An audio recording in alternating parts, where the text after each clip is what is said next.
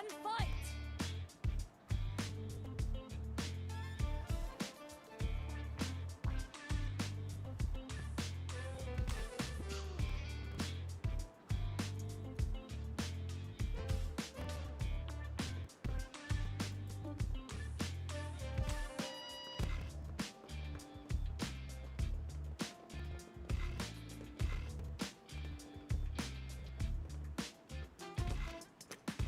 If you've come to fight, then fight!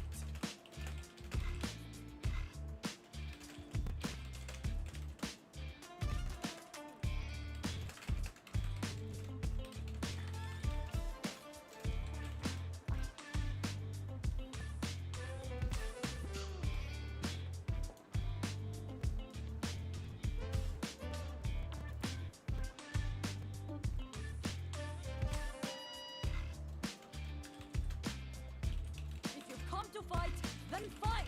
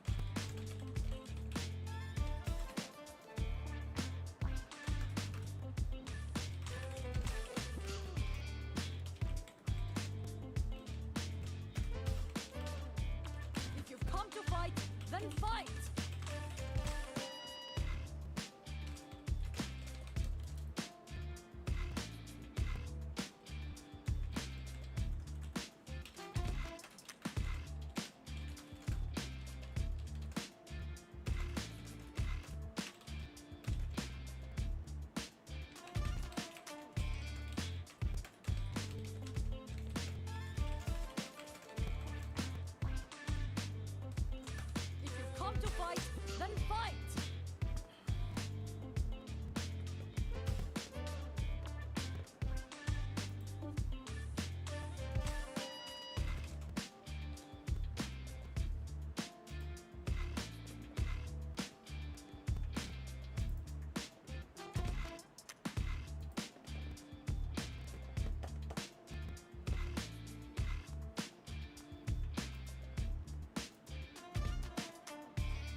If you've come to fight, then fight!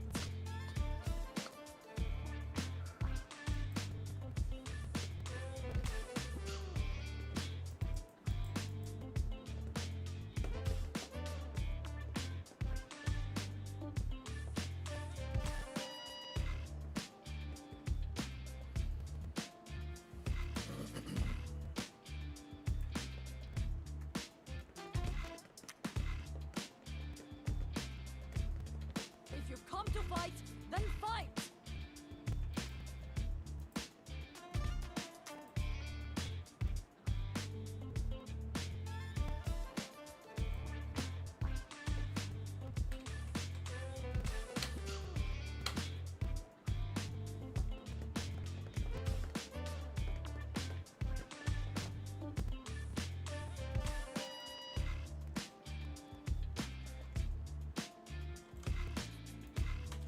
If you've come to fight, then fight!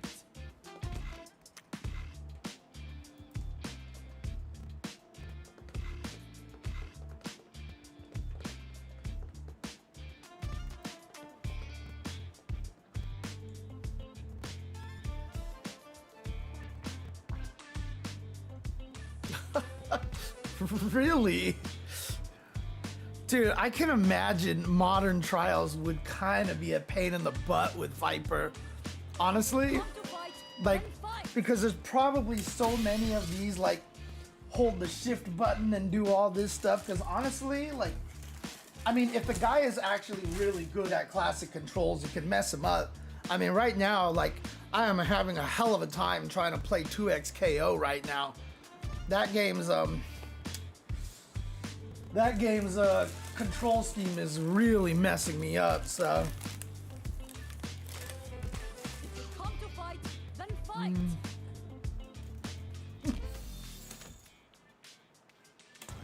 I haven't done a lot of the character trials. I wonder if I should just go through all of them. Honestly, one of these days, I really want to, like, finish out World Tour a little bit more. Like, try to get everybody's, you know, compatibility with me up so I can get all the costume 2s. Because I actually don't have the majority of the costume 2s, which makes me sad. Whoops.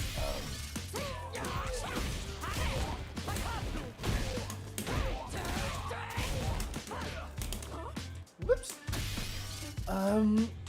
Yeah, I'm still just trying to lab out a few last things with Marisa, and then I'm probably ready to try to take her on to ranked. I mean, I might even do that during this stream, to be honest with you. I want to see if I can find a good sequence here.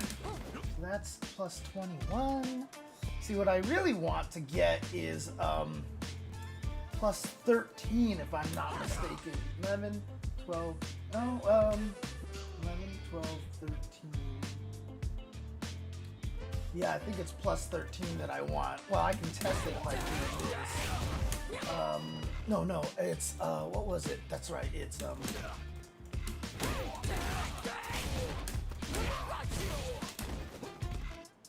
that's not right, I missed it by a frame. I mean, he's been looking to drop Manon for quite some time. He originally wanted to play Mai. He was really interested in Mai. Then he found that character to be too boring when she released. And then I think he also really wanted to play Elena, but I don't know what it is about Elena that he didn't like. Anybody who's actually watched the stream might be able to let me know, but I really think that Elena would have been a good character for him because she's kind of a steamroll-y character too. If she had a command throw, Idon would be all over that character. So, but if she had a command throw, she would probably also be broken. So, it's okay. I'm gonna have to get used to seeing what that looks like. That's right. Yeah, that's plus 7. Because I have to know. Yeah, for sure. The force stand is limited, but that's why she always has to end up just doing basico, combo basico. But like I said, I really ended up enjoying that character. I know she's got a couple of crucial weaknesses, but nothing that's nothing that I felt like was terrible. Now, do I think she's a great character? Well, I'm probably not. But obviously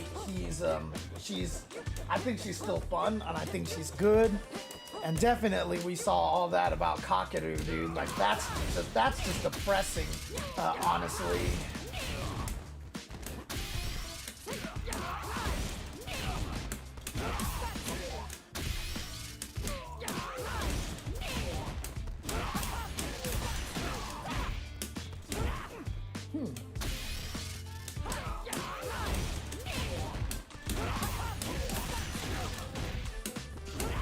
Wow, that actually is too slow because when you do it off of this,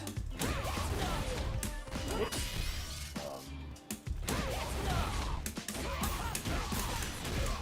yeah, you see how the knee hits a little late like that?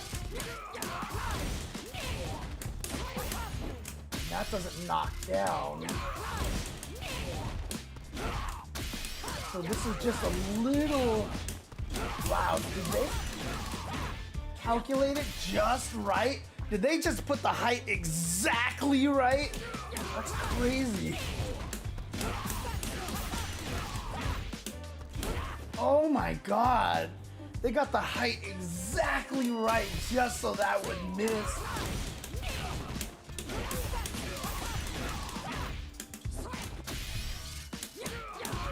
That sucks.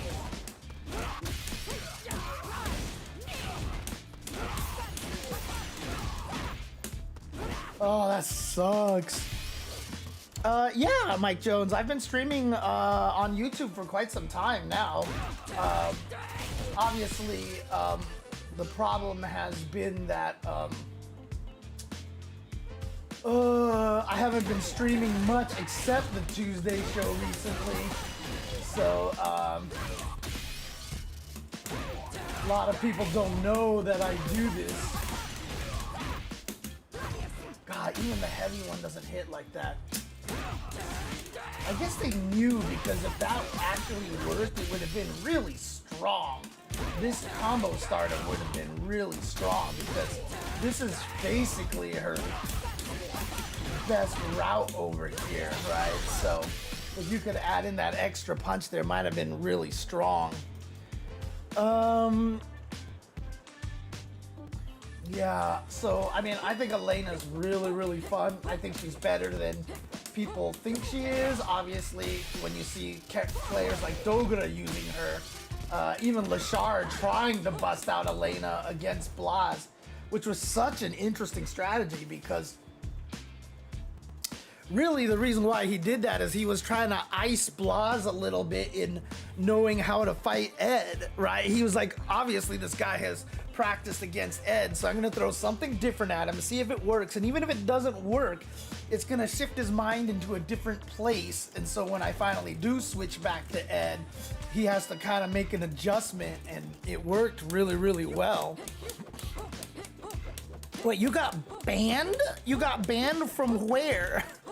From Twitch?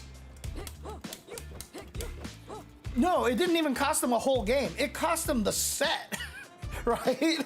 If I'm not mistaken, like, Lashar stuck with Elena for a little bit, and if I'm not mistaken, like, he actually lost the set. Wasn't this in Grand Finals? Yeah, it was, right? Because Blas perpetually in second place kind of thing. What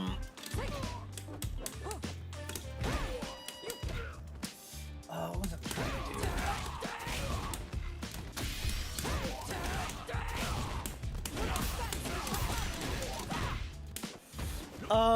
No. So the one thing, JNV, that has to be understood about Street Fighter 6 is that, in general, while there's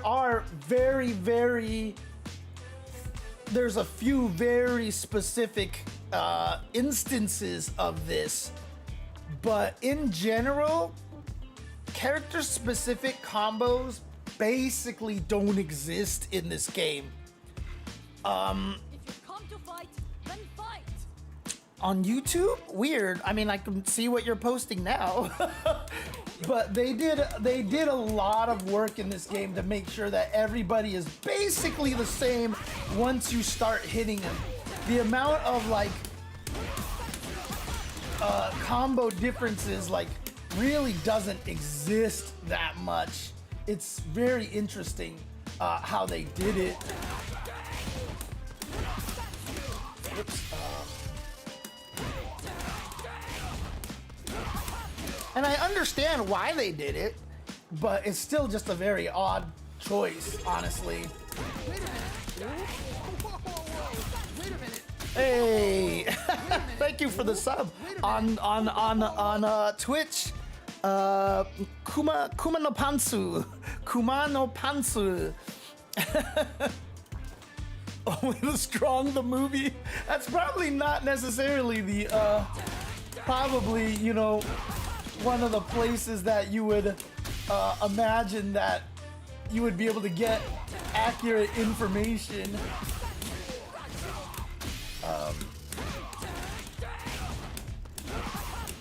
What do I want to try? That does catch, so you do get that. And then once you get that, what would you be able to juggle with there? Let's see.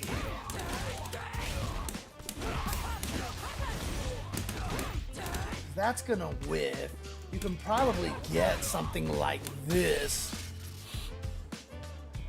Yeah, so Ed's Dream Combo is definitely one of the specific examples, because that one's coming down to literal pixels, even on every normal character as well. But that's one of the only examples of that. Okay, so that doesn't hit. Let's just see here. Medium hits. And that's 1500. That's 1600. I wonder if, well, let's see. So startup is 22. So that will definitely hit. So this would do more damage here. But the question is, Okay, I can get a charge, so... Okay, that's not gonna work. Oh, that doesn't even work. Okay. That's interesting. Does that mean that... Yeah, interestingly enough, non-charged version bounces them higher than the charged version.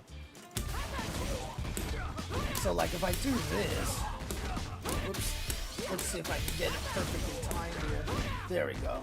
So that's plus 42. Oh no! Forgot I can't do that. That's plus 33.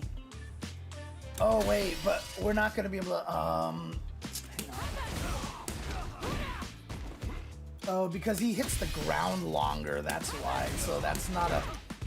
Yeah, see on that one, he just hits the ground and rolls instantaneously. Hard to say here.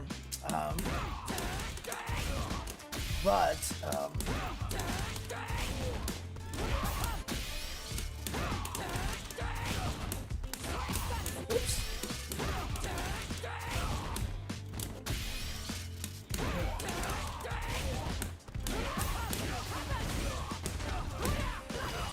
That heavy one still hits right there.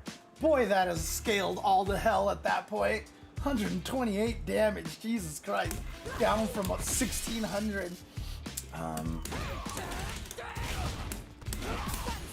Whoops.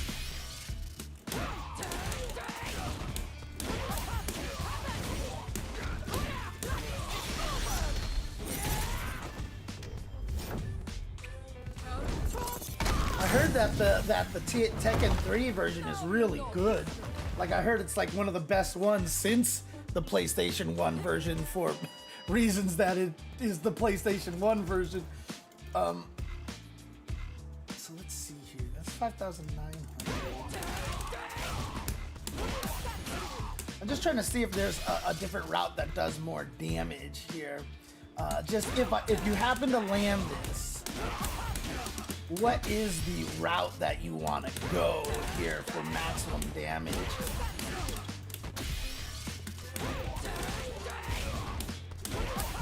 Whoops.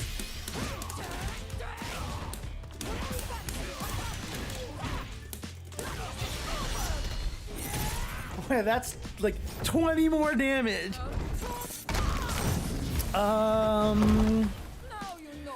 So you're asking about, so you're playing Tekken now, for a Sakura Elena main. So the best advice, honestly, Mike Jones, is don't care that you're a Sakura or Elena main.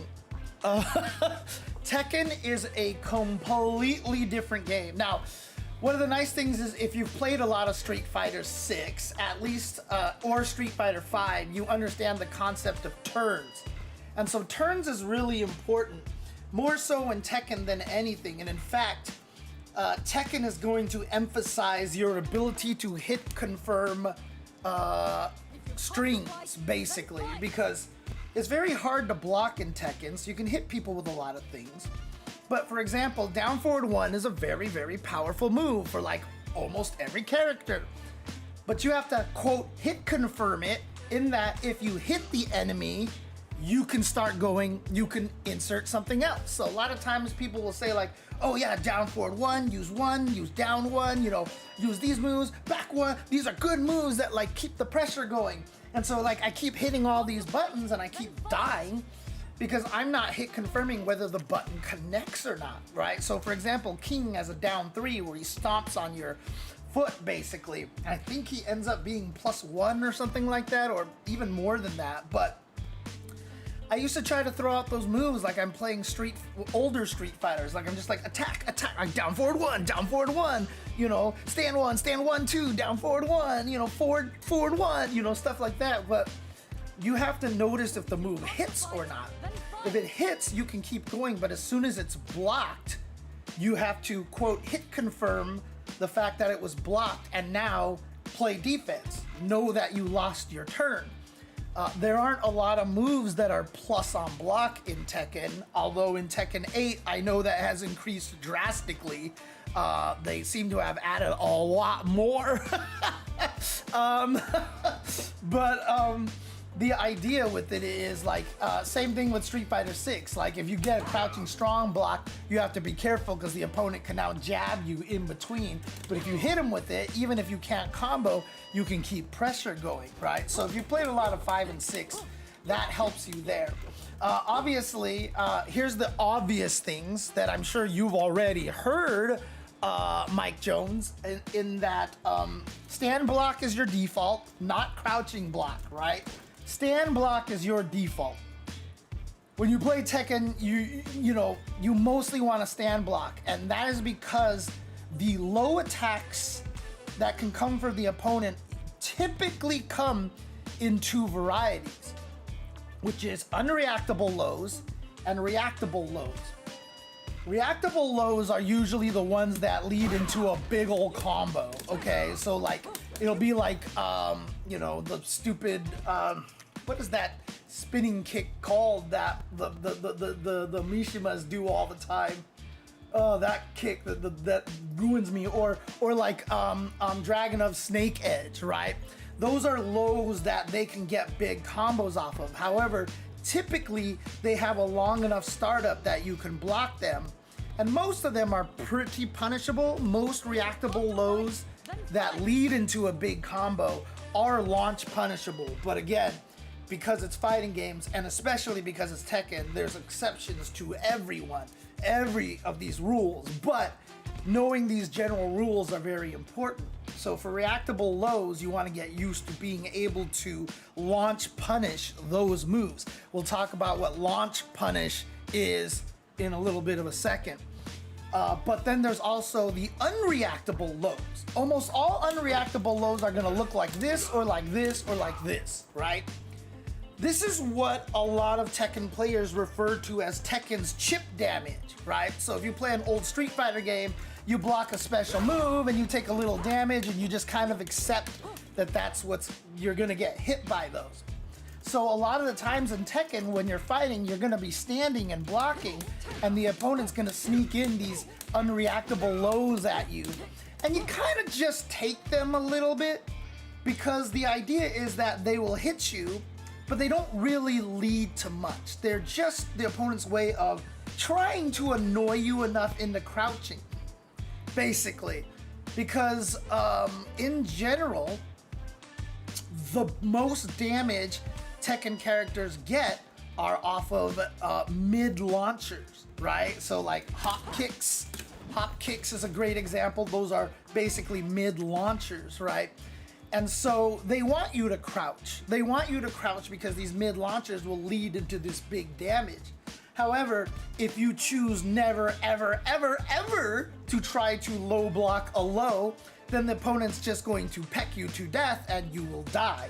Again, one of the false things that people, when they watch Tekken, they see the big launches and the big combos, but most Tekken matches are won by little hits, individual hits here and there. Small hit here, small hit here, small hit here, small hit here. And then you get a good read, and then you get a big ol' hit, like on a counter hit or something like that. But in general, the little hits are gonna be what kills you, and so people are just gonna peck away at the lows all the time and blow you up if you never low block them. However, there is also the option to low parry. So if you are fighting against somebody who is pecking at you with lows and they start becoming obvious, because unreactable lows generally are not launch punishable when you block them, you get just like a while standing 4. While standing 4, which is you block it low, let go of the controller and hit right kick.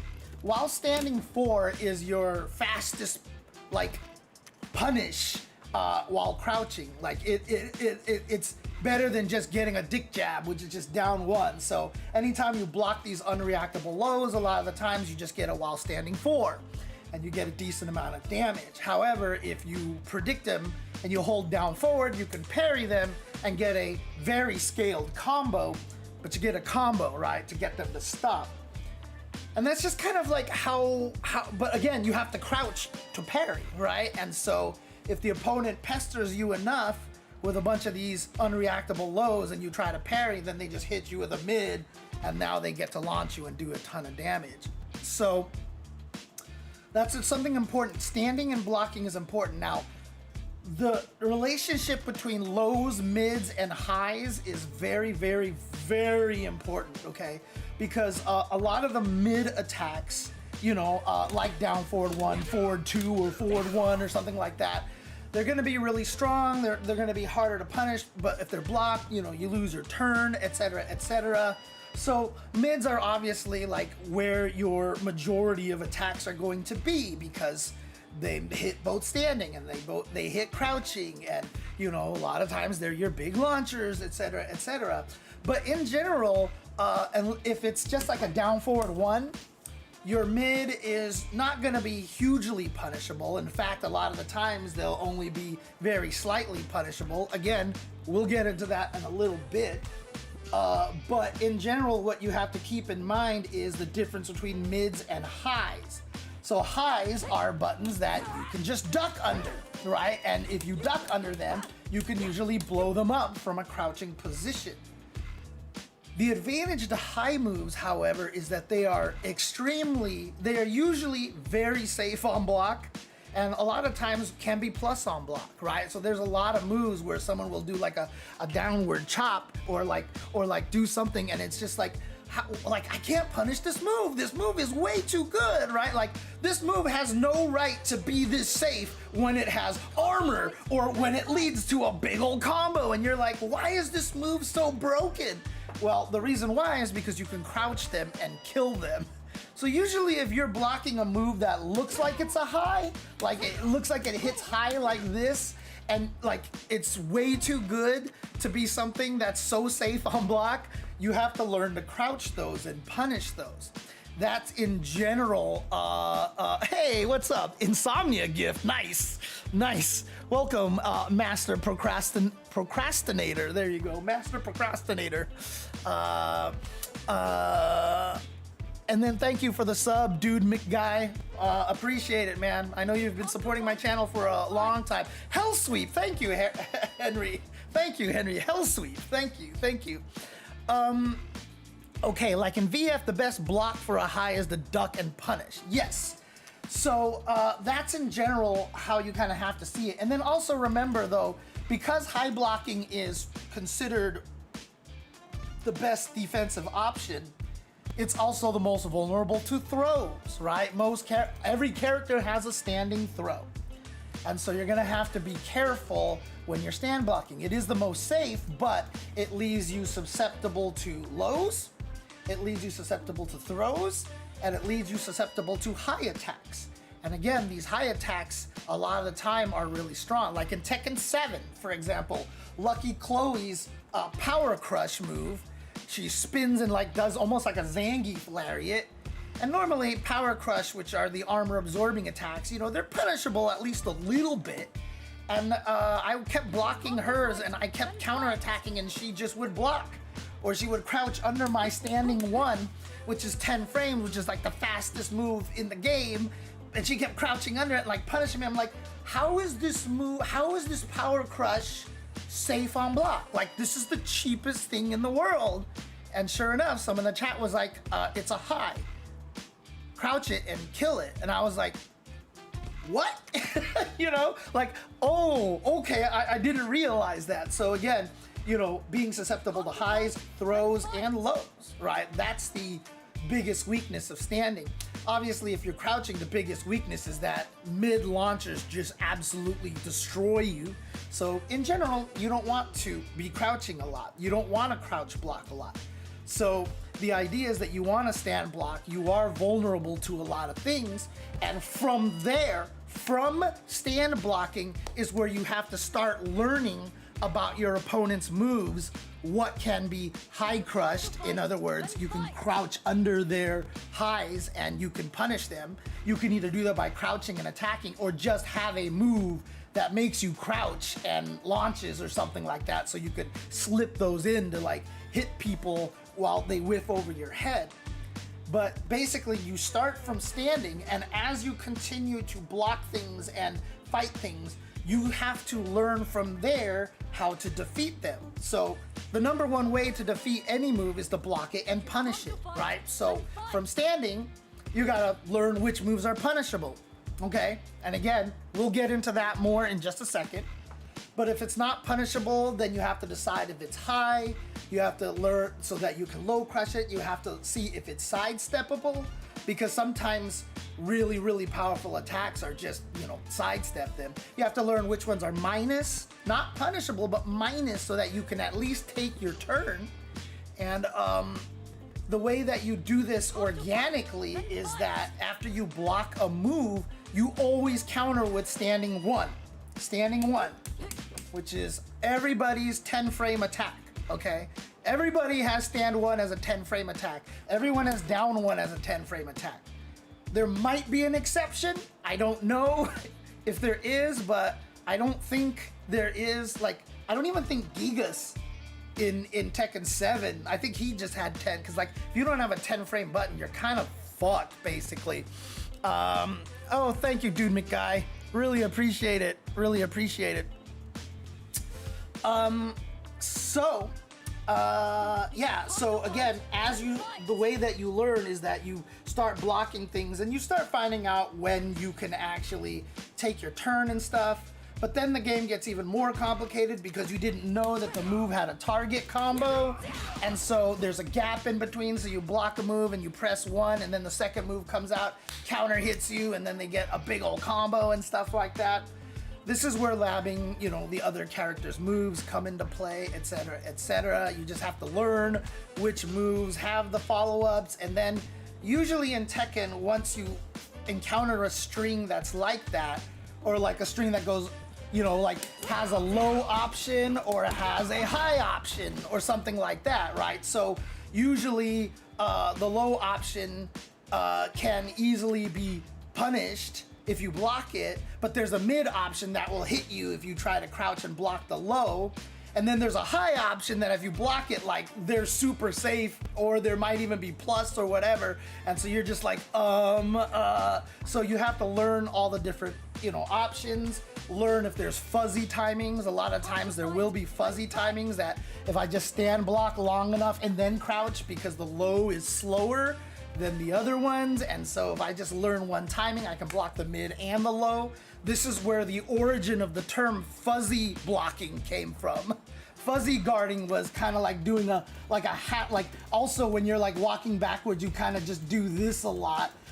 And then, you're just hoping to, block in the right direction, and it makes it harder for the opponent to trust that they can hit you with an unreactable low, because you're kind of switching between up and down. So, if you see an opponent just doing this, you're like, yeah, I can hit him with a down three, no problem, down three. But if the guy is doing like this, like, yeah, you can hit him with a mid that launches them, but like, you can't like be as guaranteed kind of thing.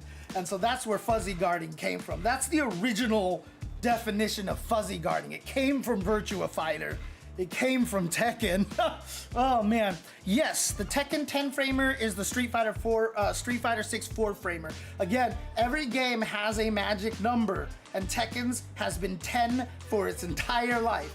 Some characters have 8 frame moves like Fang, but they're only super close range, so you have to be careful of certain characters that can punish things better than others. But again, Fang's 8 frame move is very short ranged, but you have to keep that in mind. But again, that's an exception. Like, I think maybe there's 3 characters in the game that have 8 frame buttons. I'm not 100% sure. But yeah, the 10 framer is the one that's always gonna take it. Stand one and down one are always your 10 framers. Now, down parry while holding down forward will always parry lows, but it is also coded that it will parry down ones. Because lovingly known as the dick jabs, you'll hear dick punches or dick jabs a lot. Down one is an extremely, extremely irritating and useful move. And in fact, one of my go-tos is down one while standing forward. So I go down one, and then while standing forward. Like, I do this, like, because on defense, I can interrupt them, and then while standing forward, to push them away. And it's a really, really good sequence. But then as soon as I fight people who recognize that I mash down one all the time, like, they will parry me. Or, and another thing too, is that hop kicks. Hop kicks, like that, for example, up, forward, 4 for most characters, up forward 3 for some characters as well, are coded to be immune to dick punches. So even like, it's not like frame 1, but even if I like get to at least like frame 4 or 5 of my hop kick, like if I get to frame 4 or 5 of my hop kick and the opponent actually hits me with the dick punch, it'll just miss. Like even though the game's collision boxes or whatever overlap, it's just coded to not hit them. And so there's a lot of ways to blow up people who mash on dick punches, basically. So you have to be careful about abusing this, but when you're starting, it's a good way to start, right? If someone's attacking you, if you think you have a space, dick punch and then stand while standing 4, get them away from you, right? Some characters can do like dick punch and then just do a low attack, a reactable low, but early on, like most people aren't gonna react to it, and they'll probably get beat up by, you know, simple tactics like that. Now I keep saying we'll get to this later on because punishing is very, very important in Tekken, because Tekken is literally designed and built with categories of punishes, okay? There are basically, I would say, 4 real categories of punishes, right? 4 moves that can be punished. Obviously, if it's less than -10, so it's -7, -8, -4, whatever like that, it just means it's your turn. There's a little bit more detail on that one because if they're -9 or something like that, even though you can't punish, it does mean things like opponents can't sidestep a certain attack in time, right? Like they have to obey, they have to respect a move even though it's sidesteppable, but they're so negative that you can't get away from that. But that's gonna be way down the line, way down the line. You don't have to worry about that. So the whole categories are basically -10. Oh, it's -5 or -6 where you can step. Okay, yeah, something like that. So again, I'm not a Tekken expert, but I am a good teacher. So despite the fact that I am not a Tekken expert, I am good at teaching people how to understand Tekken from a very base level. Because everybody who says like, go find your 10 best moves for your character, learn them, and then like none of that shit works, okay? Like, we have to teach the philosophy behind all the stuff that you're doing, which is why I teach the difference between high, mids, and lows, and how they interact with each other, and how that produces a mind game, right? And because that's just how it works, right? So when it comes to punish, God, I swear I should just switch to Tekken. I should just switch to Tekken here. I mean, do you guys mind if I actually switch to Tekken and just like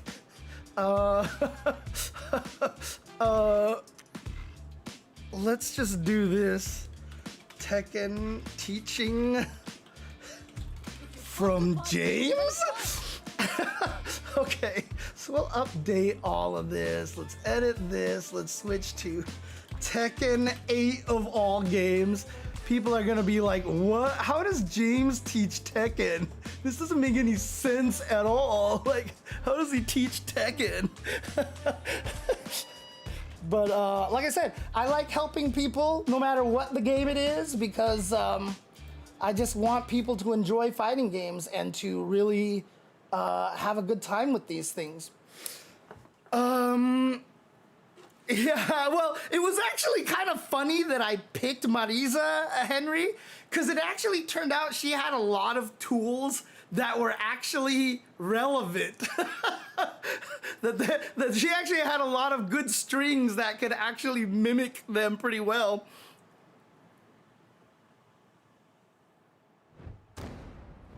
So I'll tell you this, Sora. I know nothing about Virtua Fighter. Right now, everything that Juicebox is posting online is new information to me. Like, I literally know nothing about VF, and the stuff that Juicebox is posting is actually super helpful I've been learning a lot from those, which I didn't know.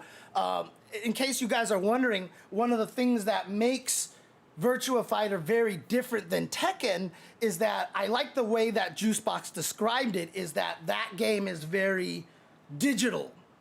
It's a digital kind of game in that, ooh, season rewards. Yeah, let's go. I don't know. In that, for example, throws can never beat attacks. Like in Tekken, it's like Street Fighter 6. If my throw hits you before your attack hits me, the throw wins.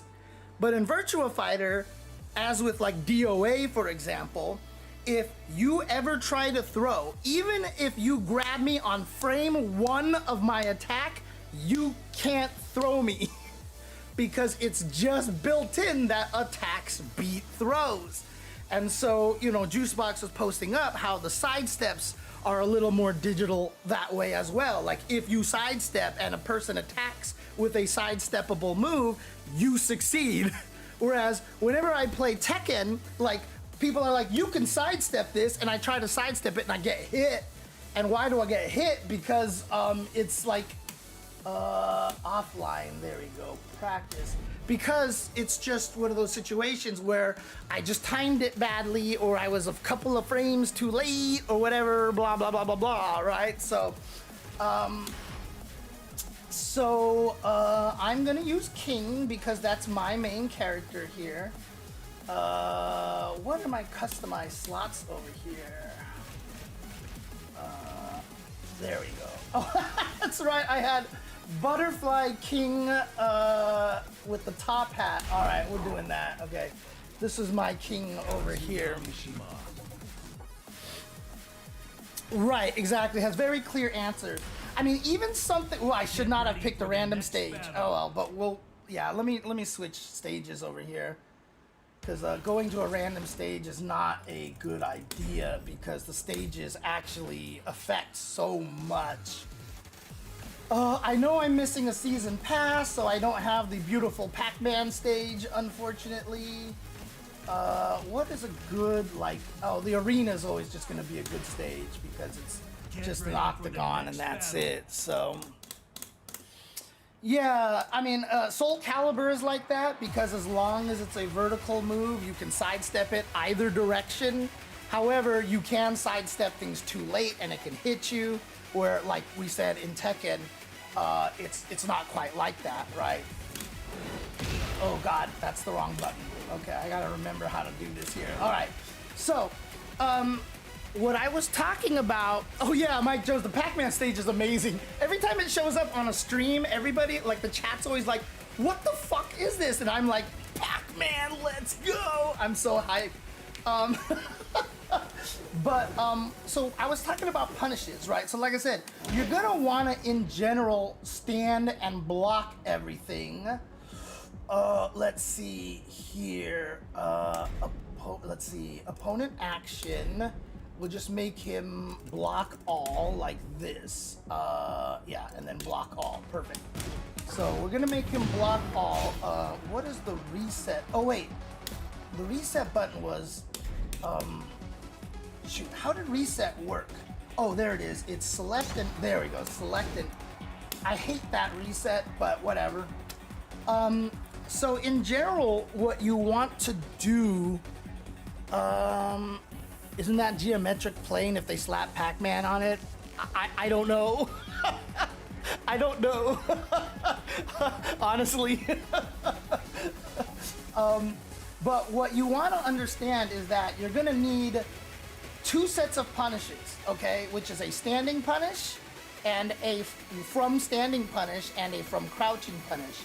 This is in general. So again, if you look, while standing forward is 11 frames, right? And like I said, 10 frames is the fastest, right? So I can dick punch someone, but if I do this, like it's like, especially if I interrupt them and I hit them with the jab, then I can do this. Again, if they block this jab, I have to be careful because I'm -5.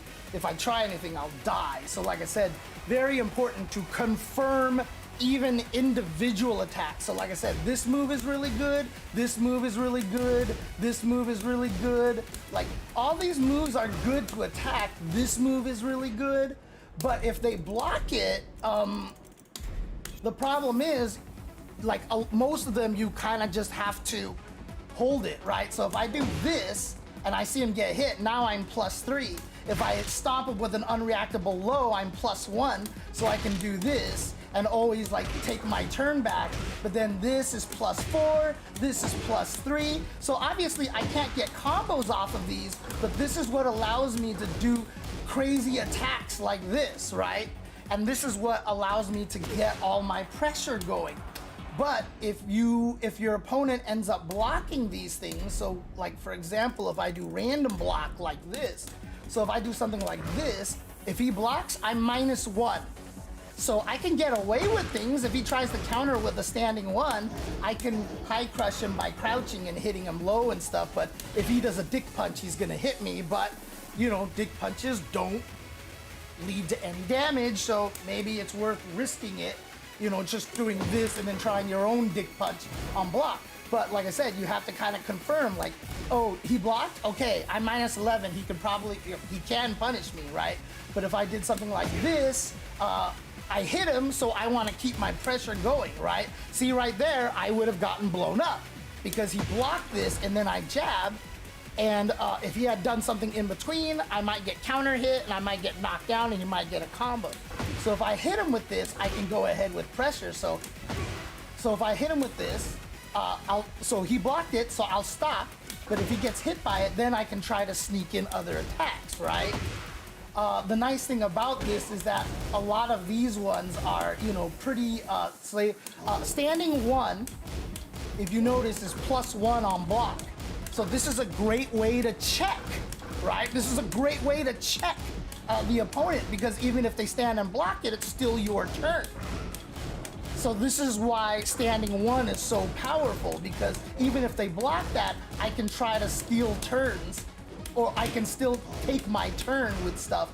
And if they know not to try to counterattack, then I can hit them with, you know, bigger moves, etc., etc. This and that is a good one, for example. So, you know, that's the power of stand 1. But like I said, isn't that too good? A 10-frame move that is +1 on block, like that's kind of messed up. Well, that's why you can just high crush it, right? If the opponent just crouches like this, I miss and I die. So, you know, well, the opponent can kill you if they're fast enough. Most of the time with standing 1 like that, it's hard to get like a launch punish or anything like that. Actually, not a rerun, actually. So I'm just trying to teach some Tekken over here randomly. Yeah, so this is a 10 frame and this is a 10 frame, right? So this is a 10 frame and this is a 10 frame.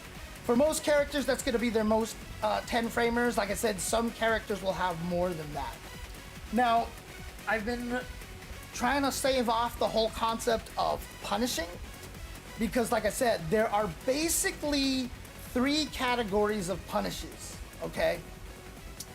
Almost everything in Tekken is boiled down to, hey, I am, so like I said, I did this, so let me put him on guard all here.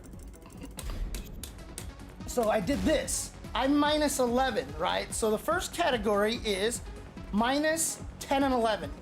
This is kind of what you want to look for, -10 and 11. Because if you block this, it's punishable by a standing 1 or a down 1. And so this is the weakest punish category. If it's -10 or 1, you have to learn how to,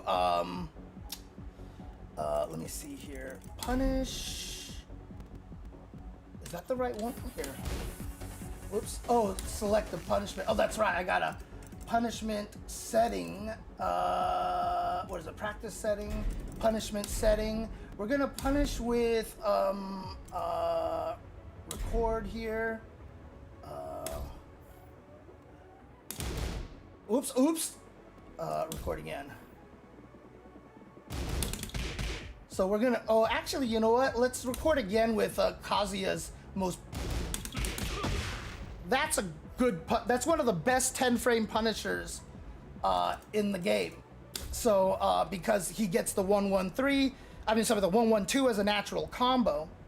And so you can punish that, right? So again, if I did this, I can block, right? So if I did this, I can block in time. If I did this, I get punished, right?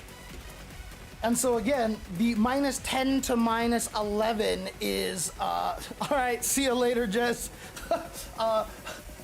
That's in general the weakest punish. So when you're first playing Tekken, after you block something, if you don't know it's punishable, just hit 1, okay? Just hit 1, or let's see here. Okay, let's do not set here. Oops, that's not what I want to do. Let's do punish, let's do this, and let's do standing here, right? Most characters are gonna have a nice, so like King, for example, is 1-2. This is what you're gonna do most of the time with King, is just 1-2. That's what you're gonna punish with. So find your character's best natural combo here, like this, and just every time you block something, try to do 1-2. Or if you're Kazuya, try to do 1-1-2, right? And that way you'll learn what's punishable and what's not, right? If the opponent blocks it, it's not punishable. And remember, the input buffer in this game is massive, so trust me, you're timing it pretty well. Just make sure you lean towards early more than you lean towards later, because the input buffer is so kind in this game. But that's in general the 10 to 11 frame punish. That's always gonna be category 1. What ends up happening after that is you're gonna end up with a lot of things that are, let's block all again. Going to be -12 to -13, I would say.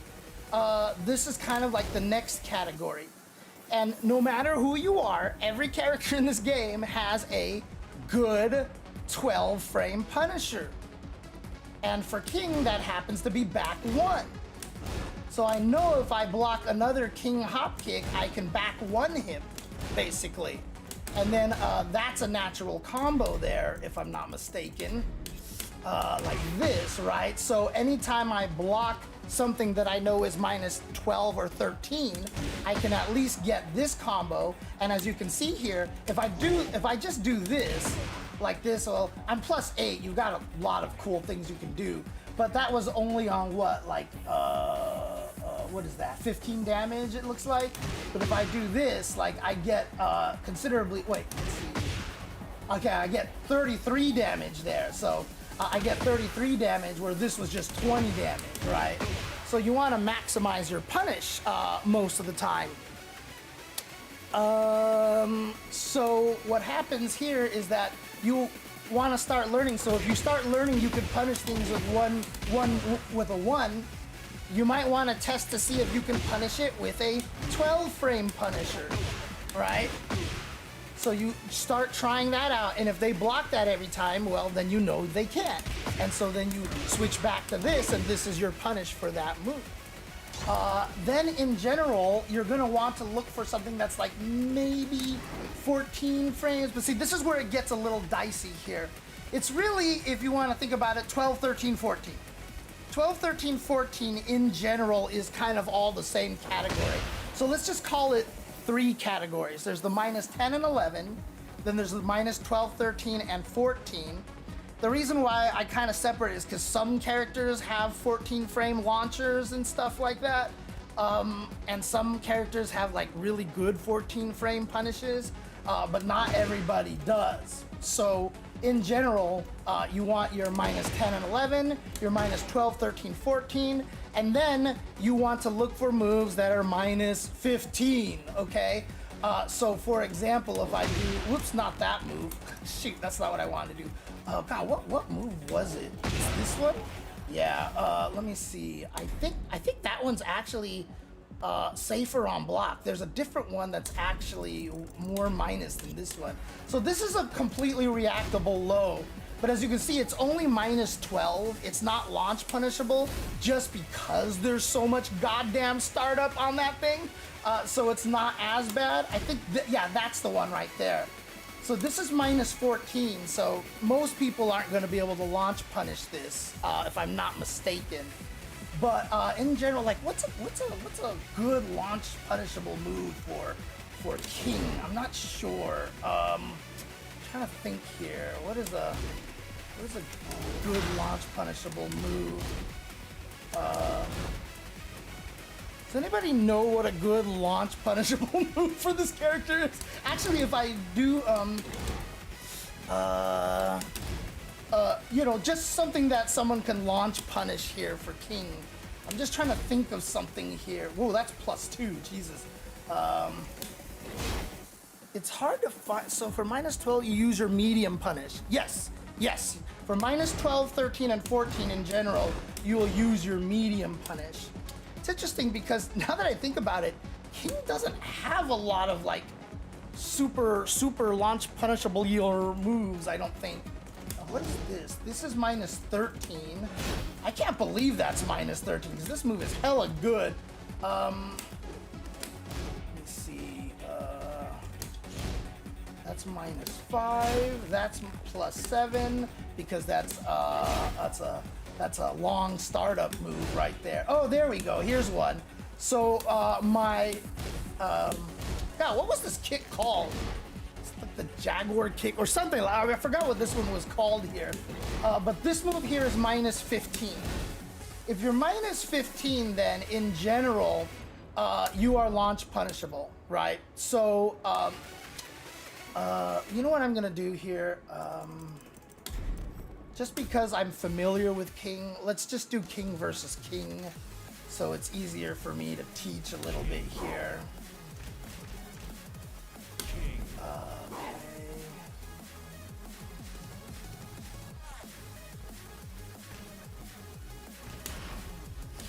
Get ready for the next battle. So in other words, if I have King set to block all and then punish afterwards, and my punishment setting is now, oh, I can select from punishment list. That's right. I forgot about this. So that's, okay. Switch displays. Because this is the, anyways, okay. Yeah, this is, so his hop kick is a 15 frame button, right? So that right there is a 15 frame button. So if I, oh God, I'm actually too far away. So this move is actually very safe on, is safer on block because of the distance right here. Crap, what is, what other moves does he have that's like super minus? Why can't I remember? That's safe. Okay, that's minus 21, but I'm on the grounds. That's not a good example right there. Oops. I'm gonna make you stop doing that so I can test stuff here. So this is minus 14.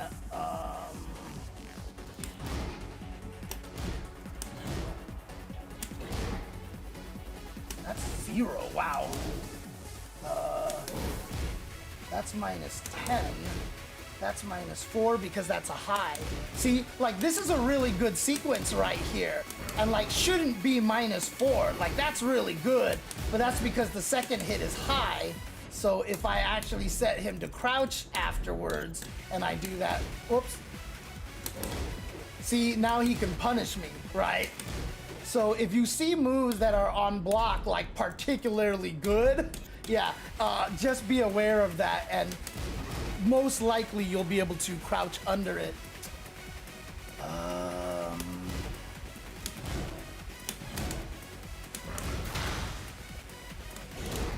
Oh wait, what about, not that one, that is minus 5. That's minus 15 right there. Perfect. That's the one. So if I do this, I'm minus 15. And so if I set him to punish with that move right here, yep, like this, then if I do this, and, oh, Jesus Christ. Action change conditions, 3 or more hits or block. There we go. All right. I'm really too far away for that? Are you serious? Like that's, no, it said punish there. Oh, because my back is turned, that's why. And I can, oh my God, I can't even use that as an example. Again, there's a lot of like crazy exceptions in this game for crazy things. Down 1 + 2. Oh, yeah, there you go, -24. Thank you. Thank you, Animal Fry. That's funny, because I use this move a lot, too. But this one is -24, and so this move is designed to be very, very punishable. And again, after you get to -15 and higher, it really stops mattering how minus it is. It's launch punishable. Like, obviously, there are gonna be specific conditions where you can punish with something bigger, but when you're first learning the game, all you need to know is -10 and 11, -12, 13, and 14, and then -15. And that is your, 1 Punisher, your 12 frame Punisher, or your 15 frame Punisher, right? And most people's launch Punishers are gonna be 15 frames. And so that's Kings. Kings is his hotkey. But remember, one of the things that gets really tricky here is that if you're crouching, so like back 1 is a really good punish tool here, but keep in mind that Tekken has a state known as while standing, which is while you're crouching and letting go and you hit a button. Remember, I talked about while standing 4. So that move is not done by standing 4, it's not done by crouching 4, it's holding down, letting go, and hitting 4 in that time that I'm standing up, right? So I have this move, for example, here, right? Like I have this, whee, like so. So in general, even though this is a 12 frame punish, there are some moves, like example, let's see, this is -13, right? But this is also a low attack. So you have to block this while you're low.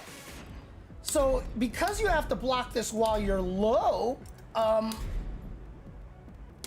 so let's select from punish list. Let's look at, see if I can find this move here. Oh, they don't actually give me all the moves here. Well, screw you. Okay, then I'll have to record it. So I'll do that move right there. Wait, what am I doing? No, I'm sorry. That's not what I wanted to do. Exit without recording. That's not what I wanted to do. I wanted to select from list. I wanted to select back 1, 2, here we go. This is what I want to select here.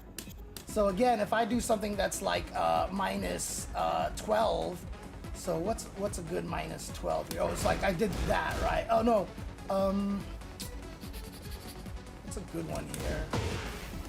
That's not gonna be one.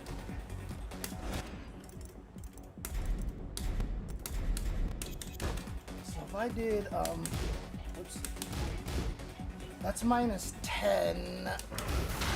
That's -9 because that's a high.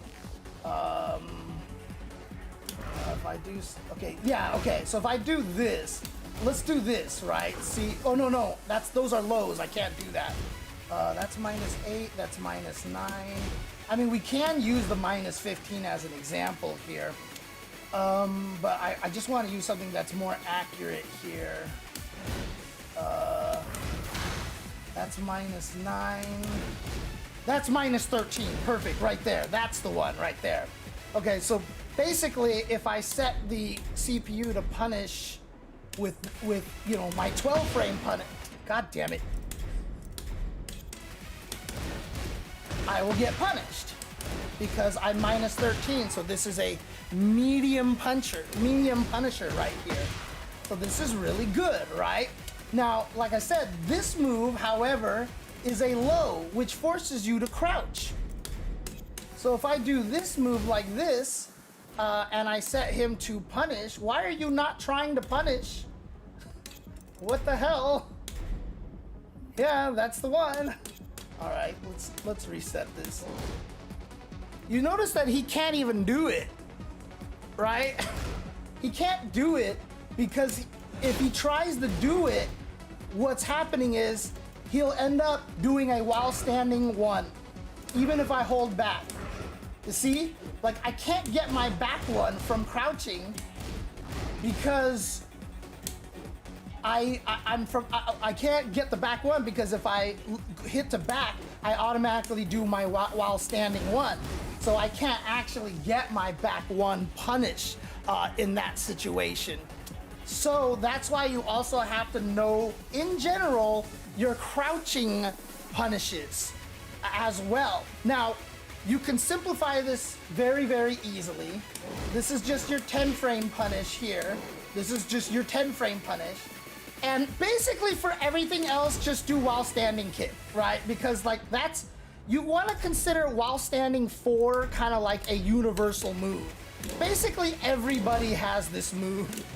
I don't know if there's a single character that doesn't have this. If somebody knows, let me know. But almost every character has an 11 frame while standing forward.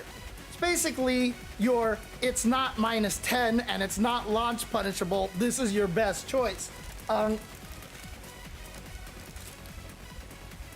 gonna change for characters. Some characters are gonna have a great, -12 punisher from crouching and stuff. Like I can even do a while standing, which is 11. I can do this. This is a 14 frame punish, so that's too slow there.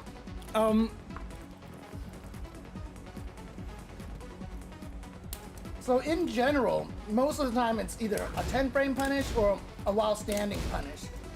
Now, King just happens to be one of the characters that I can hop kick from crouching. So I can get my launch punisher from crouching, no problem, right? But King also has this move here, which is also 15 frames and is also considered a launcher, even though it doesn't look like a launcher. But you can, if a move forces you to block low and you are in a launch punishable position, this is kind of King's best option over here because in general, you get way more damage from it than you do off of the hop kick. So, you can get pretty decent damage off of that, whereas if I got a hop kick, I think, if I just do the same buttons here, just for argument's sake here. I think this one, yeah, see, that was 62 damage. What was the other one? The other one was 70, right? So I got 70 off of this one. And I know this is not even King's optimal combo here. He's got better combos than that.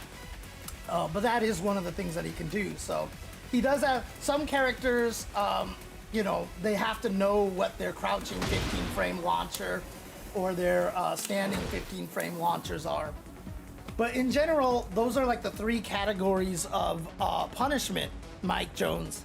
So, yeah, you want your 10 to 11 frame punishers, which for King is gonna be this. Who do you use, Mike Jones? Who do you use? No, see, that's not a medium punish. This is a launch punish. This is a launch punish right there. It's 15 frames. Remember, medium is -12, 13, and 14. -15 and beyond are where you start getting the launch punishes.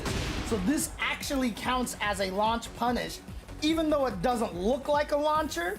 But in Tekken, anything that really sets you up for a juggle combo like this is called a launcher. So this is a launcher. Unreactable lows in general are called launchers because you can do stuff with these moves, like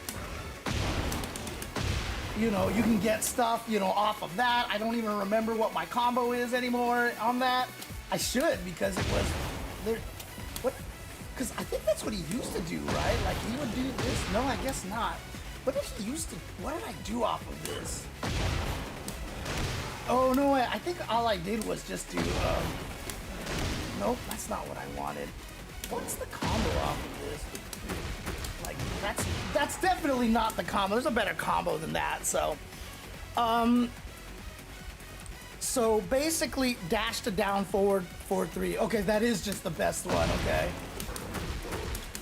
But I know that's not the, God, what was the best, is that the one that's now the best option? Yeah, no, that one's not the right one. Anyways, his routing changed a little bit. Oh, forward, that's the one. That's the one, thank you.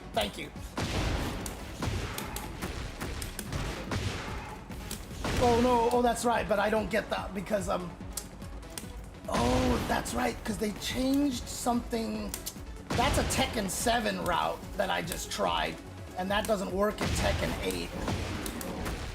Because I've already used the spiral somewhere, and I think this just counts as, I don't remember now. Oh, it's, that uses up the spiral, or, I don't remember, anyways. I'm way more used to Tekken 7 than I am to Tekken 8.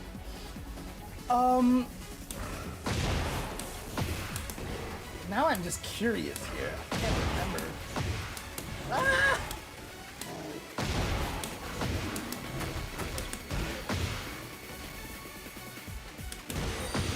Huh.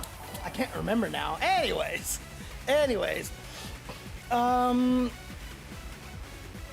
But that's basically, you know, kind of one of the things that you want to learn from the beginning. Again, you want to stand block a lot. Moves like this, you can see right there, starting frames is 17. This counts as an unreactable. So even things that are 17 frames are considered unreactable, right? Again, like this move right here is 32 frames startup. So it counts as a reactable low, right? This one is 23 frames, so this is a reactable low.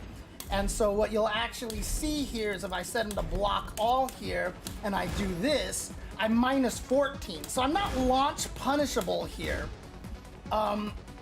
Again, someone in the chat remind me, how many people have 14 frame launch punishes? That's rare, right?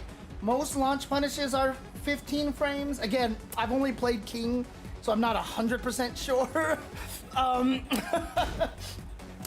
But yeah, minus 14, so they can't do the launch punisher here. So some characters can launch minus 14.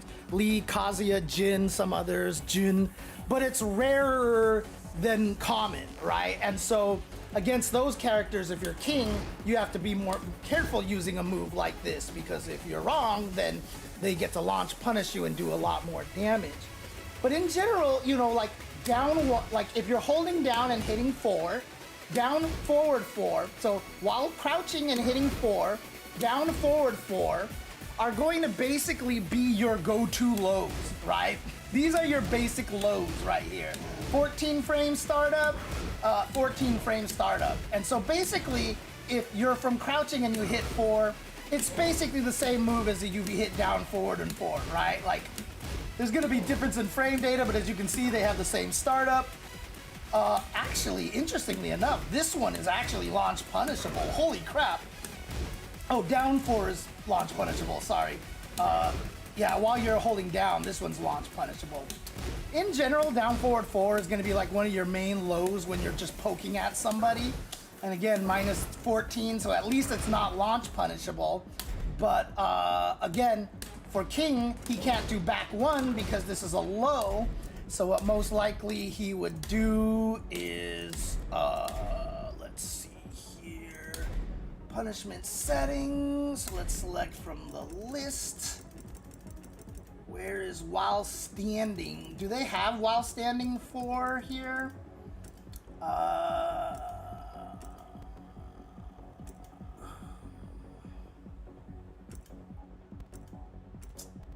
guess they don't have while standing 4 as a punish. What do they actually use as the punish here? Like that's 11 frames. In general, what do they actually have King set for that kind of punish? I know, Zilchil, it's really weird. Yeah, I guess this is just gonna be the best option right here, right? So, it's weird that they just don't have that as a setting here. I'm just trying to figure out what they actually, you know, try to use for that. But yeah, obviously I can just record it here. Is that gonna work? Is there a way I can set myself to just be crouching? Yeah, it should work. I'm just trying to figure out why it's not in the setting over here. So will that actually work here? Let's see. No, that they don't count that as the same move here. Oh wait, I don't have punish turned on. There we go. Nope, they don't count it. Why wouldn't they count that? Why wouldn't they let me do that? Okay, let's do crouching block like so. And then let's try to record the punishment. Does that change it to that I'm crouching? No, it does not. Crap. It's the bottom half of the recording list. Oh! Wow, okay, thank you.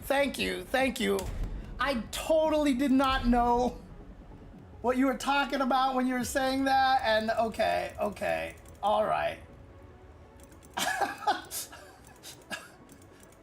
While rising 4, here we go.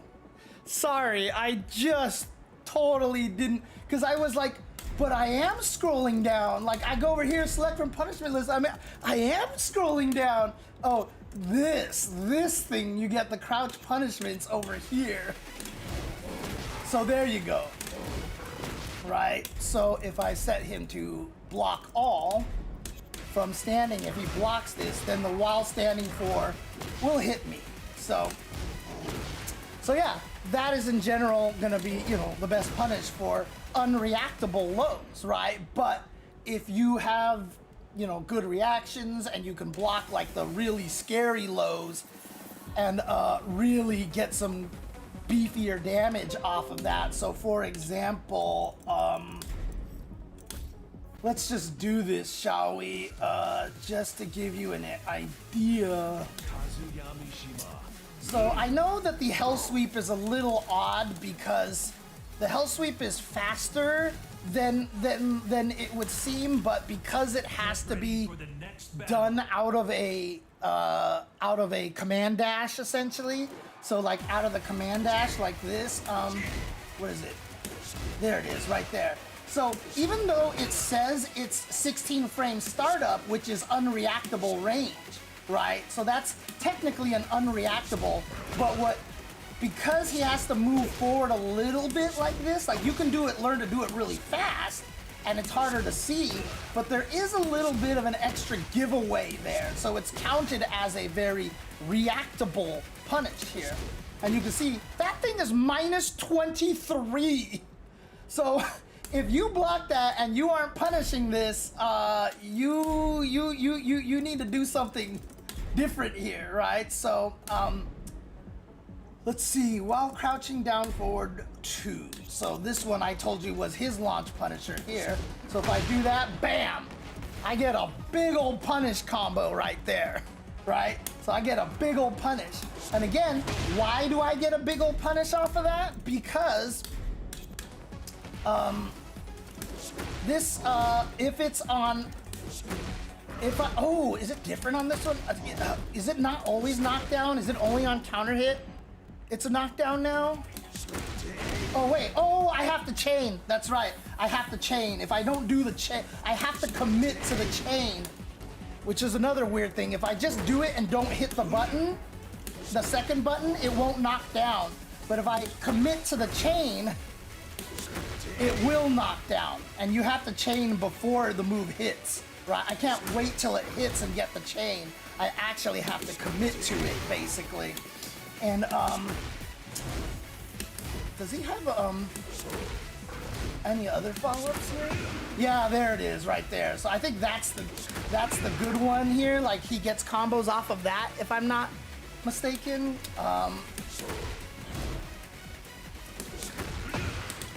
Or something like that. So, oh, that one also wall splats. Okay, there you go. That's why. Oof.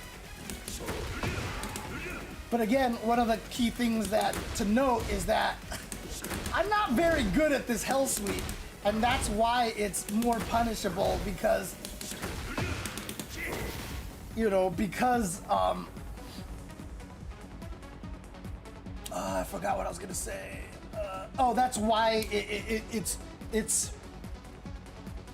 16 frames, right?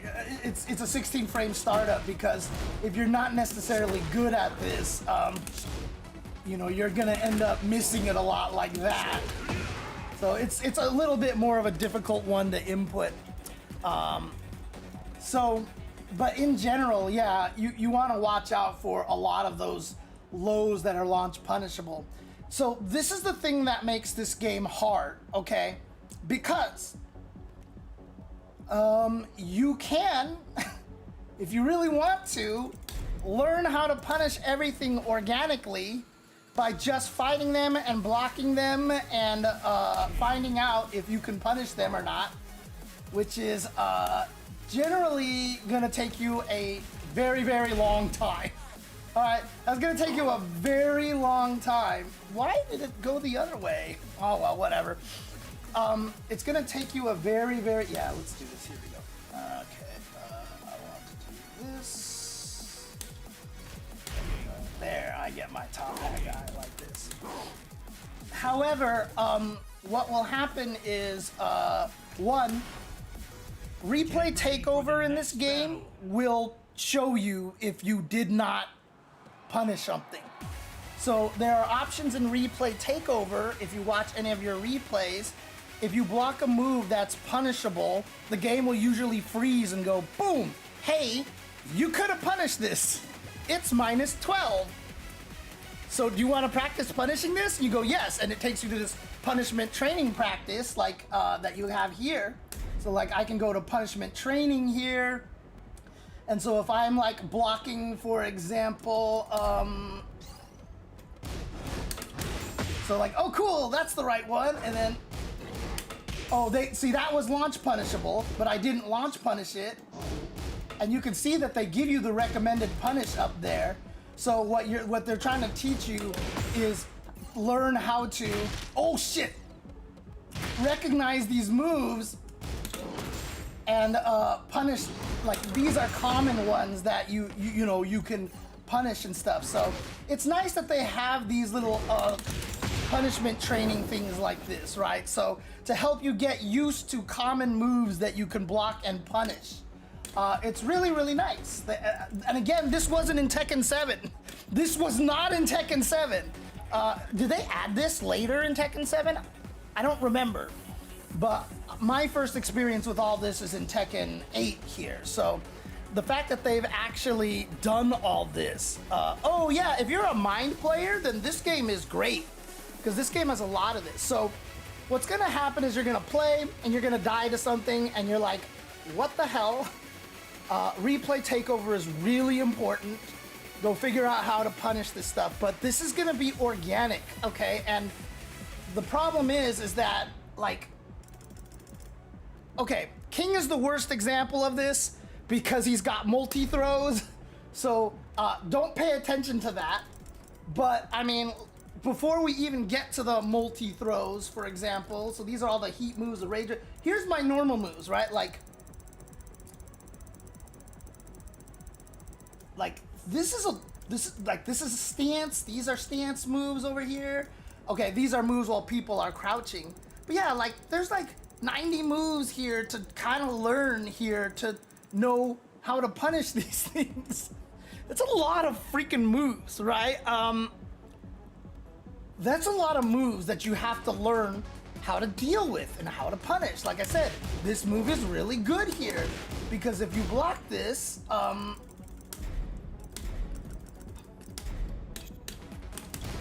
like this, it's -4, right? So let's say, let's say you try to punish this with just a standing 1, okay? So you're trying to punish this with just a standing 1 here, okay? So if I do something like this, oops, I gotta, also it's a frame trap, so gotta be careful about that. So if you try to mash in between, you will get hit, and then King gets a combo off of that. But if you do block this, you can take your turn with that, but the problem is I can crouch under it, right? So if I'm really fast, I don't even know if this is possible or not, but let's see. Whoops. Yeah, so I can do my crouching launch punisher move after I crouch under it and punish you, right? Okay, maybe not that. There you go. See, like I could actually do that fast enough to punish your whiff standing 1. So, you know, there is a little bit to be careful of in those situations. And like I said, there's details that I don't want to get into because King technically wants to do 2-1, and the 2 is actually 10 frames as well, and the 1 is a mid, so you actually shouldn't be able to do that to King, but you will be able to do that to other characters. But basically, you know, it's such a good move, right? But that's why you learn then eventually that move, because it has a gap, and that's way too good to be -4. You just learn to block it. You just learn to crouch it. Woo! And then you can blow him up. You can blow him up. See? Just like that, right? So that's kind of the idea right there. So, you know, Tekken is really good about having moves fall into very similar categories. You know, moves that on block are really like weirdly hard to punish, usually are highs. Moves that are mid, like that are like, yeah, after it gets blocked and you really can't do much to it, whatever, those are usually mids. You know, the categories of the moves are very clear a lot of the times. Another thing too, and I don't know like if this is taught in Tekken or not, but I have noticed this myself, but almost every move that is a top to down attack, so if I do this, or if I do, whoops, that, like, you notice how both of those are kind of like top down attacks, like leap into the, Jesus Christ. Can I get into the air or not? Dude, why can't I do that? Why is it coming out with the throw instead? Oh, because it's up. In this game, that's right. Because they gave, that's right, because he has that throw. Okay, yeah. But see how it's like top down like this? In general, as far as I can tell, most moves that are plus on block will look kind of like that. Like, I think Fang even has a move where he just kind of headbutts you. So he kind of goes, pow, like that. And if I'm not mistaken, that move is plus on block as well. So in general, like a good way to know about if moves are plus on block, I feel like has always been this like this kind of a top down kind of thing. Do they always put you in crouch? That's interesting. Do plus moves almost always put you in crouch, Amazing Chest?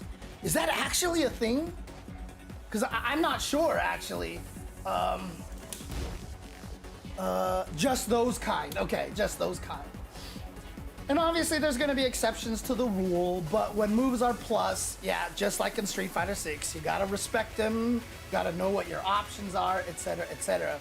The tricky thing about Tekken is that once this game gets more and more complicated, you know, you're going to learn about things that like put you into back turn state, and you know, whether you can do this or, you know, high crushes, low crushes, sidestepping, you have to time really, really well, and every move is gonna be unique, dependent. Like this move right here, you can't sidestep, you know, towards the screen because I'm hooking my arm in that direction. You know, stuff like that. It gets really, really complicated. But in general, when you're starting out, you know, 1 is gonna be your friend. Also, down 1 is your friend, while standing 4 is your friend, and even just this, even though this is -15, you will be surprised at lower levels how often you get away with just doing this. Like I always do, like when I'm trying to get people away from me, right? Like if they don't block it, like I'm just going, get away, and then standing forward, just like try to get rid of them, like just try to push them away. And then obviously the last thing that's really, you know, I don't want to talk about Korean backdashing too much right now, although there's gonna be a lot of people who are like, you must learn Korean backdashing right away or you can't play. So the reason why Korean backdashing is really strong is if you can do it perfectly, which I cannot do, you can backdash and you're never leaving block. You're switching between high block and crouch block, but you can basically backdash while at least staying in block the whole time. And so you can actually block in the middle of a backdash. So most of the time if somebody is rushing you down and they have stances, like they go into stances and you're like, this move should be minus, I should be able to, and they have stances that do all these crazy things and let them keep attacking you, your best escape is trying to Korean backdash. But again, at the lowest levels, you're not gonna have to worry about that too much. Just keep pressing down 1 and then down 4 and then while standing 4 and like get your space. Get your space. Oh, okay, so backdashes are, oh, I see. So if you just backdash like this, you know, you're gonna stand backdash most of the times and they're faster, huh? So you don't have to Korean backdash right away, but trying to build space from your opponent is important. And also, Tekken is a game played at this range, basically right here. Like I said, you have to hit confirm your attacks, right? So if I sneak in like this and I hit you, I'm +2, that gives me ability to just be like, okay, now I'm gonna keep attacking, you know, oh, I hit you, you know, and just keep going and stuff like that. But if he blocks it, you know, you're gonna have to learn to just be like, oh crap, he blocked, I'd better respect. And he can punish you because I'm -11 right there, right? So, but, you know, in general, this is kind of the range that you want to play in. And this is kind of like the game right here. It's very Street Fighter. You're like looking for them to try to hit you with something, and then, you know, like you'll backdash to get out of the range of this and it whiffs, and then you can whiff punish it, you know, very standard, very fundamental Street Fighter footsies, because footsies is footsies, right? And, you know, the hard thing about this game is there is a lot of moves that move very far forward. So like King has this forward 1 that I can hit from this range here. I also have, what was it? What is it? This one? No, I know I have like some crazy long kick too. Like, there's like, but basically, yeah, that's just the range that you just kind of want to, play in over here. Can't someone chase you down and throw you? Well, that's the thing, right? It's because we're right here, trying to get in for the throw is kind of scary, because you will run into buttons a lot, because if people are just doing this all day, like, you're just gonna run into a lot of buttons trying to just dash in and throw. And then also, again, you can crouch throws, right? So if I try to run up to you and, you know, get my giant swing on you like that, right? Like if I try to run in on and get my giant swing, or even more importantly, try to get like, what's a good one to do? Like my muscle buster here, pow, like that. Like if I'm too predictable, you can just crouch and then I whiff the throw, and then you murder me, basically. Oh shit, what's up? What's up? What's up, Luca? It's the only way to cancel a backdash because you can't mash it. Oh, because you can crouch it, yeah. So that's kind of why you want to learn that. So, is it back 2-1? That's the best farther. Oh no, it's back 1-2. Back 1-2 for this character here. So throws again are going to be like, if I keep pestering with these mids like this and I keep hitting them and they're scared and like, you know, they're like this and then they're not ready for it, and then you just basically get to throw them, you know, and they're not ready for it. But speaking of throws, just so you know, oh, forward 2-1, yeah. It's a little bit slower. It's launch punishable, but, oh, that's right. Remember how this move couldn't be launch punished? Remember how that move couldn't be launch punished? If we actually tried to launch punish it, Let's do the launch punish here again. Even though it's minus 15, so it should be launch punishable. It's just the blowback on this move makes it safe from King's launch punish, right? And so if there is a range punish that you need to have, you actually want to use his forward 1. I don't know if it's actually listed here.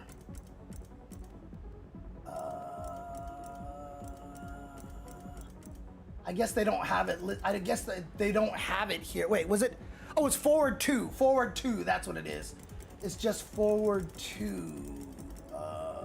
There it is, right here.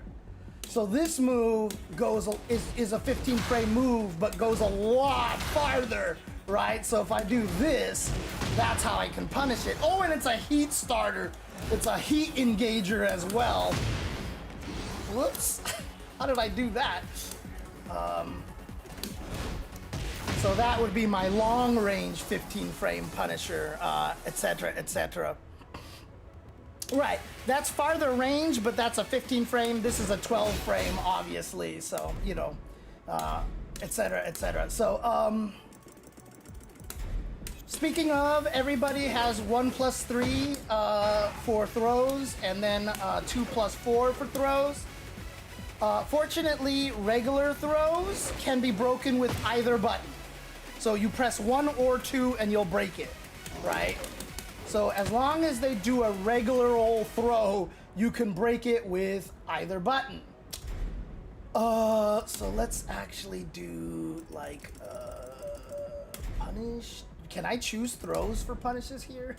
Just out of curiosity here. Can I do throws? Oh, there's Shining Wizard. Yeah, okay. I don't want Shining Wizard here. I just want to... Okay, here we go. So even if they have the other throw, here, like as long as I hit 1 or 2 on a regular throw, I can break it. So regular throws are breakable with either button. The problem comes down to is when the opponent has throws that are command throws, which is, you know, hey, I have like forward 1+, like fireball 1+2. I do this, right? Bam, like that. King is a grappler, so he has a billion throws. Some characters, you know, only have like 1 command throw, so like in general, you just kind of want to break with 1 button more than other. Most characters will have a command throw that's with a 1 or a 2. So for example, King has Giant Swing, which is with the 1 button, and then he has this move here, which is with the 2 button. So with the command throws, you actually have to break with the correct button. If I do Giant Swing, you have to break with a 1. If I do this move right here, you have to break with a 2.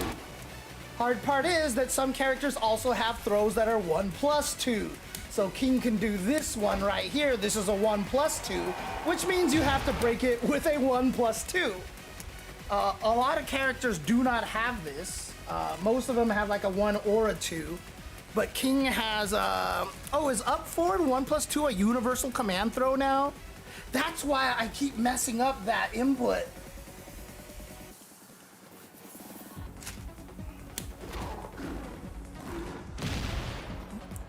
So everybody has that throw now?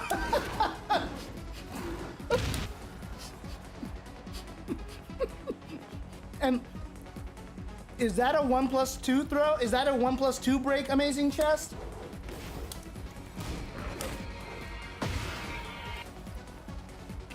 Oh, okay, not necessarily that. Okay. But yeah, so okay, they've spiced it up a little bit. You don't have to break it with the exact same input, just the button used to activate it. And this is where it gets hard. This is where it gets very, very difficult because you're just like, what the hell? Like, how do I know what I'm supposed to break it with? Like, isn't that just like a guess and it sucks? Well, no and yes. No and yes. So whenever someone tries to throw you, depending on the button that you activate it with, they will actually reach with that arm. So here's a one throw from King. You see how I reach with my left arm because one is left punch, right? One is left punch. So in general, I will reach with my left hand. If I do the two throw, you see how I reach out with my right hand. So a lot of the higher level Tekken players will actually get used to seeing which throw animation you basically start with. And then of course, 1+2, you see how he reaches with both arms. So it's a little confusing because this looks kind of similar to that, but you can see how he leans a lot farther forward. So this again is super high level. At least it is for me. I can't do this. I can't break. It's impossible. It is literally impossible for me to react to the right throw to break. And there are several reasons for that, because one, I am very slow when it comes to visual reactions, and the other problem is, let's see, where's the swapping positions? Oh, switch positions right here. The other problem is that, if I'm facing this way, now the one throw looks like the two throw, and the two throw looks like the one throw. And it's just like, you know, like this messes me up a lot, right? Like, because this, on the other side, this is like what the two throw looked like, but that's one because I'm facing the other direction. This is the two throw. Bro, like, I'm dead, dude. I cannot handle this because I'm left-right dyslexic on top of all that, right? So now you're like forcing me to like figure out if it's the left hand or the right hand or whatever, blah, blah, blah. Oh, forget it. Like, forget it. Hey, thank you for the follow, Marquise. Oh, Marquise? UMVC. Let's go. We've got a UMVC 3-player in the house. Let's go. But yeah, like, I don't know. Like, one, I can't react. Two, like, my left-right dyslexia just murders me on that. I have set the computer to do 1, 2, and 1+2 throws on me, and I have sat there for like 3 or 4 hours straight. And at the end of the session, I have not improved at all. Just like at all, at all. Now, some people are able to, like I said, actually just learn to react to this because they've seen it so much and it just triggers the response out of them. If you see the blue homing lines, oh, because of, oh, whoa. I have never seen those before in my life. I have never seen those. So blue homing lines means it's a standard throw. I have never seen those in my entire life. That's crazy. Yeah. Up, down, left, right. Be it. Konami code. Yeah, Konami code. I was mentioning that you can break regular throws with 1+2. That's crazy. I never knew about that. Oh, is it because they hone as well? Is that something new to Tekken 8 that there are just, like, most throws don't actually hone? So the question is, if you can react to all of that shit, how is King a good grappler, right? How in the world can he actually be a good grappler as a result if there are people who can react to everything and like make it so that, you can always break it, right? Like, doesn't that suck? Well, that's because the giant swing, which I showed you a little bit earlier, which is a one break and is activated by the one button, actually looks like a 1+2 throw. So if you see King reach with both hands, that is a literal 50-50 guess. Like, that's a 1+2 break, that's a one break. This is a 1+2 break, that's a one break. That's a one break, that's a one break, that's a 1+2 break. have fun. Have fun. But that's just King. And that's what lets him be able to mix up people with throws a lot better. And of course, while they're sitting there going, shoot, am I have to guess between 1 plus 1 or 1 plus 2? Then he catches you with a 2 throw, and then you're like, shit, well, okay. No, there's no Jasmine there. That's a PlayStation controller. But it did look like Jasmine for sure. So King is just fucked up in general, right? That's just him. And also Shining Wizard, this move right here, if you see that, this is a 2 break, and it also looks like he reaches with both hands. However, this one is only out of run, so you can only do this out of run. So in general, unless your King opponent is really strong, it's at close range, you're not gonna see it that often. However, in Tekken 8, they did make while running moves, instant while running moves, significantly easier. Holy crap, they made it so much easier. Almost to the point where it almost feels broken to me.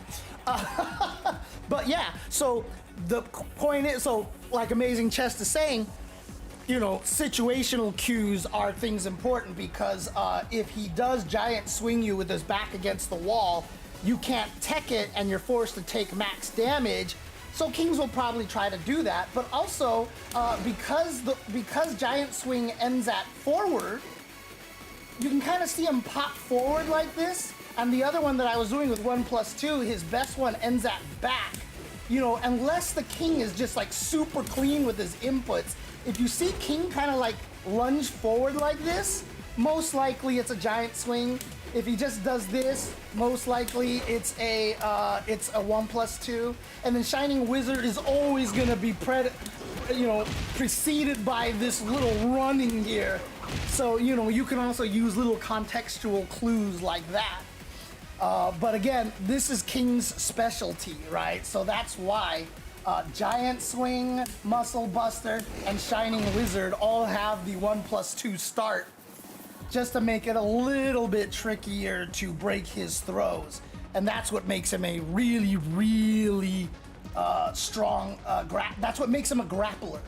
Because there's not a single throw, at least the start of the throw, that you can't tech, except in this game, in Heat, King has a move, a throw that can't be teched at all, which I believe, which is what, like, no, it's not that one.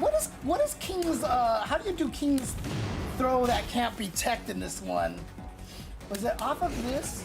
Yeah, I think, was it? No, it wasn't that one. It wasn't that one.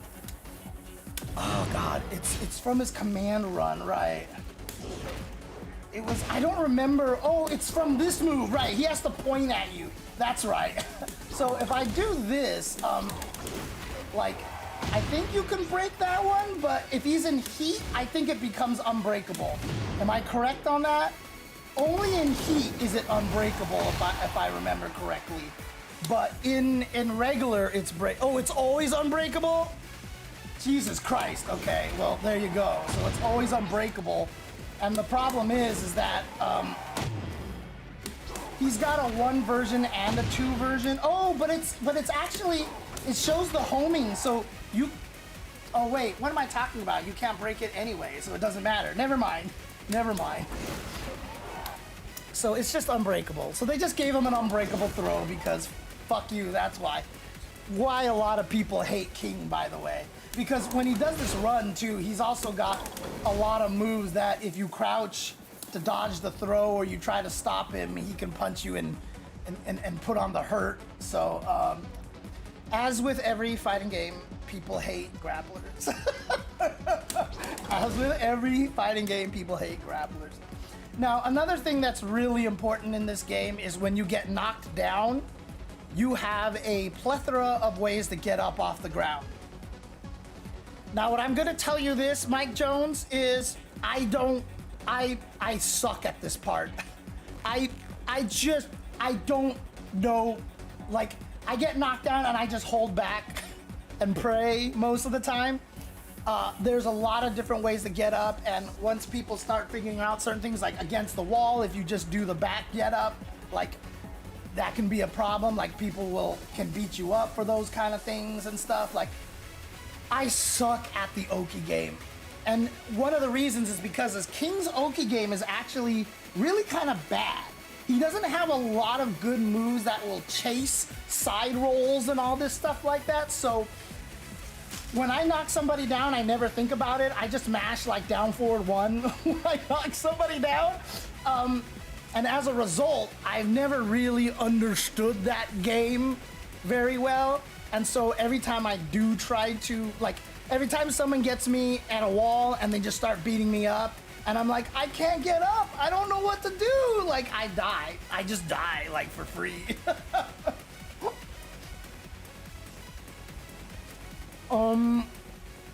Right. So, I tell this story all the time, Amazing Chest. I tell this story all the time.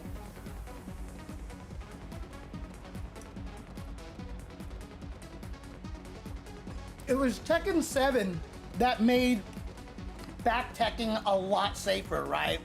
I don't remember if it was that or Tag 2 that started it. I believe it was 7 where they first made the back roll significantly safer. During that, it wasn't in Tag 2, yeah, because you could basically chase them down. But you had the Superman. You had the Superman tag to blow away your rage, which was essentially safe. And that was kind of how they made up for it in that game. But essentially, it's really funny because when Tekken 7 was out, it was at the same time that Street Fighter V was out. And weirdly enough, Tekken 7's back get up being a lot safer because you can try to get up back, but if you get hit out of it, you just get knocked down and then immediately finish rolling back and getting up. So there's like no way to launch you necessarily off of that, right? There are, again, exceptions. People can trap you, do all sorts of crazy things against the walls and such, because the walls change everything. But essentially, the back get up was pretty safe. And so the game would return to neutral a lot more. Street Fighter V, on the other hand, all of a sudden gained all this input buffer and made it so that, like, you could easily time your meaty attacks and time meaty throws and everything, and then suddenly it was hard to get up in Street Fighter V. Like, literally they swapped places. Like, Tekken used to be like, if I'm better than you, you will not play. You just won't play. And in Street Fighter, you could usually get up, at least, you know, like in Street Fighter 4, I had focus attack, invincible DPs, I had invincible backdashes, I could focus and then backdash, you know.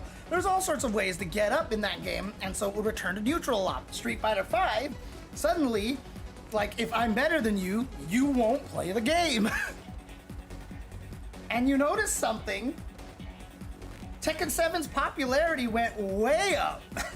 And Street Fighter V's popularity went way down. Now, there's a lot of factors involved in that, but a lot of the complaints about Street Fighter V was, I don't get to play. I hate this. Every time I get knocked down, I die. And Tekken, removing that, suddenly opened Tekken up to be like one of the more, actually at one point in time, it was more popular than Street Fighter V. At one point in time, it was getting more entrants at most fighting game tournaments. Letting you get up and getting back to neutral is very beginner friendly. So, you know, which is why I've been tweeting recently. I've been saying that I really feel like in Street Fighter 6 they need to improve defense so you can get up a lot easier, because I think that makes the game feel less scary.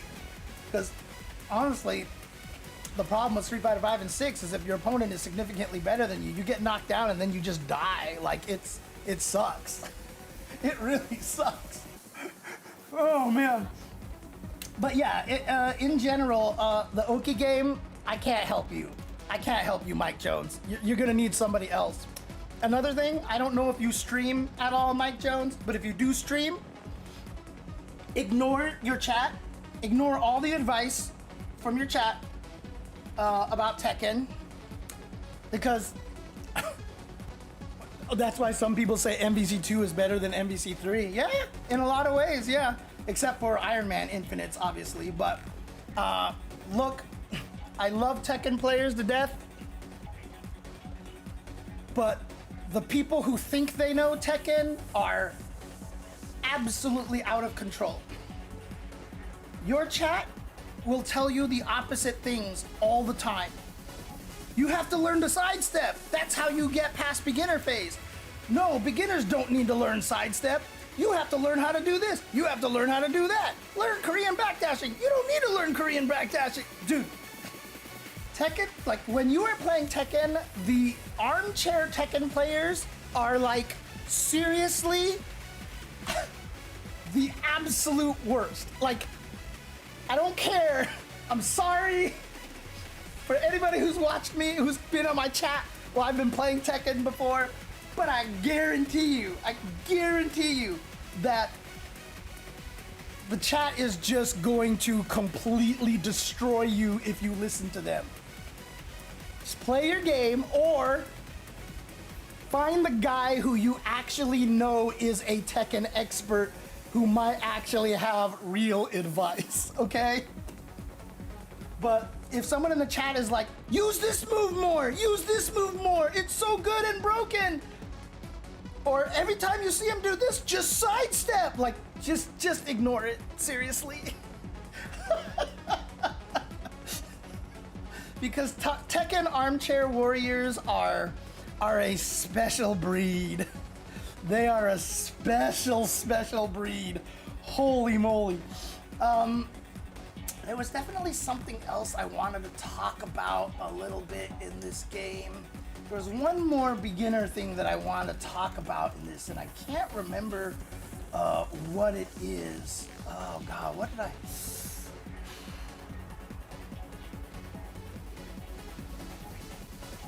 I... counter hits are very important. Remember this back one here I talked about is a good punisher, but it's also very good on counter hit.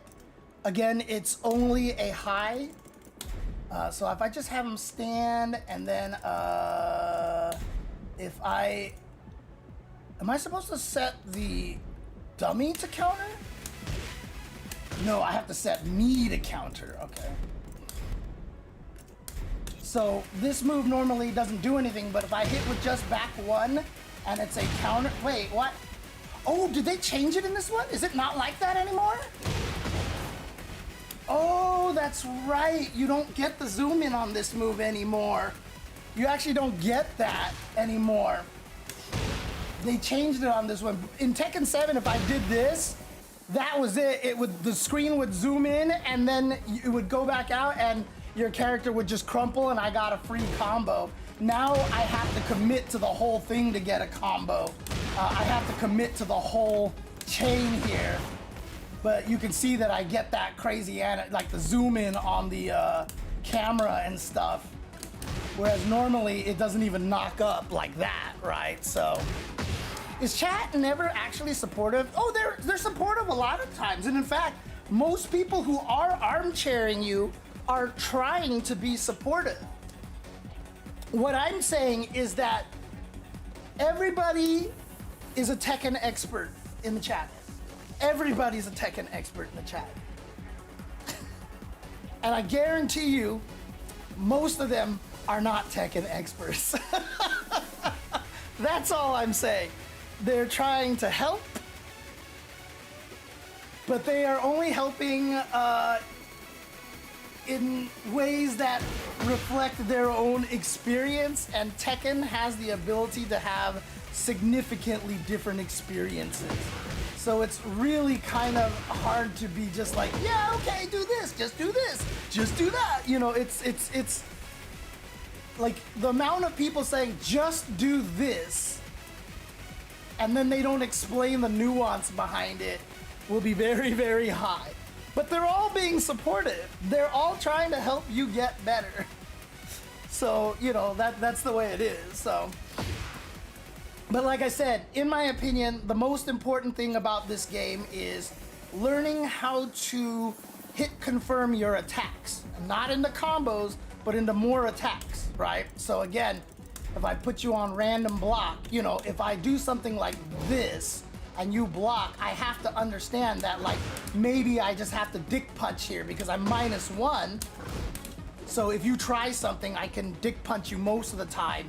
And the only thing you can really beat me with is your own dick punch, which really doesn't lead to any damage, right? But if I actually hit you with this, then I can, you know, attack with more stuff. You know, you kind of want to have to learn how to hit confirm that, and it's fast, right? Like, it can be fast. See, like, all of a sudden now I have to realize I'm minus, right? Because if he blocks this, I'm -1. So if I do this and then try to kick you, I'm just gonna lose to a bunch of stuff, right? Because this has a 17 frame startup, and so if they do some cool 14 frame move, like, I'm just gonna get hit, right? But if I hit you with this, I'm +3. So if I hit you with this and I'm +3, that's why I can take my turn back like this, you know? So you really have to learn how to hit confirm your attacks, and it's very rapid. It's fast, okay? It takes a while to get good at this. It's very difficult to do, so don't sweat it if you keep getting it wrong and you keep doing things, especially because at the highest levels, you're gonna get away with it a lot. But if you keep that in mind whenever you block your opponent's move, if they're not hit confirming their normals, then you can just jab them back like all the time. Basically, like, if they're just like, ha-ha, ha-ha, ha-ha, and every time you block that, you know, you can just jab them or get your own down one, you know, you can get all sorts of cool things on them. James, would I be out of pocket to say that Tekken is the hardest fighting game to learn in the world? No matter what I do, I can't understand links, combos, anything outside of launcher, press a couple of buttons. I can't just hop into training mode like any other fighting game and find combos like DBFZ, SF Strive, etc. Yeah, so Mr. Castracino, it's because, like I was telling Mike Jones earlier, he basically said, like, hey, I'm a Sakura Elena player in Street Fighter. What should I try to do in Tekken? And the first thing I said to him was, forget that you're a Elena Sakura player in Street Fighter. It's a completely different game. And if you have the chance, if you go back to the archives of this stream, and you'll see Marisa on the stream, because I start talking about Tekken before I switch to Tekken. But I talk about the mindset of Tekken. Again, the combos are not super important in this game. You're gonna lose most of your health at high levels through chips and pokes and little hits in there, and the big old combos are the ones that come after launches. And in general, launches are either from whiff punishes, hard reads, or just straight up punishes. But in general, when you're playing this game, you are not like, if I'm like, okay, I want to lab a combo with King here, that's not what you do in Tekken. Because in this state right here, there's really nothing to lab, right? Because you can get the launcher, but the thing about it is, if you just spam launchers all day trying to get combos and stuff like that, you know, the enemy is just gonna punish you. And they're not gonna punish you with anything massive either, because if you look, this is only -13, so I'm just gonna get 12 frame punished here, which isn't a launcher, but I'm gonna get hit by this sequence here and lose a chunk, and then we're back to neutral kind of games, and I got poked, and I get poked, and I get poked, and I get poked, and I get poked, and I get poked, and I get poked. You know, like, the combos come from very specific situations. And if you are just learning the game, you won't know what those specific situations are. I made this mistake too. When I first learned Tekken, I was trying to launch everybody and do these big combos, and Forwood and Kawaii Face Miles at a Southern California regionals were like, combos like are rare. Like, combos are not what Tekken's about. Like, you'll do the majority of your damage through pokes and through small hits here and there. The whole thing about Tekken is you're just trying to aggravate the opponent into blocking the wrong way, or just having them open themselves up to a really hard read. So like I said to Mike Jones earlier, is that, you know, understand the difference between high, medium, and low attacks, right? Unreactable lows, I mean, you stand block most of the time. Unreactable lows, you'll get hit by them, and you just pretend they're like chip damage, like blocking a fireball. And you're just not gonna worry about it too much. But obviously, if you never block low, then one, your opponent is gonna just keep doing this until you die.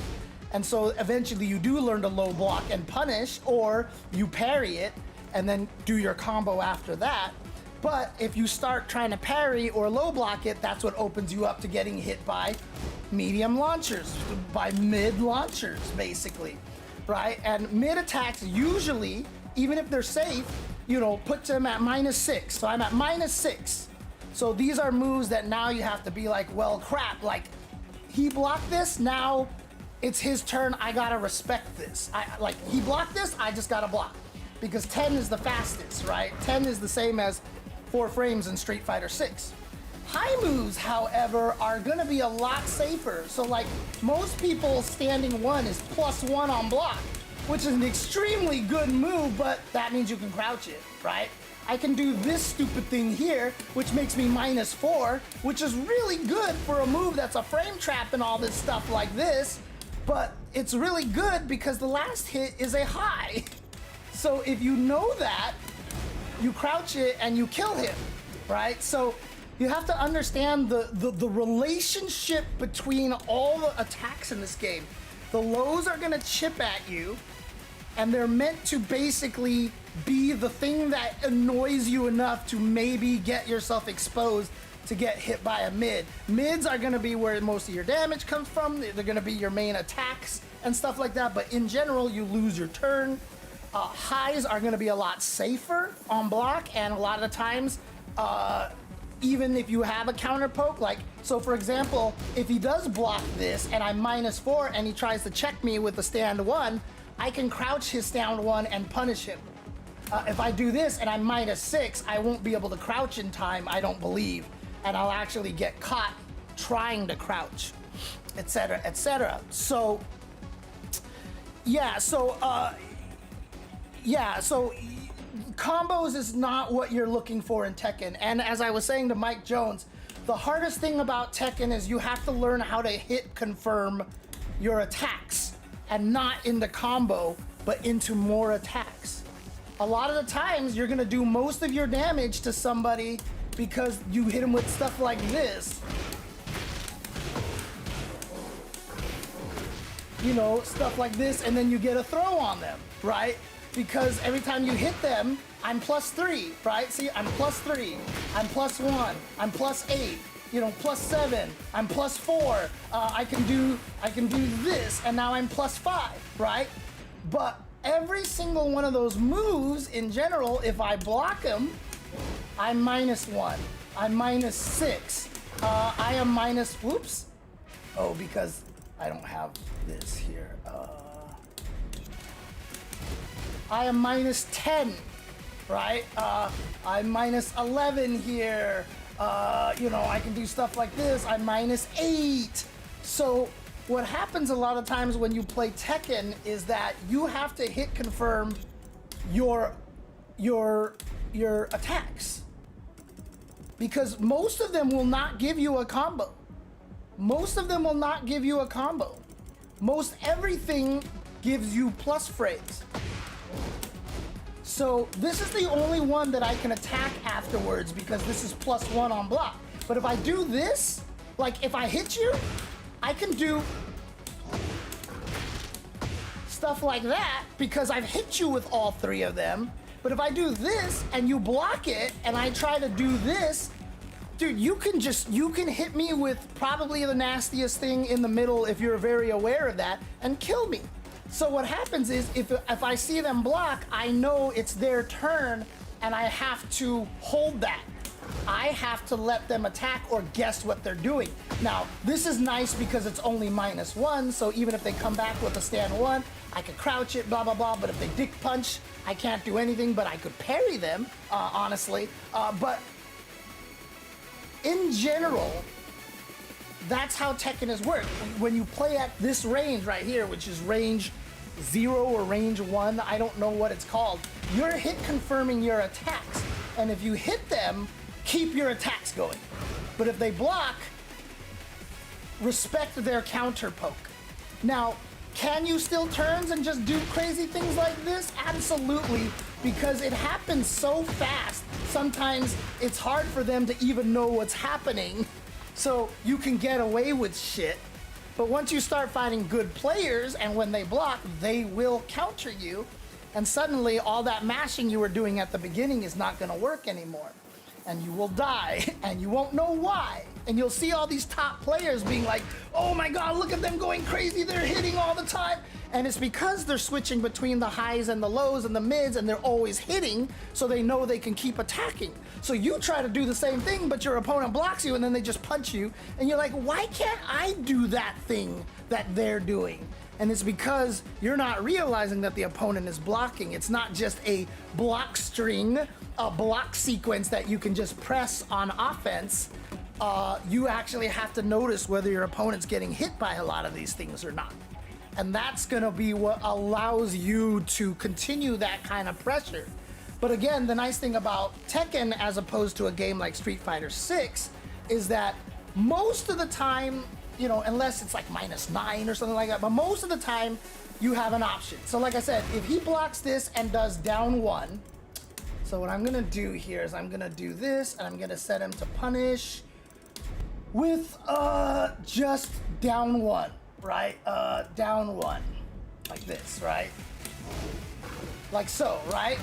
If I try anything, I will lose because I'm -1. My fastest move is 10 frames, and his down 1 is 10 frames. So I can't ever. Oops. Okay, that crushed it. Sorry, I got ahead of myself a little bit too much. But in general, like this is gonna beat everything I try, right? But oops, I frame trapped him by accident. But the thing about it is, this game has a lot of things built into it that lets you say fuck the frame data, basically. So like I was telling somebody, hop kicks are just immune to down 1s because everybody has a down 1, but hop kicks just go through them. Like not on frame 1, but like starting from like frame 4, they just can't get hit by them. You can also low parry them. Oh, I'm not close enough, Jesus, okay. But I could low parry it if I was close enough. So there's lots of ways to blow up like all the canned responses, right? So in Street Fighter 6, it's like basically perfect parry. Like you have all these different options to be able to blow up a lot of these situations. And it gets a lot more complicated as you keep playing. But in general, yeah, when you're playing this game, you're playing at this range because you want to just not be in the range where the opponent can attack you. But once they start attacking, you know, you have to start learning how your opponent likes to counter poke you. And then as you go, you have to learn what your punishes are.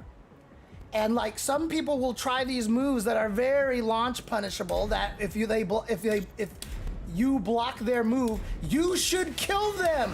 But what happens a lot of times is like a player will fight you and they'll do a move that's like, if they hit you, they get this big old damage, but then you don't do anything. You don't try to punish it. And they're like, oh, this guy doesn't know. And so they'll just keep doing that move, and then they hit you, and then they kill you, and then you block it, and then you don't take advantage of the fact that it's punishable or that it's even minus and stuff like that. Like, you have to learn a lot in this game, and that's where the difficulty of this game comes from, Mr. Castrocino, is that you have to learn like all the moves of the character, right?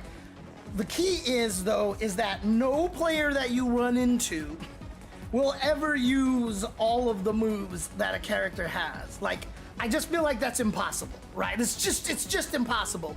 Some people will lean towards some moves, some people will lean towards other moves. There's those lists out there that here's their 10 best moves. Don't pay attention to those because, I mean, maybe pay attention to a little bit, but every time you study those moves, everyone you run into won't use any of those moves, and you'll be like, what the fuck? right?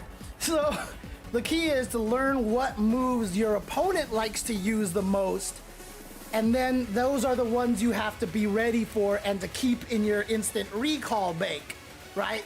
You're never going to be able to respond to every move every time. If you were fighting against someone who was just like the most amazing, you know, dice rolling randomizer machine that was just going with all the different attacks, you're not going to punish everything. That's just the nature of the game. But every player that you run into are going to lean towards certain moves. You just can't help it. And it's one of the reasons why this is a 5-round game, right? So you could lose the first round in a slaughter because you don't know what set of moves they like. But as you fight them, you're just like, oh, he likes these moves. And then you can keep those moves in mind and have your punish ready to punish them. You put them in your read-only memory to be accessed, not read-only memory, in your read access. Oh God, what the hell is RAM called again? Random? No, it's not random. Whatever. You put it in your RAM because it's much easier to read than from the hard drive, right? Random access memory, right? So because the reason why you have RAM is because that's the important memory. The computer can access it faster than on the disk. So you got to put stuff there so that's what you're doing. You take the moveset that your opponent is using, throw it into your RAM, and so every time you're fighting them, you can react to those moves fast, right? Then they'll throw out some other random shit and you're just like, what the fuck was that? And then maybe you have to start moving it, but in general, most people are going to stick to a smaller set of moves. And so the more times you see a move, the more priority you have to putting it into your RAM. And that's how you can learn to react and punish them properly. But this is not a game of combos. You're not going to try to look for low forward, unless you play Akuma and Geese in Tekken 7, then you can go crazy with some stuff. But even then, it's weirder than you think it would be. But in general, this is not a combo game. You don't come to training mode to test, like, oh, let me see if I can find this combo. As I told Mr. Castrocino, there are 3 categories of punishes. There's the -10, -11 punish, there's the -12, 13, 14 punish, and there's the -15, aka launch punishable moves. You learn what you can do off of those. Most of the time, it's this. Like, that's my 12 frame punish. That's the most combo I'm gonna get if I block a move that's -12, 13, or 14, is this. That's a 2-hit combo. That's the best I'm gonna get with King majority of the time. It's only when they're -15 and they're launch punishable that I can get something big, but launch punishable moves are a little bit rarer and they have to be like extremely good to justify them being launch punishable. If you block one of them, yeah, you absolutely get to destroy them. Now, like I said, stuff like hop kicks here, like this, you're not gonna land them all the time, but like I said, they're immune to down ones. Like if I do this into throw all the time, like if I do this to you all the time and then throw you and you're getting tired of it, so you actually learn to crouch afterwards so that you dodge my throw like this, right? And then you punish me, then I can start doing stuff like that, right? So again, combo starters are hard reads or guaranteed punishes, basically, or just Hail Marys. Hail Marys work too, but they should not be the focus of what you're doing in Tekken. Tekken is not a combo game. Tekken is very much a pressure, spacing, and momentum kind of game, honestly. So that's I think that's a better. I think that a better term is mental stack. Yeah, except mental stack. Yeah, I guess mental stack does work as well in this case for sure. Right, and that's a key thing to know as well. Most aerial moves crush lows at frame 9. Wow, that's way later than I thought. Interesting. Okay, but. What Fearside says in the chat, where he says, Tekken is a game of clean answers. Can be. Like, we were talking about the difference between Tekken and VF, right? Because VF is like, oh, I attack, you can't throw me, right? Like, it's not quite like that in Tekken, but to his point, the reason why you have to know your 10, 11 frame punish, the small punish, the mid punish, and the launch punish is because every character has those. And every character's moves are designed kind of specifically in a way so that these moves are all punishable in those categories based on how good they think the move is, right? If a move is super good, it'll probably be launch punishable. If the move is okay or strong but leads to no damage, it might only be weak punishable. And so weak punish is always gonna be 1-2, or like with Kazuya, 1-1-2, you know, or whatever your best one combo is. You know, your mid punisher for King, his best one is back 2-1, back 1-2, and that's the best I get. That's the best I get. That's the whole combo. But the thing about it is, if I actually hit you with it, the reason why it's good is because I'm +5, right? So not only do I get to punish you, but I'm +5 next to you, and you have to guess now. Like, by punishing you with a guaranteed mid punish, not only do I get my 33 damage here, but now you're guaranteed in my mix-up, right? So again, hit confirming your momentum. But the nice thing about punish is you don't have to hit confirm, you know you're hitting it. So now, what's the guess, right? I punish you with this, then I come down with this, and then you're like, oh crap, and then I do this, and then all of a sudden out of nowhere, I throw you, right? Like, that's the point, right? Again, it's about like that kind of momentum. That's what the game is about. And you know, to kind of delve into this a little bit, it's the reason why a lot of people really hate Heat. Because this is in general what this game has been like. But now I have this move here that like beats everything because it's armored. And even if you block it, like, whoops, like you block this, dang it. You block this move, and I'm +1, right? And then I just have like this crazy, like, you know, like I can unleash this and you block it, and I'm +12? Like, now I have this amazing move that like I can activate this, and then I can do my heat attack like this, and oops, that's not it right there. This is my heat attack, boom, boom.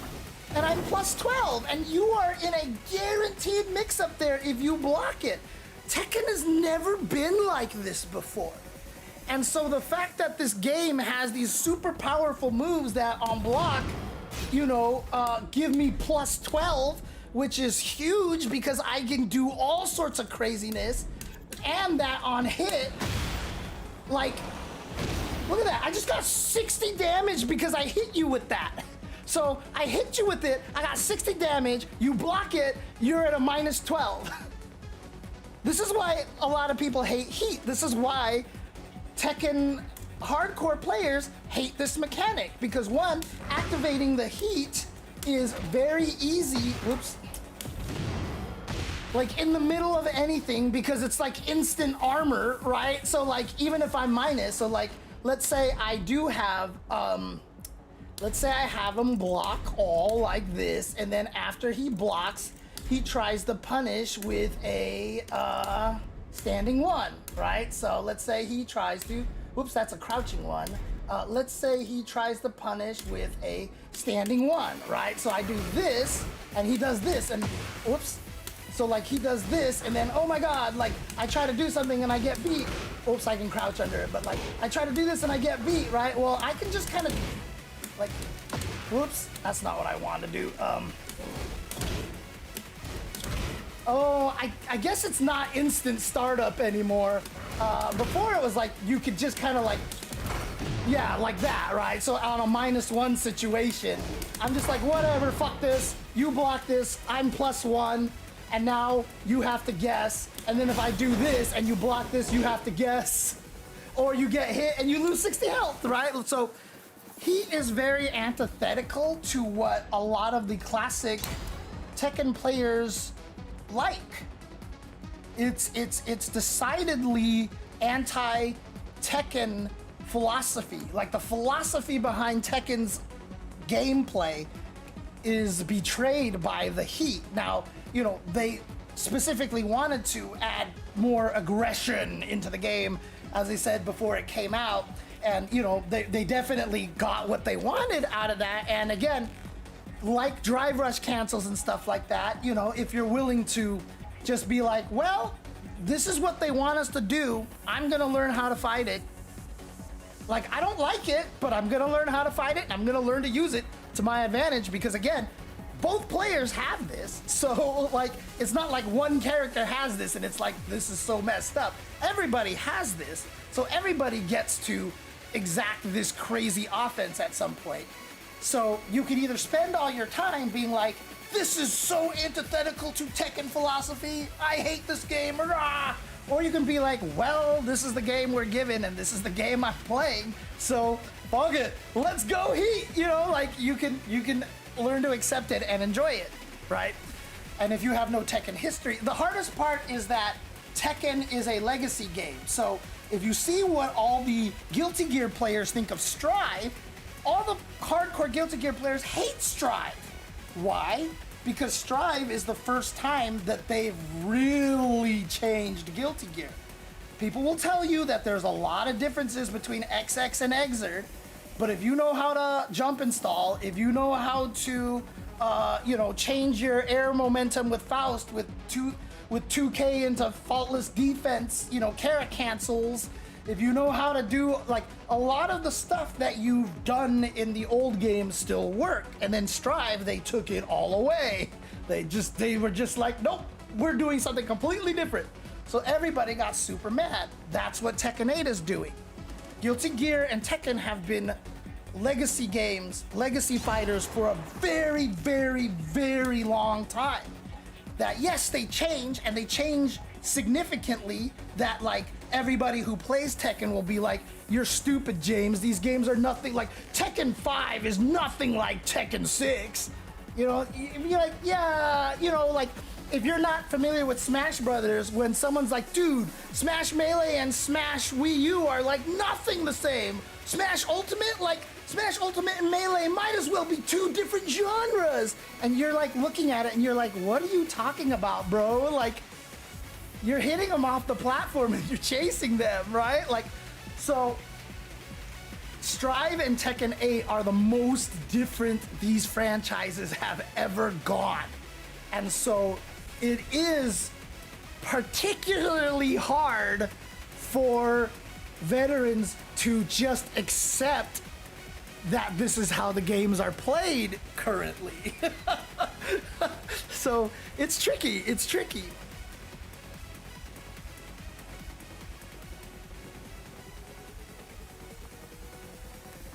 Right, exactly, Mr. Castrocino. When you say, I think that makes more sense why fans would be mad. I didn't see the problem as much from the outside looking in with plus frame moves, but I didn't understand how neutral the game even worked. And again, this is how Tekken has been played. The only other time Tekken tried to do something very different was in Tekken 4, and people hated Tekken 4. They lowered the damage. There were obstacles in the on the stage. You could hide behind columns, and like, they changed a lot of how Tekken 4 played, and everybody hated it. And Tekken 5 was kind of like sorry, our bad. And they kind of went back to what Tekken was like before that, a lot more. And so like, every time Tekken has, like, it's kind of like Tekken was like, well, guess that's what we get for trying to do something different, shit, you know, like. And so now, yeah, they had sloped floors, so like combos work differently. In fact, even VF3 had sloped floors, and no modern Tekken, no modern VF has sloped floors at all anymore. There was a little bit about that kind of made them unfair. And even if you notice too, like, if I go to stage select here, like, they've had to go so far in, like, these modern Tekken games to make sure every stage is fair. Like, if there's a breakable balcony behind you when you start, then there's a breakable balcony behind the other guy where they start. If there's only one breakable wall, as you can see on the balcony break up there, it's gonna be on the side. It's gonna be on the side. It will never be, so in other words, the stage is always going to be mirror imageable for both characters so that essentially they start on an even footing. There have been a long time ago, stages that were not like that before fighting games were like played for a lot of money and competitive. Like it just, like, yeah, it sucked to be the second player on this stage kind of thing, you know? But in general now they have to make everything a lot more fair. And the reason why I bring that up is because, you know, it's just weird. I don't remember where I was going anymore with that, so never mind. Right, and older Tekkens had brutal tech catches, so because you can get up in like 100 different ways, let's see here, player status, down, face up.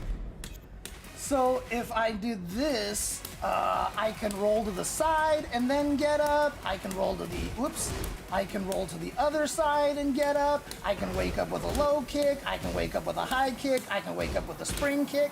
I can wake up just by getting up. I can wake up, how do I do I kick and then I just like get up. I always forget how to do that one. But I can slide backwards. I can roll forward. You know, there's all sorts, like I can roll and then kick. I can roll and then spring kick. I can roll, I can, you know, I can roll, and if I'm not mistaken, can't I just like roll again? Or maybe not in this state here. Like I thought I could go roll again, but maybe not. Oh, just hold forward. Oh, but I think that's a different knockdown, right? If I'm not mistaken. But basically there's like a billion different ways to get up and stuff. But before, if you read that I was gonna wake up with a low kick or a back roll or a side roll or this roll or a sprint, like every single one of those options, you had a move that blew it up and relaunched them into another combo. So old Tekkens were like, oh my God, I can't get up off the ground. Like, if your opponent knew what you were gonna do and read it, you just would never get up. You would get knocked down, they will run up to you, and they're gonna be like, he's gonna side roll, and then you side roll, and they do the move that launches the side roll, and then they combo you and knock you down. And then you're like, well, fuck, and you try to roll backwards, and they had the move that launched you from rolling backwards, and then you were dead, right? So, but in this game, if you roll backwards like this, you can't get picked up into a launch. As far as I know, there might be exceptions. But yeah, so like this is the safest way to get up in this game, is just hold back is the safest way to get up. Even if you get kicked out of it, you kind of just go thud and then get up right away, right? So most characters aren't gonna be able to chase you down or do anything about that. So they made it a lot easier to get up, to the point where some player was like, I'm new at Tekken, but when I play Street Fighter V, I don't know why I lose, because I just die. But at least in Tekken, I know why I lost. And I'm like, motherfucker, you don't know why you lost in Tekken, dude. Like, you have no idea. The only thing is that you were able to get up and play again, so it felt like you were doing something. I told the story earlier how Street Fighter and Tekken swapped places.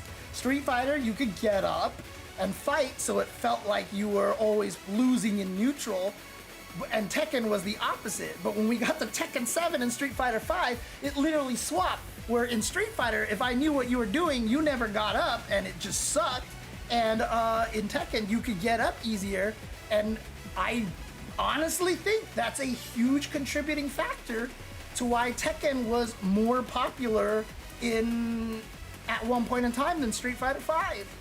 Because people felt like they were playing more. When you get up and you're back into this, even if the opponent blows you up because you're trying all this stuff over here and they read you like a book and they kill you in neutral, you still feel like you were doing something. Or you just like, that character's cheap. That move is cheap, right? But in like Street Fighter, you're like on the floor and like you just like can't get up, and then you try to throw tech and they shimmy and you die and you're like, what the hell, man? Like, you're just like, I don't know what I'm, like, this just sucks, right? So being able to get back up into neutral and playing again, I think is really, really important. Honestly.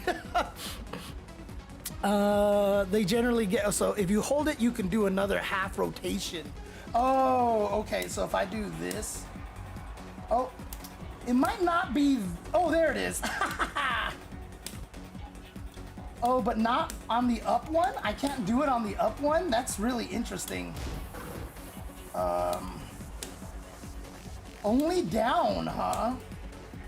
That's weird. Huh. Oh, you have to tap, then tap again for up?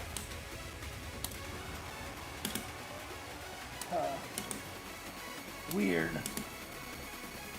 Well, it's something. Like I said, I suck because I don't know. Like, I'm bad at Tekken because when I get knocked down, I don't understand the mind game there. I just hold back and pray. That's all I do. And when your back is against the wall, it can kind of suck. And and also, just so you know, Mr. Castrocino, as well as Mike Jones, getting your back to the wall sucks, okay? Like, in Tekken, your back to the wall sucks. And so, sidestepping is gonna be important. Oh, that's right. I remembered the thing that I wanted to tell you, the last bit of wisdom, Mike Jones, that I wanted to tell you before I end this. A lot of things require you to press 2 buttons. So, this is the Shining Wizard from King. This is while running, hit 2+4. Right? Tekken does not know what plinking is, okay? If I hit these buttons 1 frame off, I don't get it. Like, if you look at my inputs, it's literally 1 frame. It says 1 frame into 11. So I literally hit the second button 1 frame later and I don't get my throw. And that's really kind of annoying. You're just like, dude, bro, like, come on, like, I just missed it by 1 frame? What the hell, right? Well, the way that this game works as a shortcut is that if you hold a button and press the other button, it counts as you pressing them on the same time. So if I'm holding 4 and I run and I just hit 2, that counts as me plus pressing 2+4. So whenever I did my combos, whoops.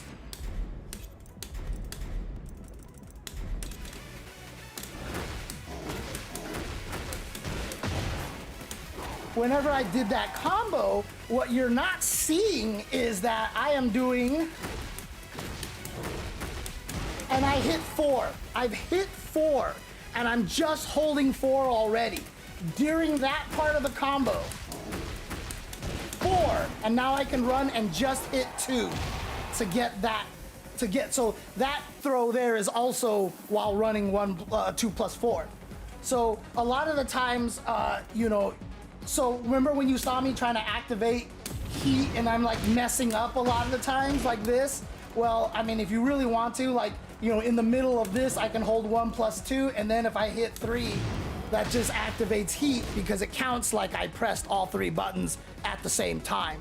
So that's another little helpful tip. So like, King will have forward, 1+2 like this. So if you want to do it in the middle of a block string, like after you do stuff like this, I can just hold 1 and do forward, neutral 2 and stuff like that. So it makes it much easier to land those multi-button moves. But you know what? I have not played my Street Fighter Duel today. I'm gonna be behind 1 day. Hang on a second. Let me do some stuff here in Street Fighter Duel. I'm gonna run ads for a very long time over here so I can actually do this here. Give me a second here. I just want to do a couple of things here. So I am going to run, let's see, what is the longest ad that I can run here? It's 3-minute ad? No, there's gotta be. Oh yeah, here we go. 2 minute, 30 seconds, 1 minute, 1 minute 30, 2 minutes and 30, 3 minute. Really?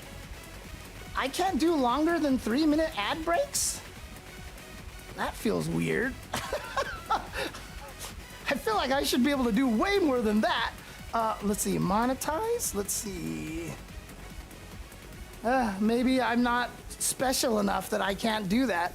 All right, so let me do 3 minutes ads. The cats are just chilling right now. I'll get them up in a second, JNV. So I'm gonna run a 3-minute ad break. Okay. Oh, cool, Retro Gamer. I hope that helped you. I'm really glad it helped you. Okay, I'll be right back.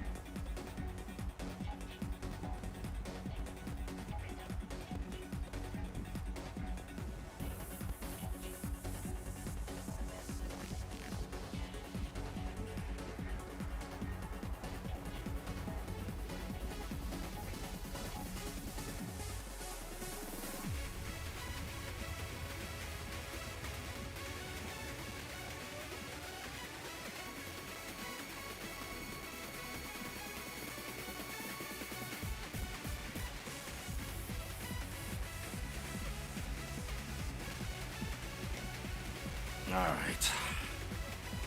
Okay, where am I? Okay, let's do this. Boom, boom, boom, boom, boom, boom, boom, boom, boom. Boom, boom, boom, boom, boom, boom, boom, boom. Okay. Well,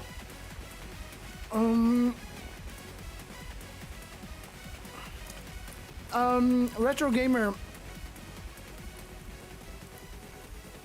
Oh wait, is Mike Jones your student? Is that what that is, Mike Jones? I mean, retro gamer. He's good, but he is not seeing the bigger picture of Tekken. Your explanation is way better than mine, so he will definitely get it. Yeah, I mean, honestly, again, like, I'm not a Tekken expert by any means.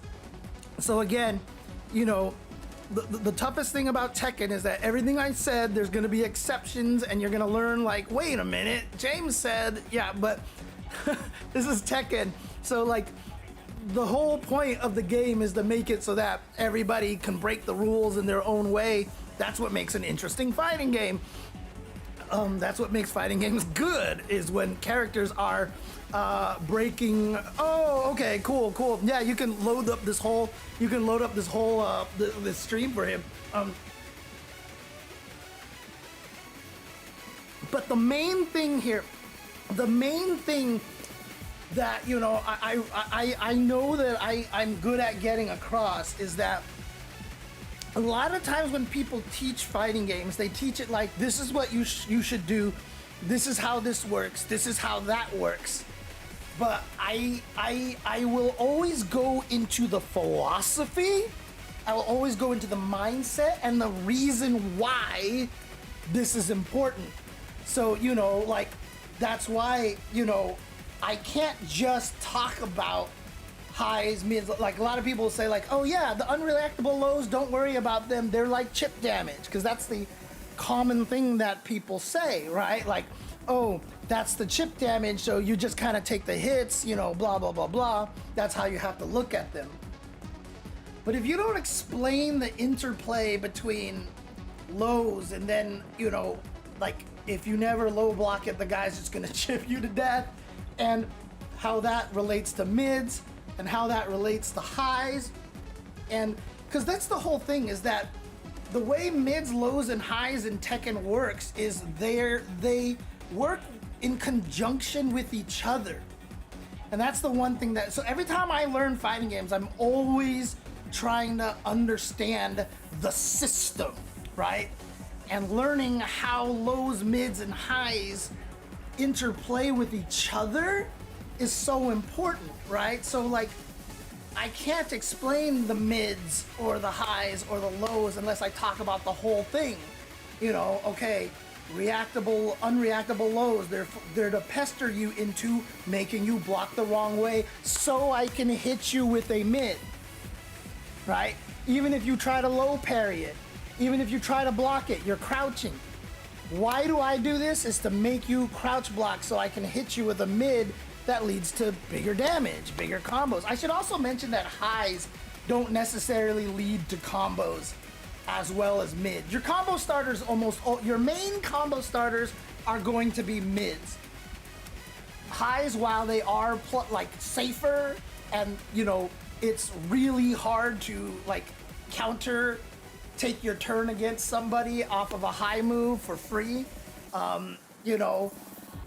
But then the reason, so the way I explain it is, like, if you're blocking this move and it, like, feels way too good, like, this move shouldn't be this safe. Like, if he hits me, like, he gets this, or it has armor, or it has all this stuff, what's the deal?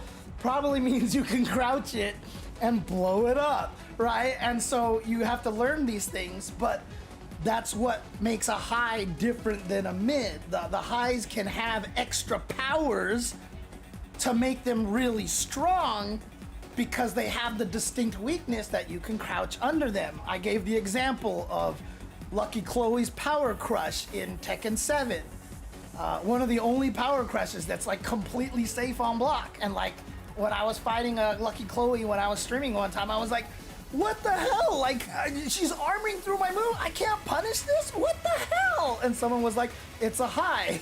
Crouch it and kill her. And I was like, oh, okay. You know, stuff like that, right? So, like, highs get to have cooler things attached to them because they also have the big weakness that you can crouch under them. The cool thing attached to them could just be like, oh yeah, like I'm -2 off of this high, and if you try to counter poke me with standing 1, I can actually crouch and kill you, right? Like that's not good. You're minus, but you can still mix me up. That's not fair. Well, it is fair because you can crouch the high and kill him, right? Like that's kind of the idea, right? Yeah, I mean, like, again, like, there's always an exception for everything, and electrics, I mean, so Tekken still has the idea of moves that are good because they're difficult to execute, right? And so, especially perfect electrics, those moves are kind of broken, right? But it takes a lot of freaking practice to get good at, right? Oh, well, that's right, you can duck electrics. That's right, you can. I never remember that. Electrics are highs. That's wild to me. Okay, okay. Yeah, I mean, again, like, I'm good at teaching.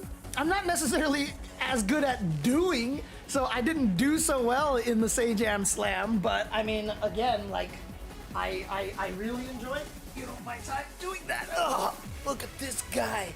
Look at this guy.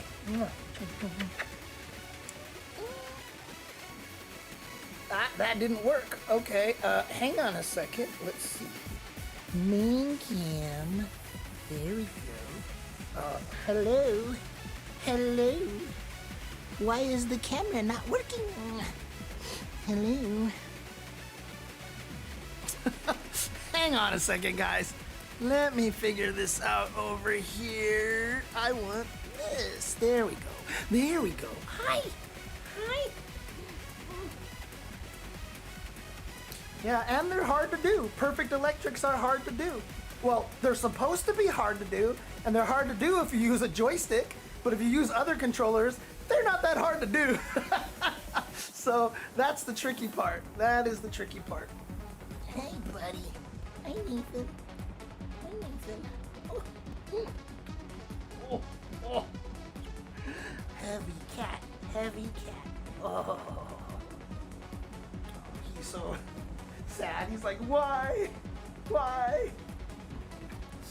Well, I mean, hitbox on Tekken, oh, bruh. So even though I'm showing you everything on joystick, I play Tekken on hitbox now. Because while it is still difficult for me to do certain things on there, the things that it does let me do, oh my god, like, it's so good.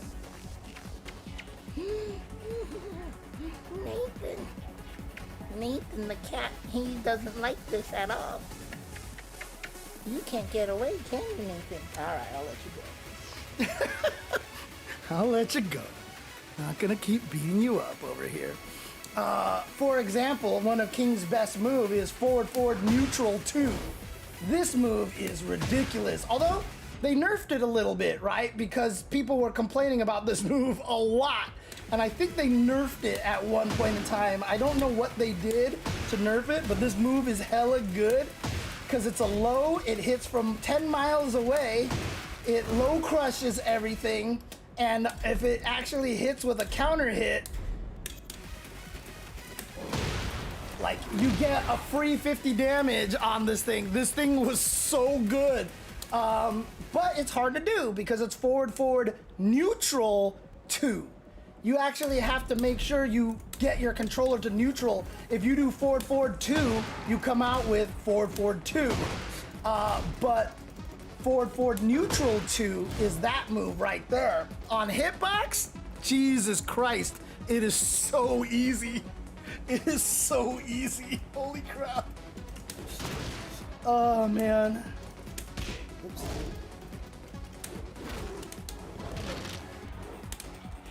Oh, God, I don't remember. Oh, I got it. Okay, okay.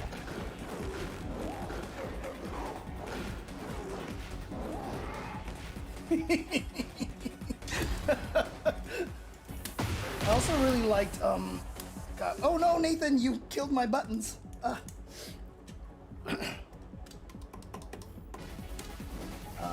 God, I don't even remember what the input was. No, that's not the one. It was, I had, you know, this one that was like, the bridge. I don't remember what my input for the bridge was, but like, I had all the shortcuts with all like the crazy buttons, you know. Let me see.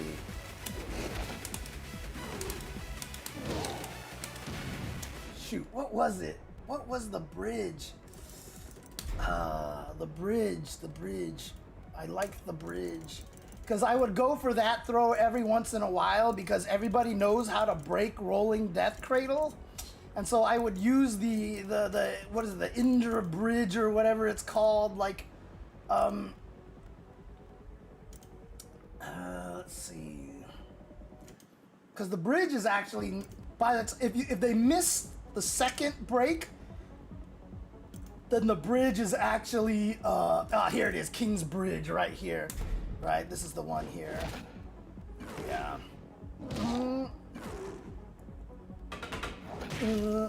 Yeah, this is the one. Yeah, if they miss that break, then this one's guaranteed. So I really liked that one right there, but that's during the Indian Deathlock, which is during standing heel hold. Oh, okay, so, standing heel hold. Wait, that's not the buttons you press for that, is it? Oh, I see. Whoa, did they actually let you use 2+4 now? Instead of the diagonal? I had no idea they added that. Whoa, okay. So I don't have to do the crazy diagonal input anymore? Bro, I had no idea. I had no idea they did that. Oh my God. So it was this and then this one. Oh yeah, what was the shortcut that I did for that one? Oops. Did that work? Yeah, that did work, okay.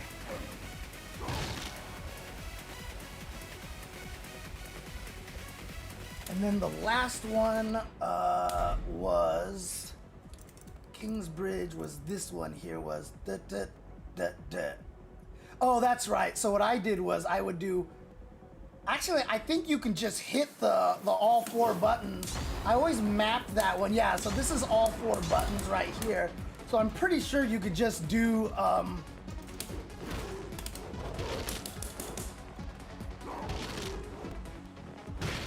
no, that's not the one that I want. Oh, okay, so I have to do, whoops.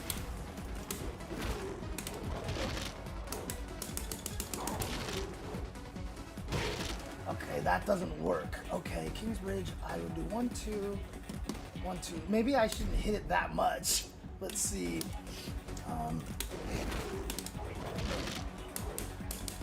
Oops, I hit it 3.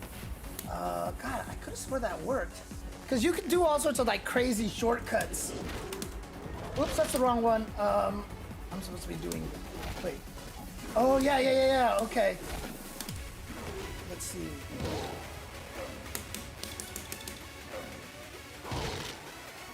Okay, that didn't work. Am I doing the wrong follow-up here? So this is the one that I want to do.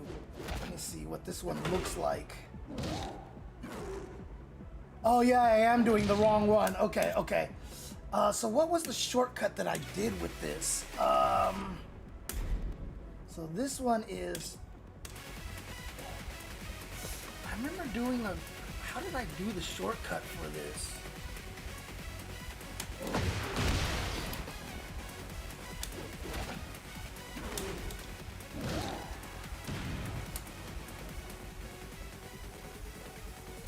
I just did that, didn't I? Okay, so I just did.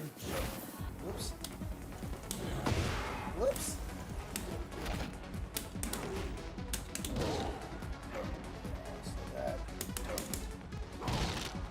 No, that's the wrong one again. Interesting. So if I use the shortcut buttons, I end up doing this one, I think, instead, right? Let's see.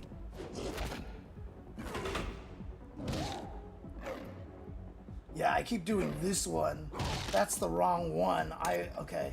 So what was the shortcut that I used for this? Interesting. Did I just,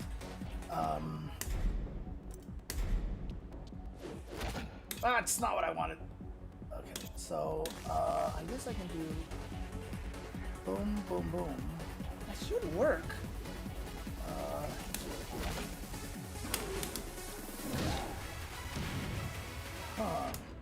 Guess it's not, that doesn't work as an input, huh?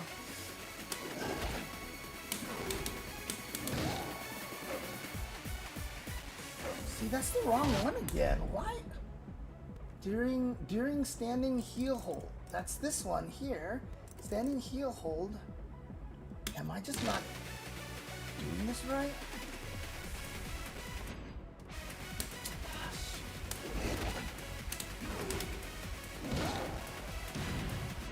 Huh. What am I doing wrong here?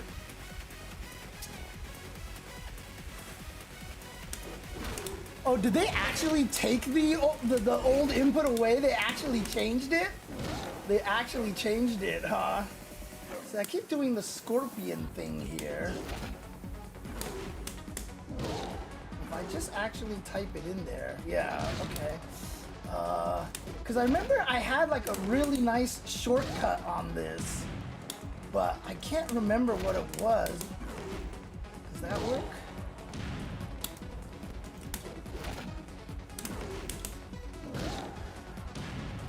Huh.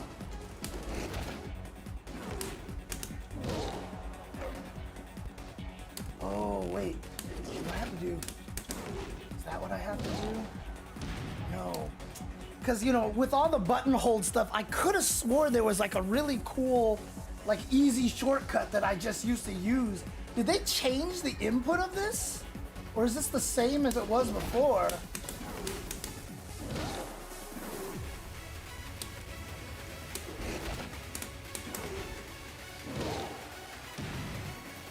Weird. Huh. That's really interesting.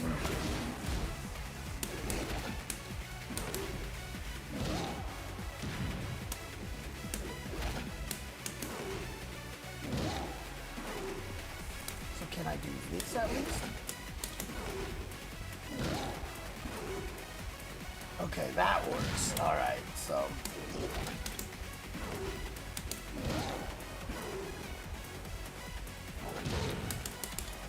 Okay, so basically then I just do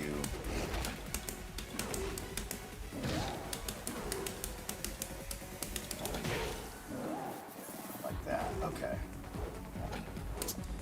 Yeah, so you can use the all four buttons to stand in as all sorts of things. So if you have trouble hitting the 2 punches at the start of this, you can just hit the all 4 and then the other 2, and that makes it a lot easier.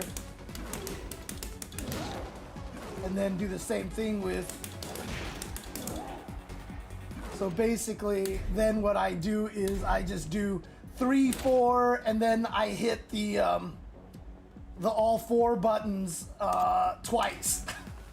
It's kind of cheesy that you can do that, but that's just how it is, right?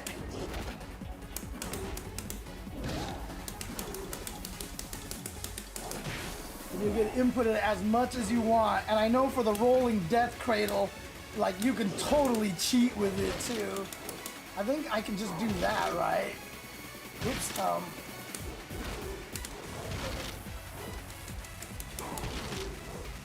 okay, that wasn't it. Oh, wait, how do... Rolling death cradle technically is... There we go. 1, 2, 3, 4, boom. I thought I could just smash that 5 times. Did they actually fix that? Because you totally could do that before for the rolling death cradle. Just like smash on that, all 4 buttons like 5 times in a row. I swear you could do that before.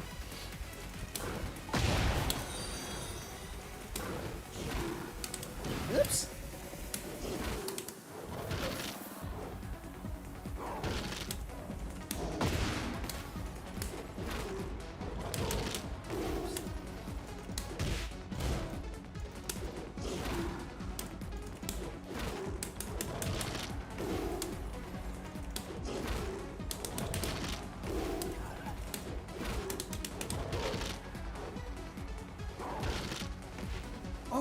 That's right, because there's 2 of them in there. That's right, because this has to be doing the chicken wing face lock, which is during the arm breaker. That's right. Oh, wait, no, but okay. Shoot, I forgot. God, it's been a while. So you can do that, and that's it. But if I do this, I do the follow-up. Oh, okay, then I input rolling. Okay, right, okay.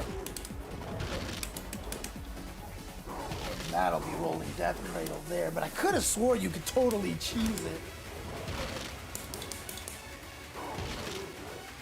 Oh yeah, I guess you can't. Okay.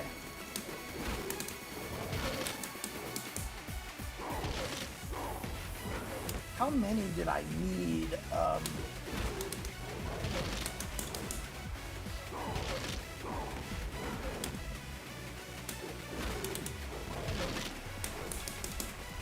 That work? Nope. Okay, so I have to hit at least 1 3 and then I can smash the other one 3 times. That should work. Yeah, there you go. Okay.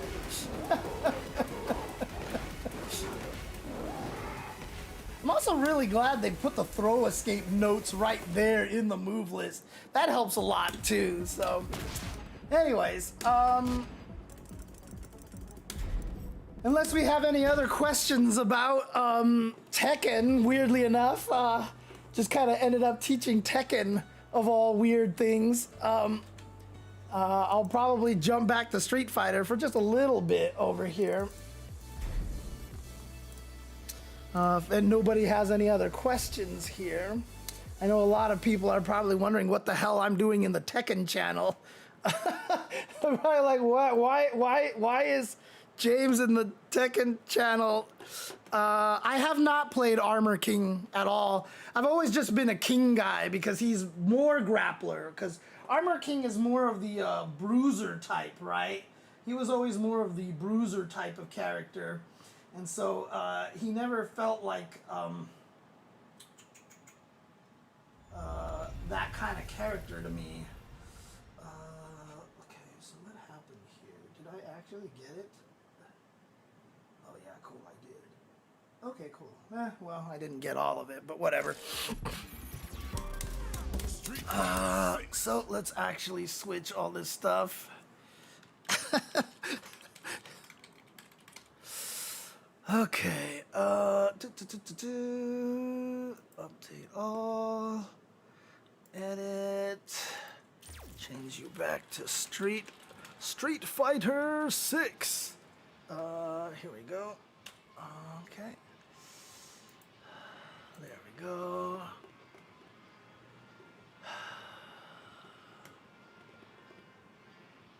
Oops, oh no, it did, okay, there it is, okay.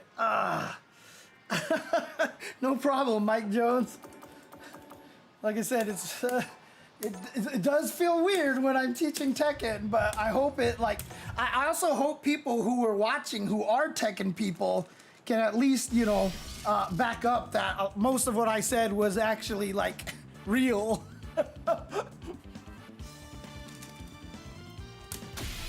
AK is also the name of the Tekken player from the Philippines, right? Because every time I see people talk about, you know, playing, dude, I'm trying to reset like it's Tekken. Like, oh, they're playing AK or whatever. Like, I keep thinking that they're referring to that guy. This is plus 36. I'm trying to figure out what a good frame kill here is. That doesn't require that, right?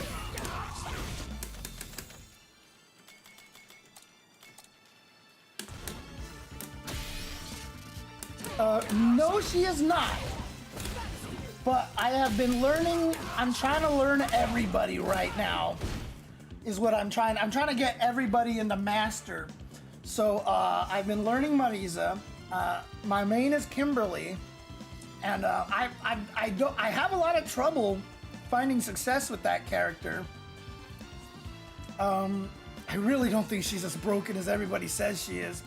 But it might just be that I'm just not strong enough to take advantage of the stuff that she's good at.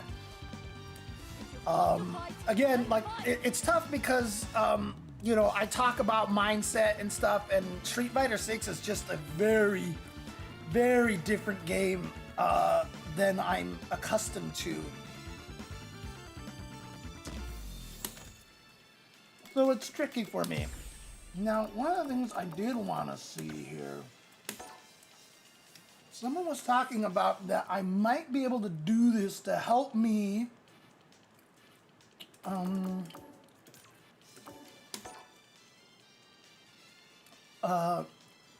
see which side I'm on a little bit easier. So if I only display my title and not the opponent's title, that might be a good indication of what side I'm on. Like if I display, so if I only display my win streak and not his, like if I, oh, interesting. Only show rank, only show LP. Oh, alternate? Whoa, that's weird. Okay, hide all, so display all, only show rank, only show LP. Oh, but you can't do just mine or not there. Okay, yeah, so there's no point in that. I can turn off the club names like this. There's no just show mine. Okay, so these three are the only ones that I can do as just display only, right? So, so maybe this is what I just do. Maybe this is just what I do.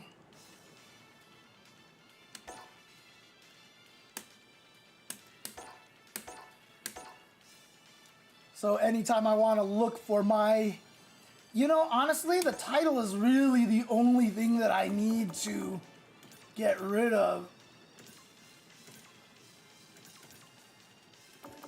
I think that's a good enough one like that. So if I just do that, that might actually help me a little bit more. Because I have trouble knowing which of my, I have trouble knowing which of the resources is mine in the middle of a match. Because ranked, you end up playing on either side. And so as a result, I often don't know how much drive gauge I have, and I kind of die for that reason. I want to see something here.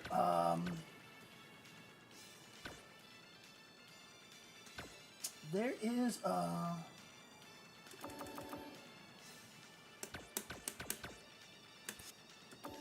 other. Oh yeah, this is where side settings. I mean, I could put myself on player 2 side more often because less people will be looking for player 2 side, and so that way I'm on that side more often, but I want to get to the point where I'm used to either one of them because I don't want to be that way, you know what I mean? So if we go to Marisa, what I'm going to have to say, so my title is boring, so let's find a title that I want for this character. Let's see. Oh, do I have new ones? Oh, that's right. I have unlocked a bunch of extra ones here. And then for collab, let's go backwards. And then event. There we go. Okay. Street Fighter World Warrior. Oh, there's more. Where are they? Oh, there they are. True Master. Okay. All right. So, what do I want to do for her as a title over here? Do I have one that I want to use that she just actually possesses here? Let's see. Acclaimed Punchtress. That's actually pretty cool. Let's see, event stuff, or just all. Oh yeah, because that's other, right? Yeah.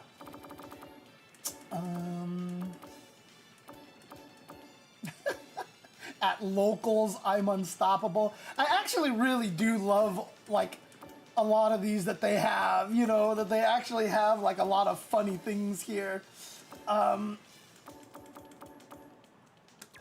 I always try to come up with one that like fits really, like that I just think fits nicely. Like, I mean, I main Fisticuffs is pretty good for Marisa, honestly. Hey, thank you for the follow, Mayhew. Appreciate it. How many characters in Master do I have right now? 4, I think. I think just 4. So I started the whole thing with Elena. So like I got 3 of them in there, which are the characters that I just wanted to play. So I got 3 of them in there. Ooh, connoisseur. Look at this. Look at Marisa. God, that's such a cute Marisa, dude. So I got the 3 characters I wanted into Master, and then I just stopped trying to do anyone else. This year, I decided to try to go back to it, and I started with Elena. And I got Elena in the Master super fast. So Marisa was the next one because I lose the Marisa all the time. I just died of Marisa. This chibi Marisa is amazing. So I'm gonna go with that one. But now we gotta come up with the challenges here. Okay, character portrait. That one is so good. The wedding one's pretty nice too. I mean, this one's just so cool. So let's see, fire, that's that, thunder. I mean, it's kind of hard not to give Marisa the hearts, right? I mean, because like, that's what she is. She's the hearts, right? All right, let's see what else is there. Night, this one is just fog, stars. You know, you guys don't understand, like, this shit, like, I love this shit so much. I'm so glad they let you do all these things because I make sure to set this for every character. And I try to do it in a really funny, like, I try to find ones that I feel like are more appropriate and stuff, you know? Yeah, it's hearts. It's hearts. Marisa's got hearts. So this is blue hearts, weird color hearts. Yeah, we're going with pink hearts. But what is the sound? Here comes a new... Now, a new warrior. Another fight.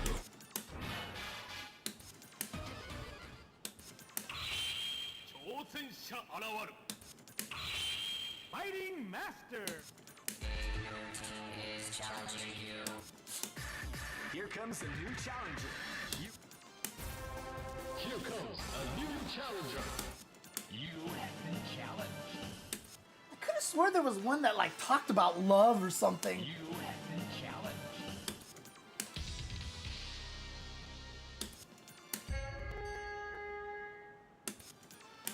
Here comes a new Here comes a new challenge.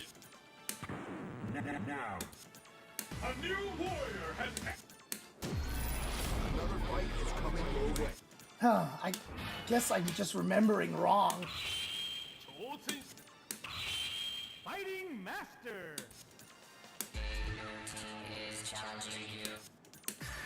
Here comes a new challenger. Here comes a new challenger. Here comes a new challenger. You have been challenged. You have been challenged.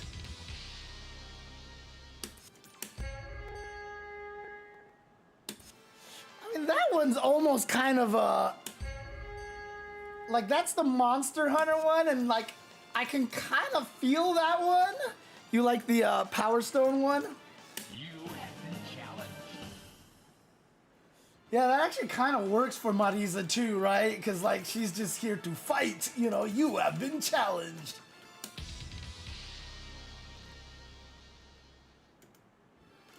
You have been challenged. So it's either that one or that one. Like, none of these ones feel appropriate to me here. Fighting Master. Like, if I was actually good at the character, like, I feel like that would work. What do you guys think? Okay, I'm gonna leave it to you guys here. Power Stone or Quest Start? You have been challenged. What do you guys like? What do you guys like? You have been challenged. Right. I mean, World Tour is really cool, honestly. You have been challenged. You know what? I'll just go with the okay, well, so we have Power Stone, Quest Start. I mean, there's not many people in this chat, so I don't expect a lot of responses here. The first one that gets to 3, I guess, if anybody else is in the chat. You have been challenged. You have been challenged, or... You have been challenged. Or I will just call it with 2 Power Stones and 1 Quest Start. All right, we're just gonna do Power Stone then. All right, so that's the one we're gonna do here. So there's Kimberly there.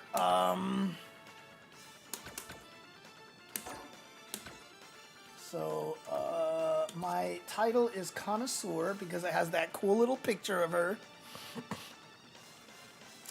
Oh, it's from Fatal Fury. Okay, got it.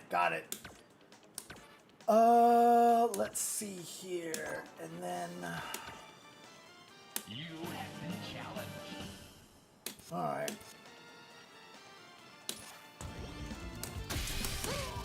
So there's a couple of things. There's just one situation here that I really want to figure out here because that combos, but that's plus 36. That does not combo. This does not combo. And this combos, and that's plus 36.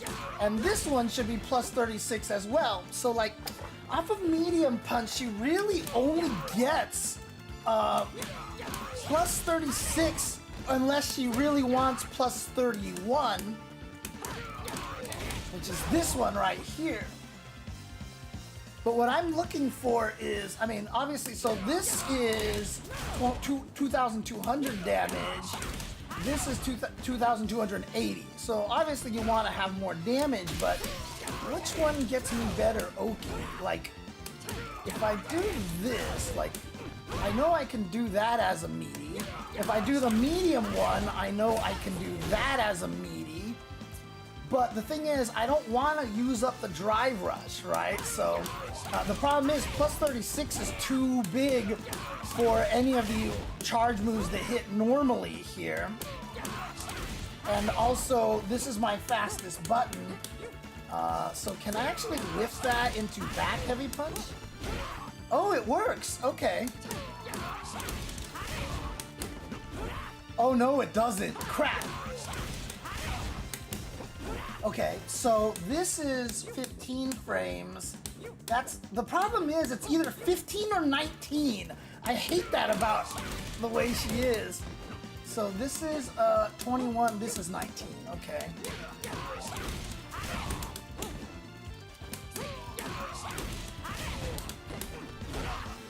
Oh, that works. Okay. So that is a true meaty there. Oh, what the hell? How did that not... Oh god, okay, I'm just missing it here.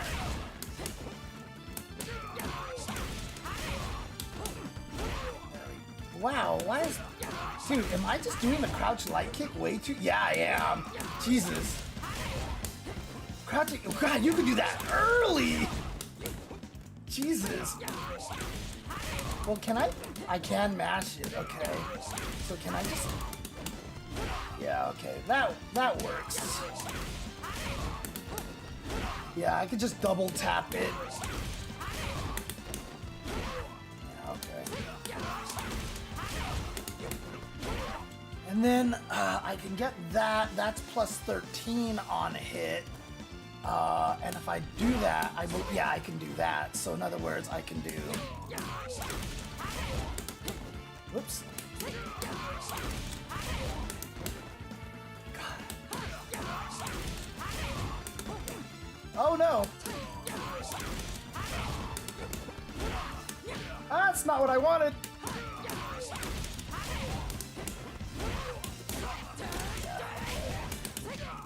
Where are you going?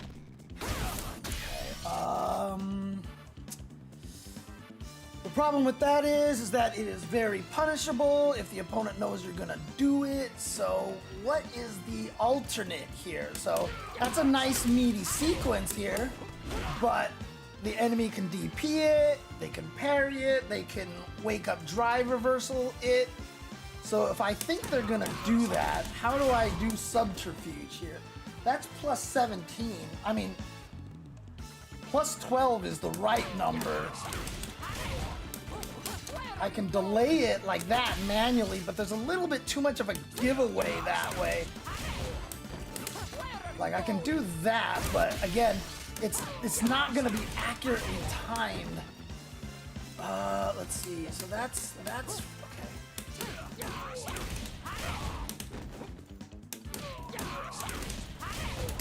Okay. If I do this, what is this? Plus 16. So that's plus 16 off of a 19 frame move. This would be plus 14. She just doesn't have any like variety, like the space between so this is so because I want like so this is 19. That what is that? That's 22, 23, 24, 25, 26, 27, 28, 29, 30, 31, 32. It's way too much. If I did that, that's 21, 2, 3, 4, 5, 6, 7. 27 doesn't make a difference because I have a 27 frame button essentially. Yeah, there. So that doesn't give me anything that I haven't had before. You're stuck in Scutum for a while, so she doesn't really have a good one to do. So let me see. Yeah, see, you can get countered out of that one. Honestly, being plus 36 is not very good for her. Like, it's not good enough, you know? Because the best meaties that she has are, you know, these things. Whoops.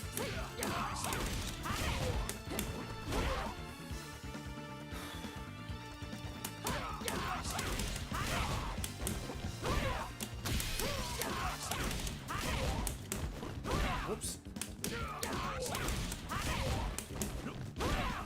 That doesn't even work. Because like I said, I can also just do that, which is great, but like I said, I can't bait out anything. But what if I do this? Let's see what happens. No, that's way too... Okay, actually, you know what?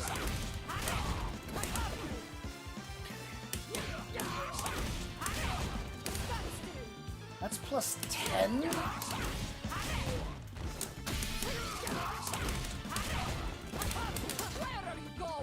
Actually, that works.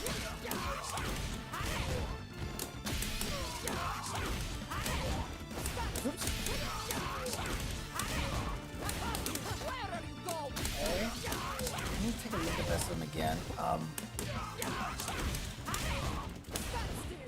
It's plus 10. Yeah, I guess that does work because 3 active frames, so it works at 12, 11, and am I sure about this?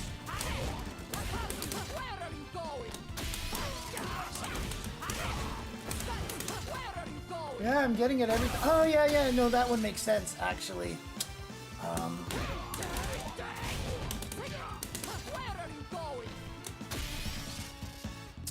What was my other plus 12? Oh, that's right.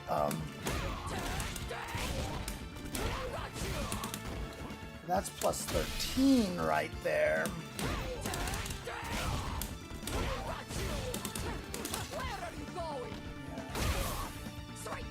Yeah, I guess that makes sense. Okay. I think that would work. So, if, in other words, if I got this, I can do that. I can do...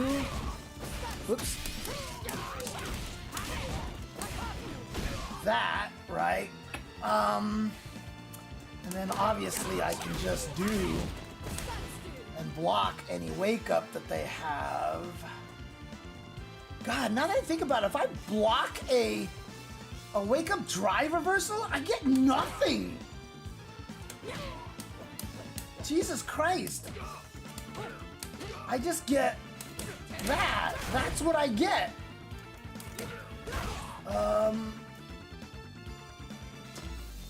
That sucks.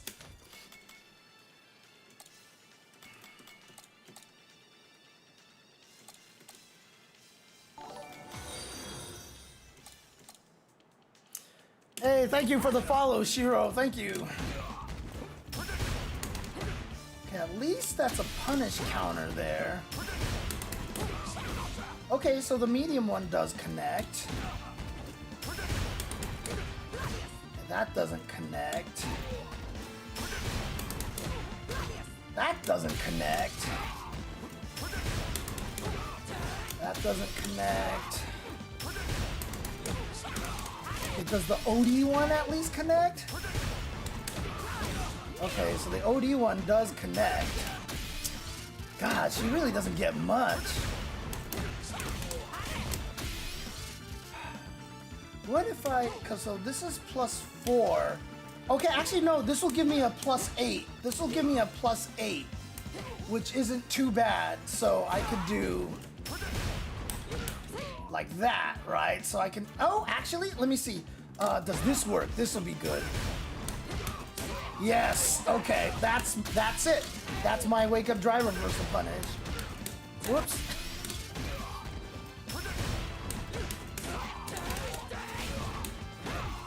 Because then I can go into all of my shenanigans here. You know, safe jumps,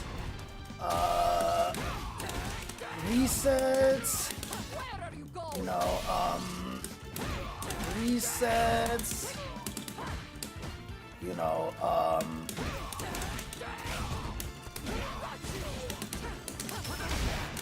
stuff like that.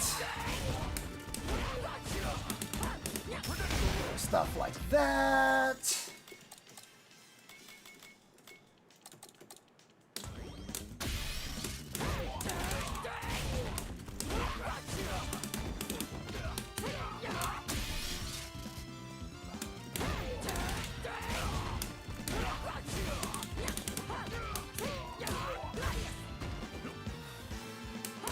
I hate that when you land this target combo, you really don't get much off of it. I can't get a quadriga. I can't get a heavy thing. The best you can get is the OD here, you know, which just might be worth it, honestly, just to spend that, just to get extra damage. That's +36 again. That's that. But, you know, it's worth it, even though I don't like it. I can still do stuff like that. Oops.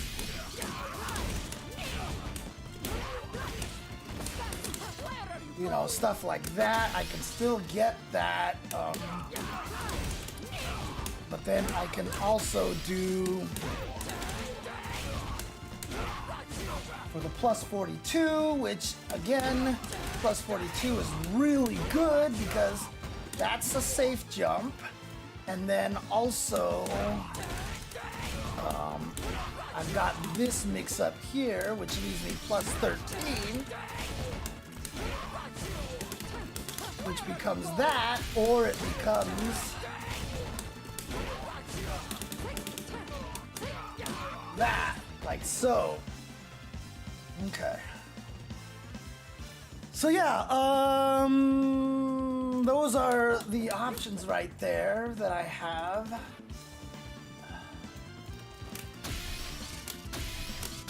Yeah, she's a weird character. Like, I don't really know what you're supposed to do in neutral with this character.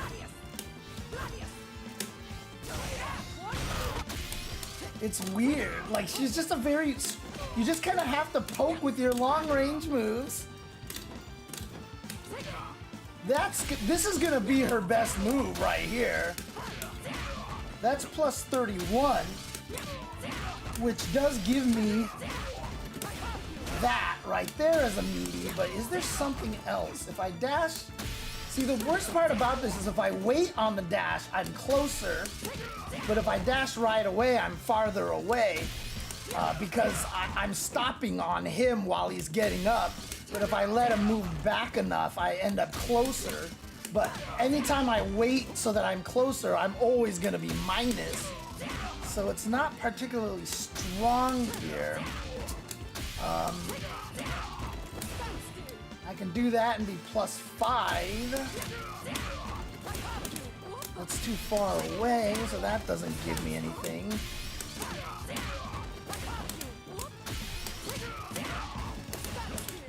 That sucks.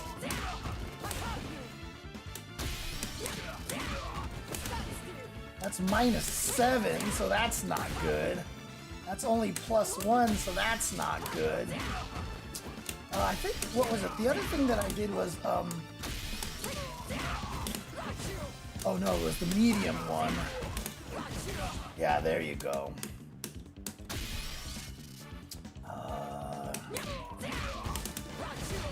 So that gives me +6. Because normally, you're just +2.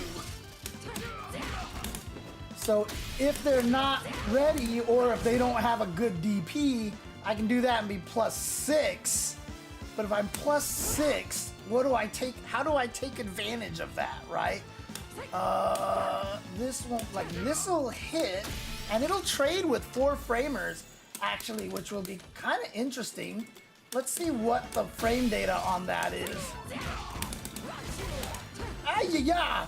Not wake up reversal. There we go. +9. That's excellent. Okay, so in other words, I can do.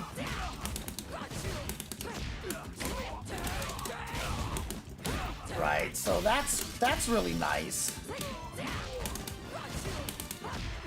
Whoops.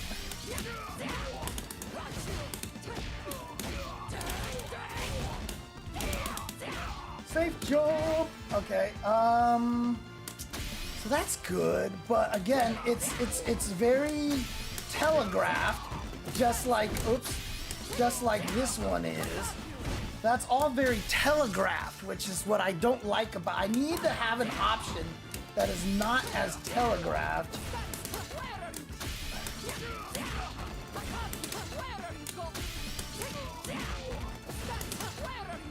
Yeah, I guess I can just do that manually, like, but it's hard to time. It's not gonna be an auto time thing. You're gonna just have to do it consistently yourself. See? If you do it too early, then you die like that. What's a good way to... So just basically right before he lands. Yeah. Right before he gets on his feet.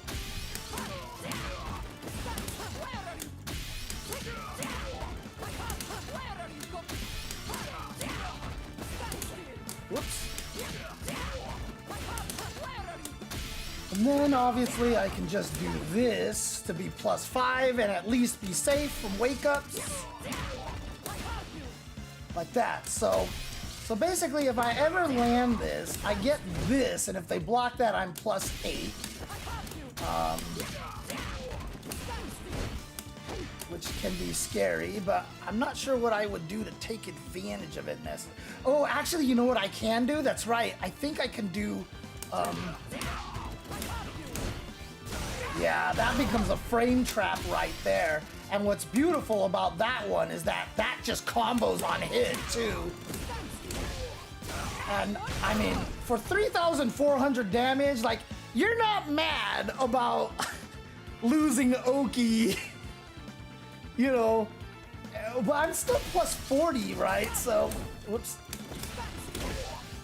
Whoops.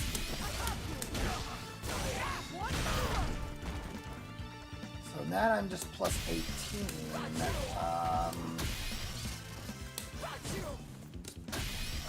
What can I do off of that?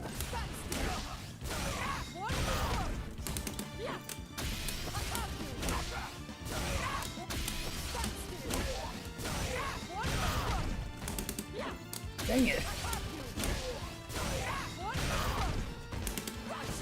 Nope, that's too early, so that doesn't work. I gotta be careful of that. I keep negative edging that one. Yeah, I can just probably dash up, and then, you know what I could do? I bet you this will work. I'm too far away! Okay, never mind. That's not gonna work.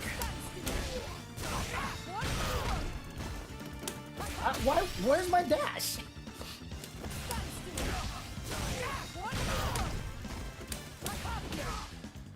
Okay, so that's medium. That'll give me a +7, which isn't so bad. Okay,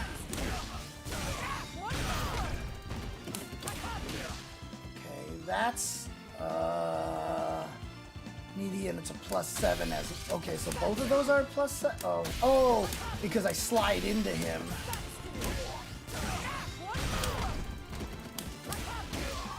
That one is +7 as well, so that's not bad.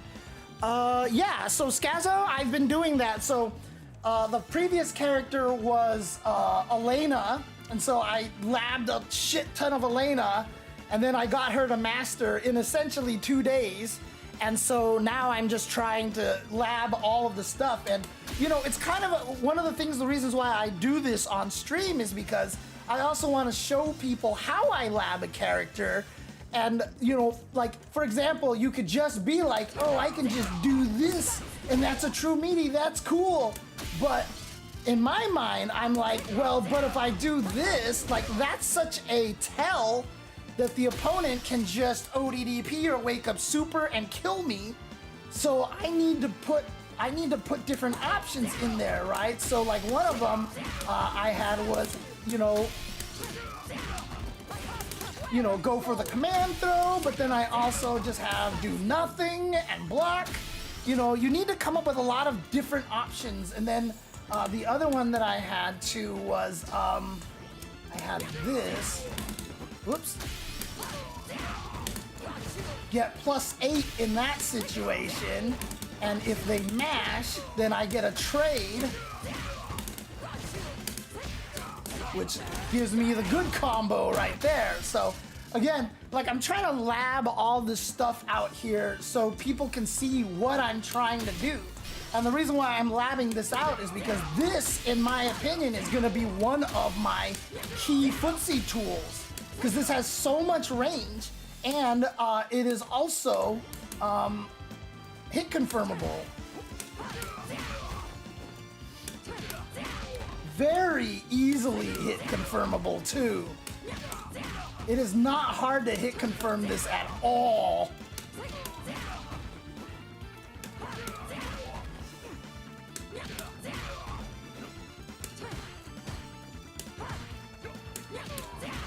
Right, so this is gonna be a really good footsies tool because on block, it's safe. It's -3. So if I do this, I can't be punished for it no matter what. So even though I lose my turn, but this is still gonna be a crucial tool for me because it's gonna be very good at like whiff punishing, right? See? Now I know on counter hit, on punish counter, I can do that instead. Let's see, that's 2160 damage. 1760. So that gives me the +31. Actually, this gives me +31 as well. So I get the exact same mix-ups. Right? So I can also do... Whoops, that's not what I wanted to do. Whoops. But see, there's just ranges where you're not sure it's gonna hit. So, like, I get scared in those situations. Whoops.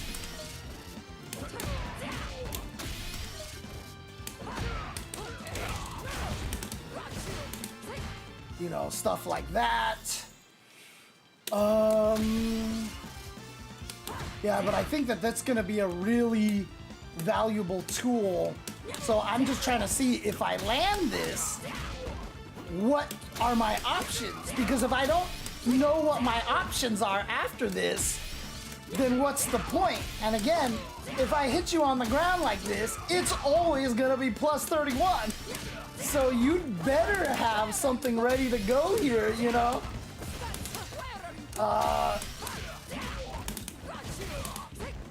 Oh shit, he just gets hit there. Have I done the trials? No, actually.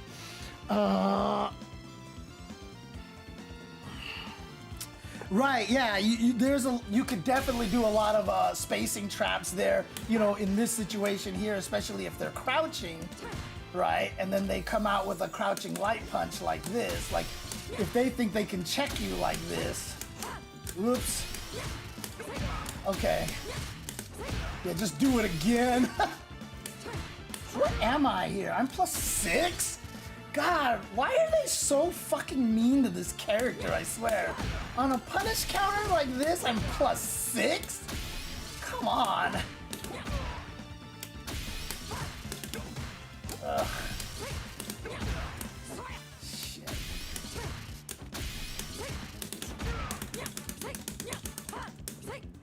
God damn, Marisa. God, why do they hate this character so much?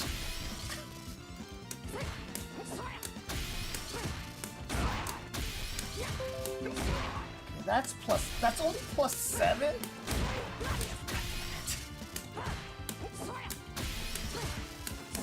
See, look at this. Ah. Sad. That's definitely too slow. That's a funny one. But if they don't do anything and you get a block, you're dead, so... yeah, if I could be, like... If I could actually be... God damn it. See, that's the worst right there, is that there's just ranges where it just doesn't hit. So that's not too bad right there. Because I think you can do... yeah, so you can do that. So that's important right there, because then...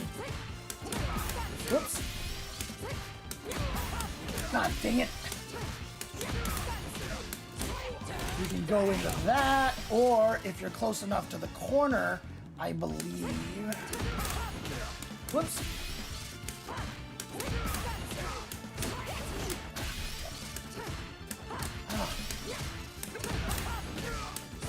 What am I trying to do? Oh, what?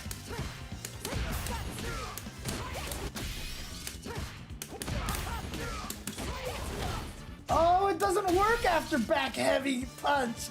Damn it. No, they know, because that's 8 frames, so they won't want to let that work. God damn you guys. Okay, so in other words, that means I have to just do that then.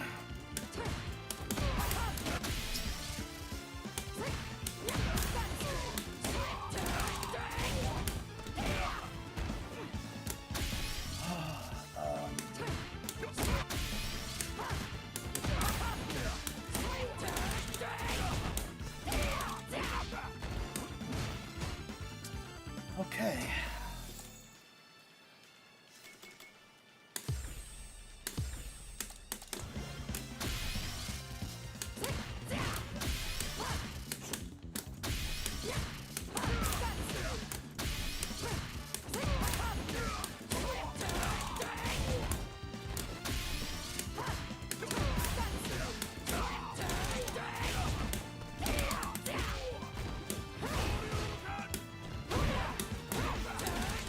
That's not the combo I'm supposed to do, by the way.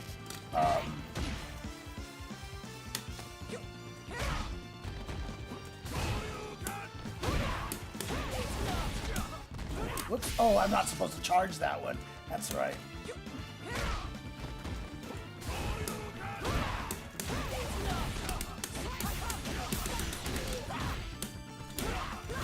Ah, I forgot to do the super.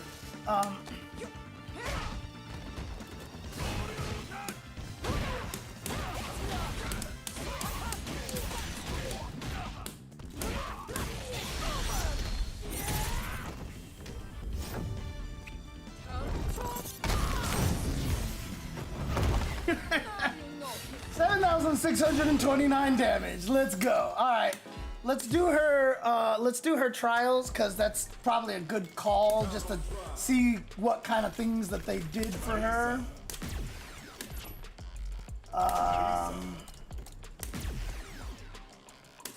Oh, I've actually have done all of these. I just don't remember any of them, so let's just do these really quick.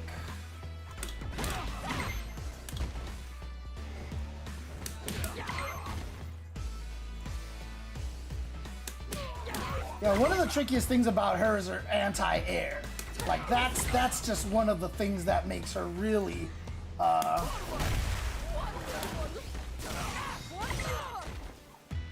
is the anti-airs, unfortunately.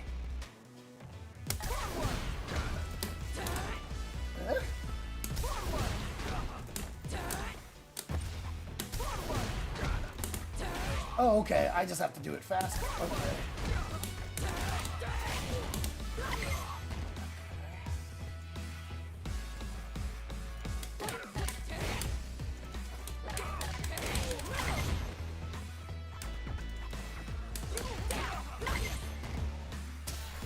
Don't know when that's ever going to be practical. It's the crazy thing.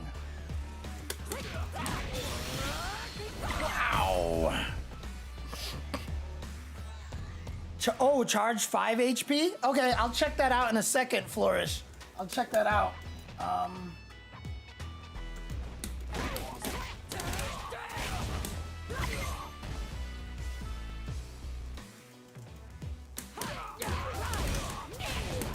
Oh, that's right. I have to experiment with that one a little bit.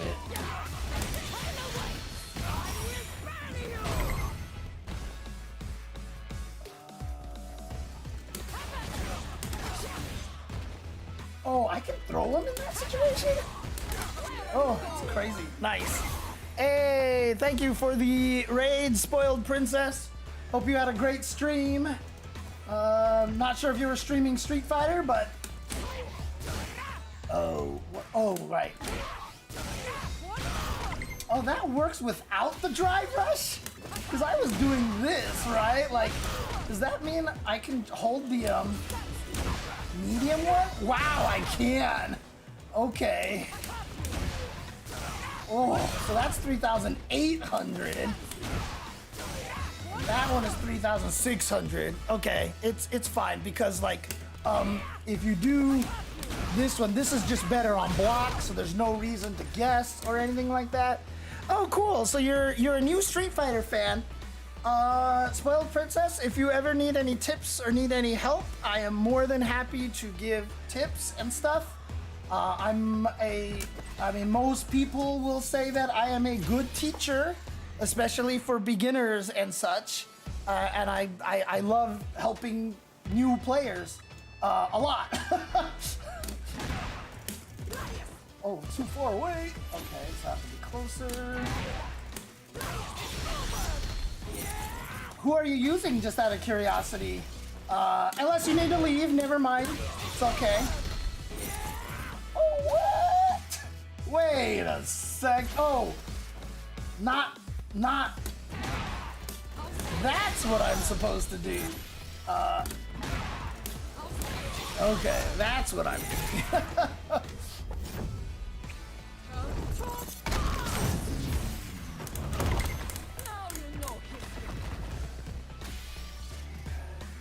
Punish, counter, yep. Oh, so that means actually drive rush into that would work too. Okay, I have to remember that.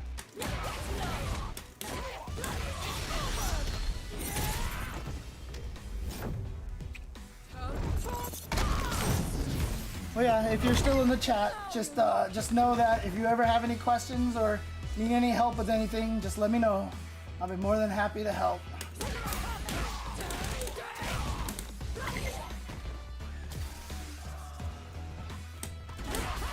Oh, that combos. Okay. Oh, that's good to know. Okay.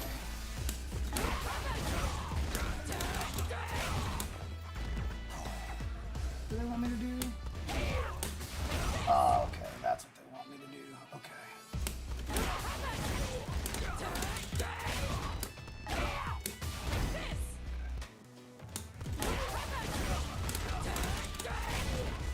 always forget what I'm supposed to charge because I want to do that one. Because that's what I always do.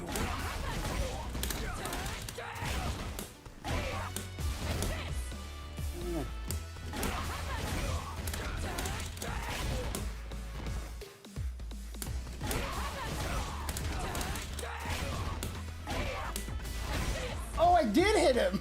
I didn't believe. I didn't believe.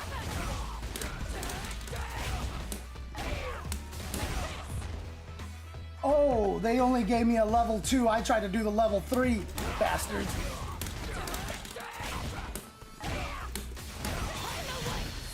There we go. You don't know what? Okay, so you know. So is that who you're using, Cammy? You're using Cammy. Good character to start with.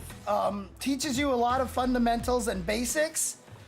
You're not gonna have a lot of like cool, fun shenanigans with her, but she is a very good character to learn the game with. She has very, very good normals and very, very good buttons. Cammy is the girl with the pigtails. Unfortunately, Street Fighter games are known for having a lot of blondes. Sagat, I think, is really cool. I love the way he's designed. He's just not Sagat. That's the problem. As a Street Fighter 6 character, I think he's really cool. As Sagat, he's not Sagat. That's the problem. But I think he's good. I don't think he's super strong, but again, a lot of the characters that are good in this game have the ability to literally win tournaments with that character only, with the right pilot. Can Sagat win a tournament by himself? Yeah, I really think he can. Viper, I think, has a lot of potential. I think she has the ability to be really, really strong in this game. Because originally I was scared that everything that she would do would use up her drive gauge too fast. But from what I've been watching people play, it hasn't been burning through her drive gauge as fast as I thought it would be. And so,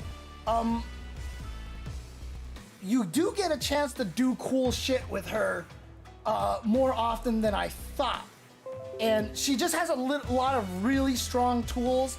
However, she has a lot of severe weaknesses, and that's gonna be the concern. But in my opinion, is why I think Viper is like Viper, Sagat, and Elena, I think are the three, like, might be the three best designed characters in the game.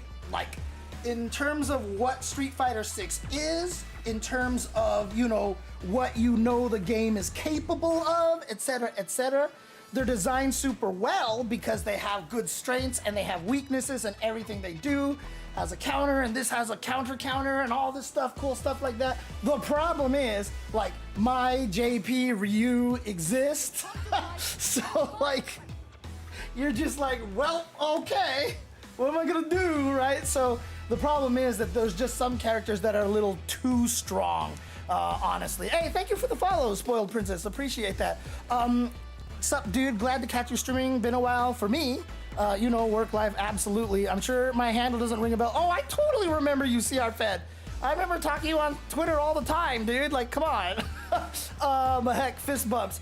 Mike Jones, no, I think she's set up to reward good resource management.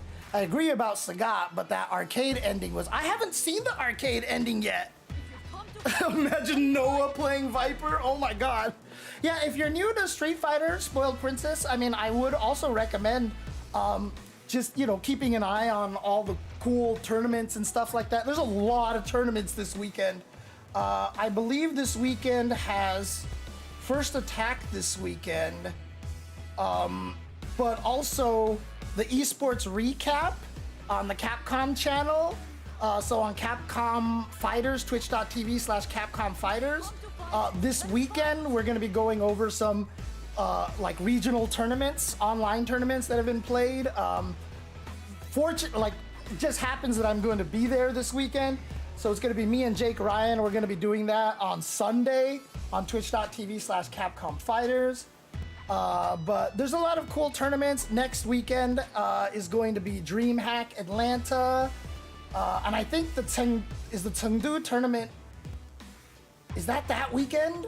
I don't remember when the Chengdu tournament is happening, so.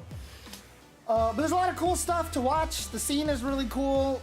People here try to be friendly. Like everything else,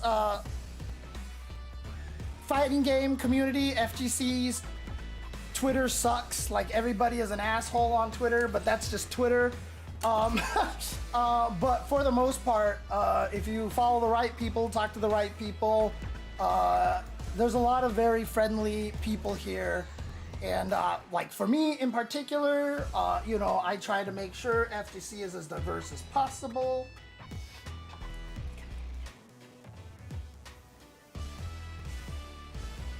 Oh, got you. Also, I have this. I have this. I have two of these. I have two of these. This is Jasmine. This is Jasmine. Hi, Jasmine. Hi, Jasmine. She's the one that hates being picked up. Where's Nathan? Where's Nathan? I don't know where Nathan is.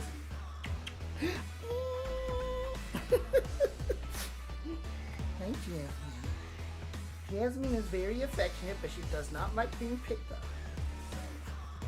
The claws are out. Oh yeah, she's looking around like, how do I escape? There you go. Get it. Go, go, go, go, go. Are you on Twitter, Spoiled Princess? Are you on Twitter or Oh, there's the Chengdu tournament right there. Chengdu tournament is, yeah, it's the next weekend. Okay, so that's gonna be a big tournament. I might try to restream that one. So, you know, obviously it's taking place in China, so it's gonna be in the freaking middle of the night. All right, but let's finish this stuff up over here. Oh, I can actually just get a drive rush like that. Okay, okay. Ah, okay. Nice, okay. Good to know. Punish counter, all right. Oops, they want me to do the OD one. Oh, I can just do that straight up raw, huh? Okay.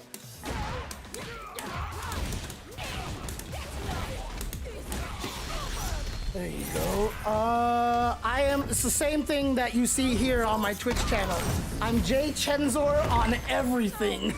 So if you just look for me as Jay Chenzor, that's me basically on Twitter.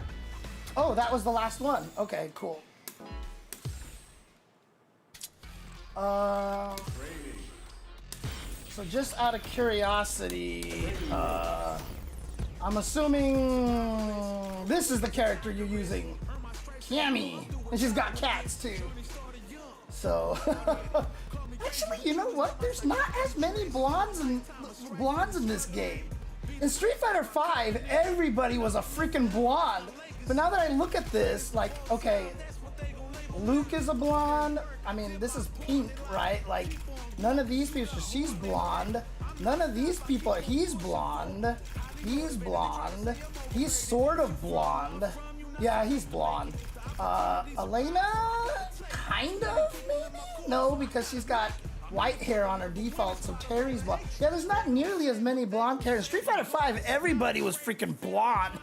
But yeah, this is a very good character to start with, to learn, because her normal buttons, her normal attacks are very good. But I'm not gonna say too much right now. I know you just rated, you're probably done with your stream, so if you want to take off, feel free. I will not hold you any longer. So,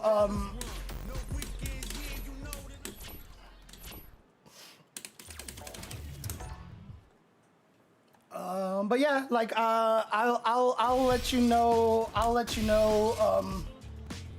I mean, yeah, just message me on Twitter. My DMs are open, and then I can talk to you a little bit. If you have any questions there, or if I'm ever streaming like this, feel free to jump in, and I am more than happy to help you out with that. Okay.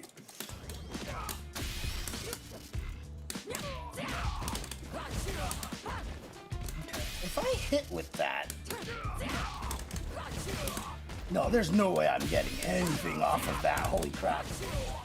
Yeah, I'm only jumping as soon as he touches the ground. I was wondering if it's immediate enough that I can actually get... Actually, let me see something. This is 28. This is 20. Oh, wow. So I can do this, too.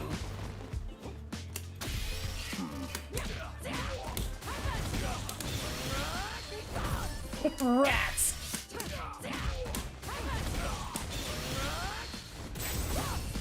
You know, you're so sick if that super OTG'd like that. That'd be so sick. God, there's no way, huh?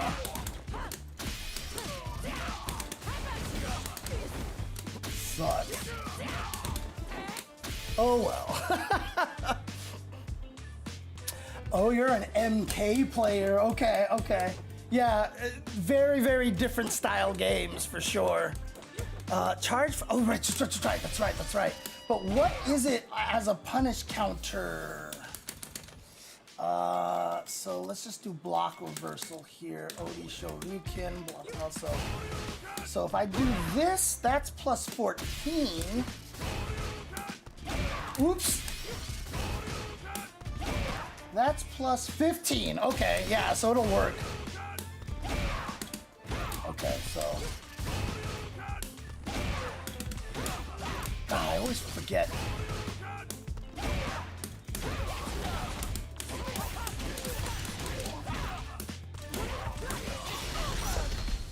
So that's gonna be 77? Yeah, 77. 7779. There you go. And then if we do Jasmine, if we did this.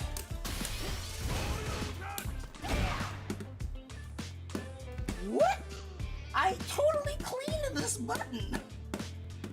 And I swapped it to a different spot. Okay, my buttons are dirty over here. One of my buttons is stuck down.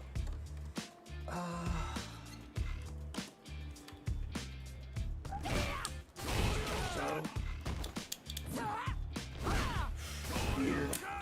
Oh, Jasmine, what are you doing? You're walking in my cabinet. Like she's walking literally in my cabinet. What are you doing? Jasmine, Jasmine, get out of my cabinet. I need to close my cabinet. Jasmine. Okay, there you go. Thank you. No, don't get back in it. Don't get back in it, Jasmine. No, Jasmine, nope. Don't go back in it. Dude, she wants to crawl back in it. Okay,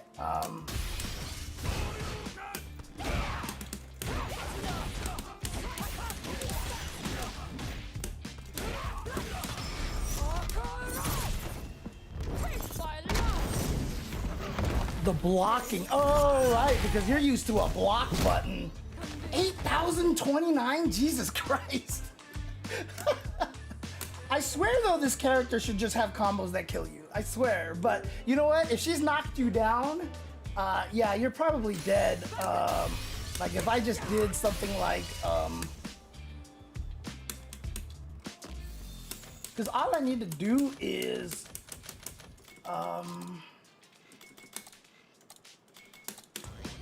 It's 2,000 damage, right? Yeah, see, then he's dead. So if I just do this and wait.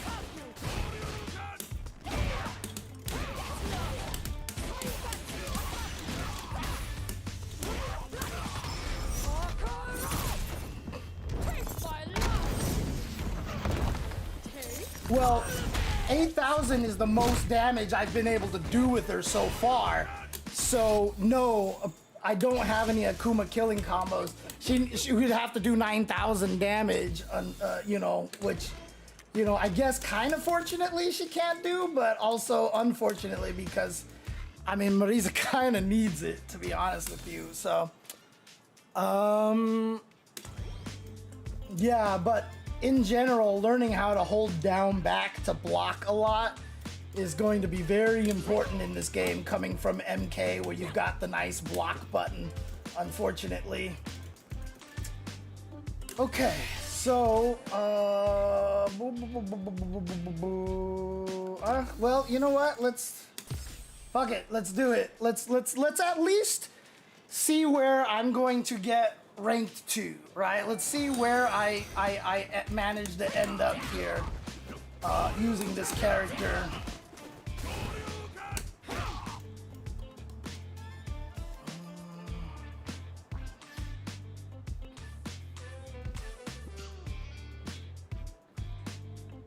Yeah, that's true. I have the parry button. I was wondering what the hell is going on. Okay. JP? You're gonna make me fight a JP? This is not cool. Here's to a fair round one. Alright, I'm player 2. Alright, there's my title.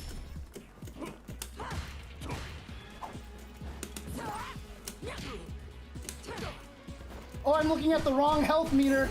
I couldn't hit confirm because I was looking at the wrong health meter.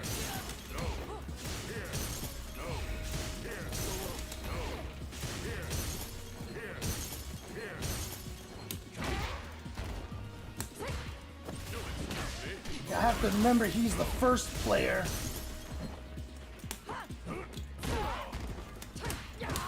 Oops, that's not good.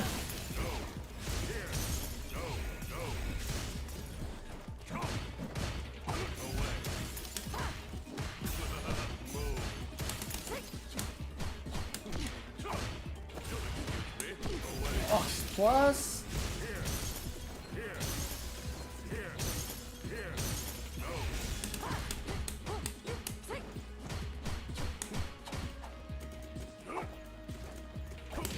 I'm not sure what I'm supposed to do with this character.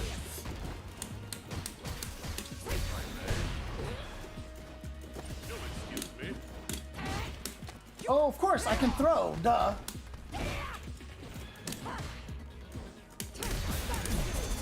Oh, no, you don't. Oh, no, you don't. Let's go. Let's go. Oof, why did I stand up? Oh, nice. Okay.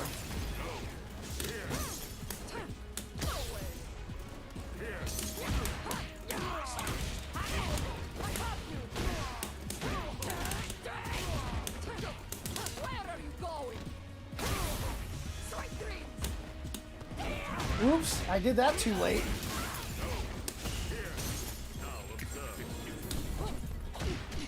I don't even know why I jumped. Ugh, punch you in the face. Let's go. All right, all right.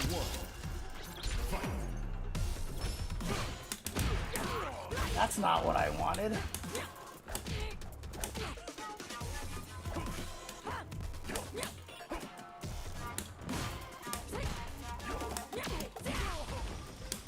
That was nothing I practiced.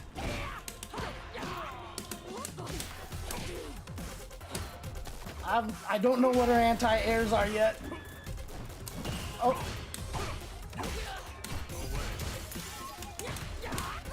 That's not what I wanted.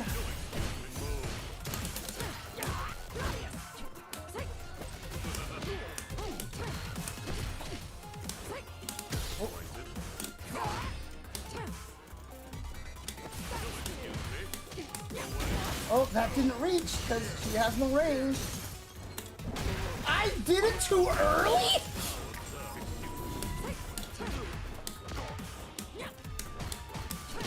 I gotta remember my cross-up is not medium kick. Cross-up is not medium kick.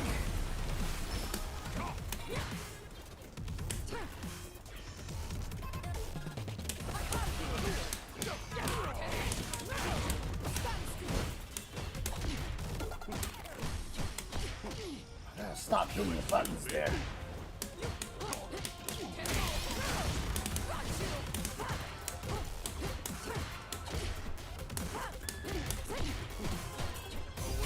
Oof, I walked into that.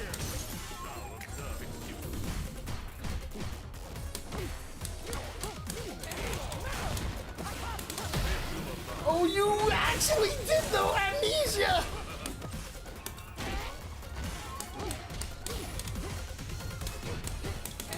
No, it's that's not what I wanted. All right, you died. All right, there we go. All right.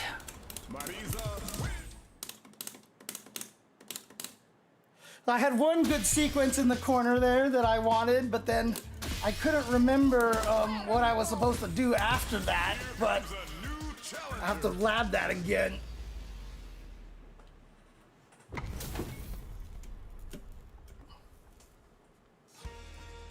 I always like the ones where they smile and are happy. Oops, oh, wait, oh, hi. Ow. I stood up, I stood up.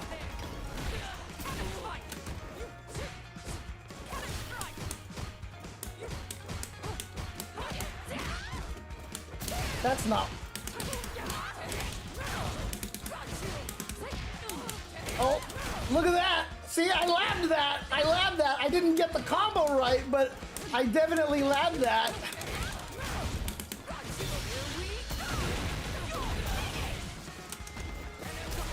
No!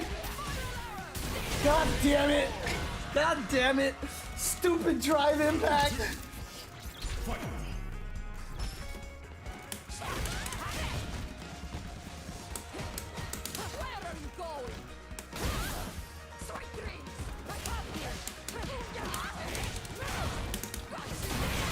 Okay, wake up. That's fine.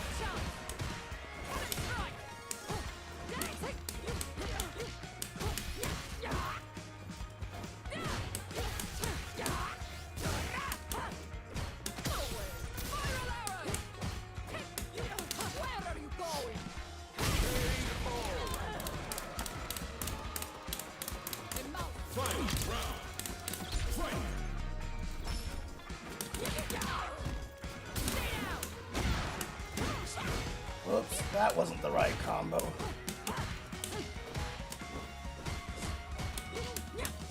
God, she has no range.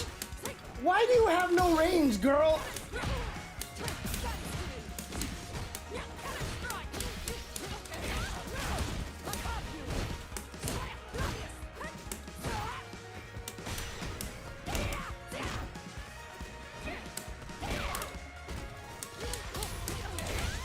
Whoops, that's not what I wanted.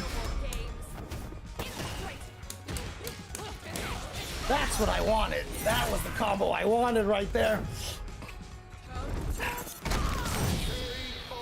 So obviously I could have killed her with something better, but I just wanted to make sure I could do that combo. I have to remember I have super meter.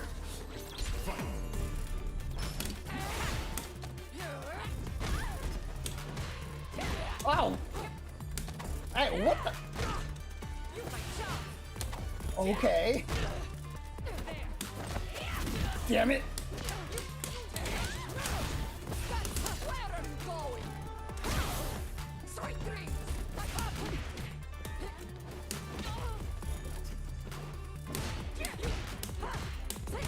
Whoops.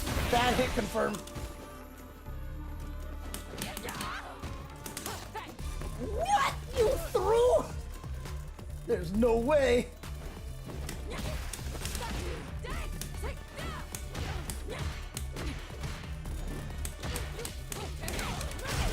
I got lucky because he just missed his dive kick.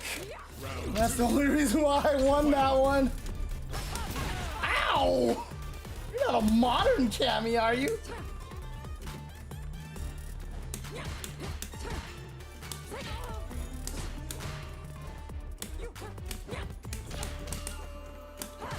Whoops. I didn't jump.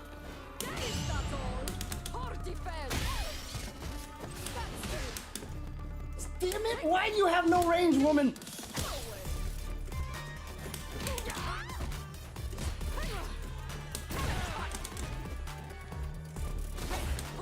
Oh, Jesus, that was far?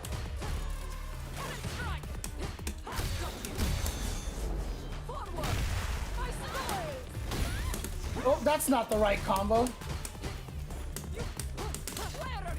You died. Ah, okay. Thank you, the FG Treehouse. Appreciate it. Oh, it's Guild Stole My Ride. Oh, okay, okay. Yeah. I know who you are. I know who you are. Where are you going? Where are you going? Strike three. Ow. Where are you going? Strike three. Where are you going? Strike three.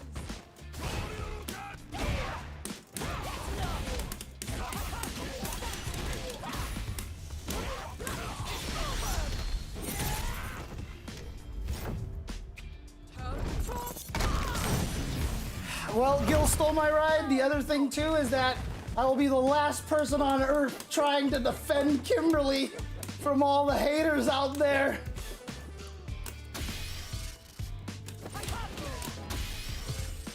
From everybody trying to say that she is ridiculously I hope it's not the same guy, is it?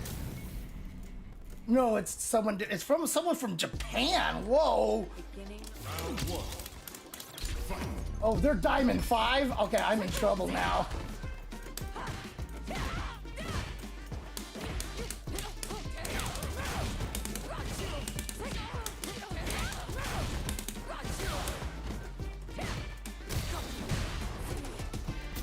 Oh, whoa, random drill, huh?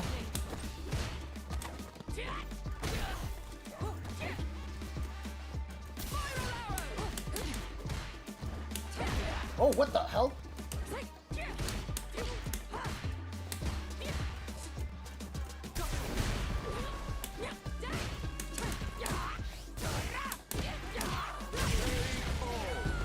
See, I shouldn't be getting away with a lot of those, but you know what? I'll take them.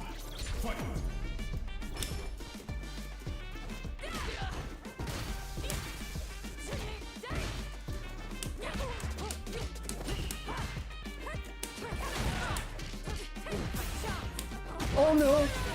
Shimmied.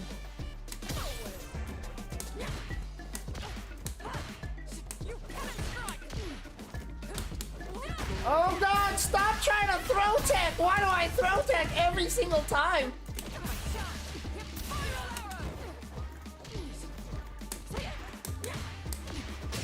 Why do I throw tech every single time?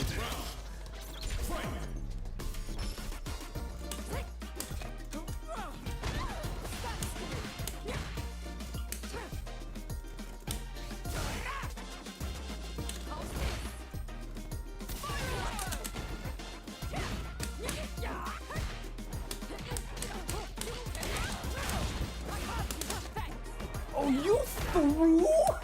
And how did I mistime mine?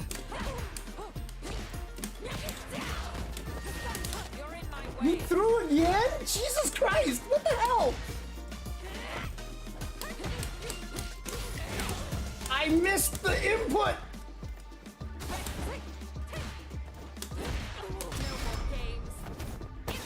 That's a good reaction. I missed my super input. I had it after the jab, jab, jab into the up thing. But I'm just not used to the muscle memory on that yet.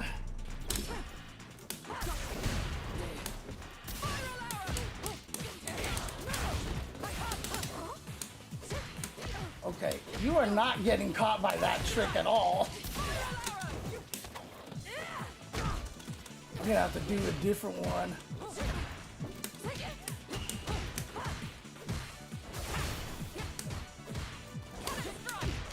What did I miss?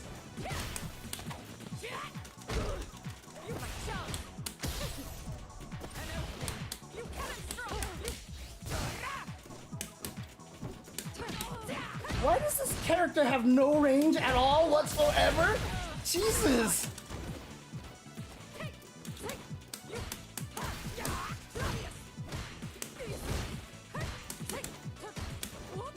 Why does this character have no range? I have to use crouching medium punch. I've got to use crouching medium punch.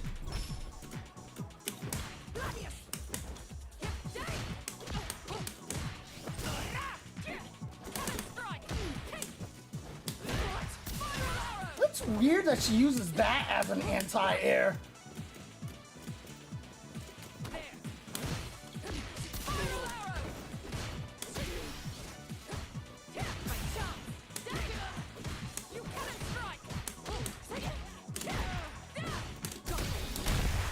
Oh, right when I press medium kick, which isn't cancelable.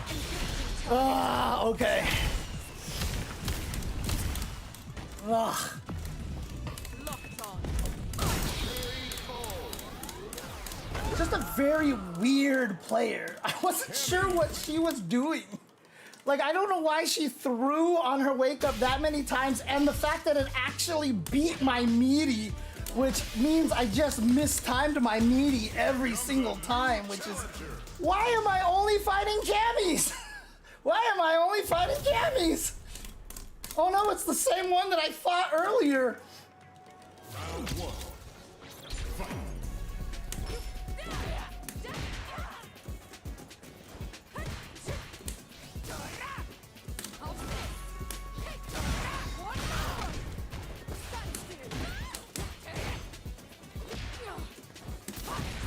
Oof.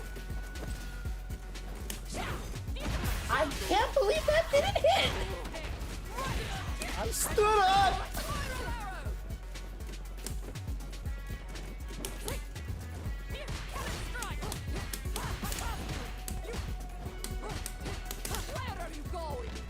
Ouch.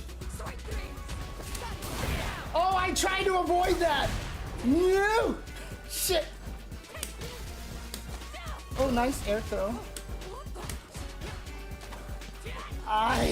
No anti-airs. No anti-air.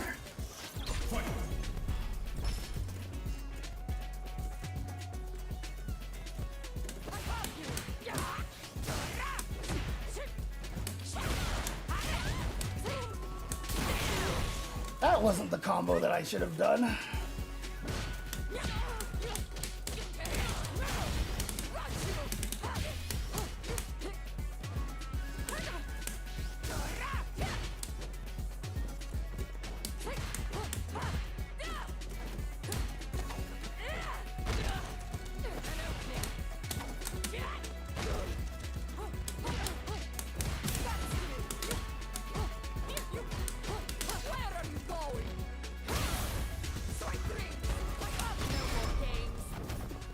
That's fair. That's fair. See what I mean by like when things are too much of a call out?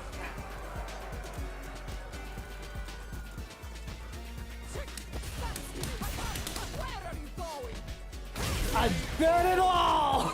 I bet it all, baby! Let's go! Oh shit.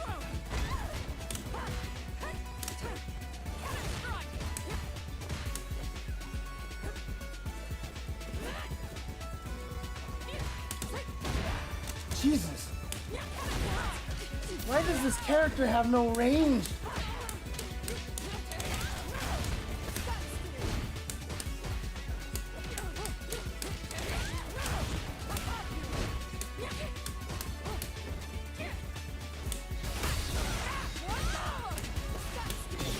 Ah, crap.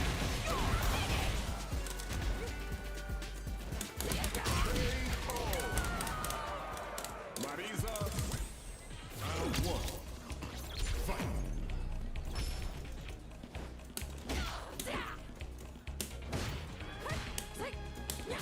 Ouch.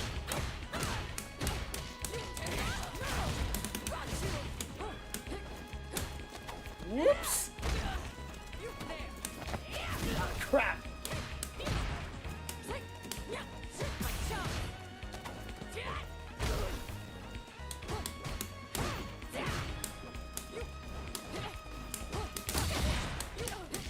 I didn't mean to do that, but it worked. Ow! Okay, steel turns.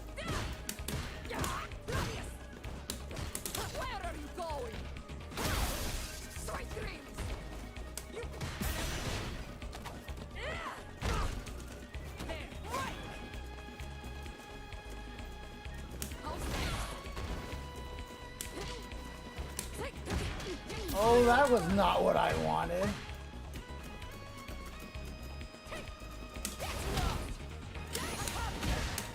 That was unfortunate. I just happened to whiff punish that. Round two.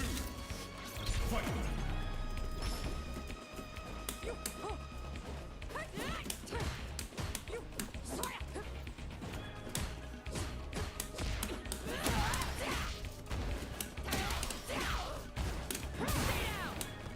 No! That was my opportunity for death combo.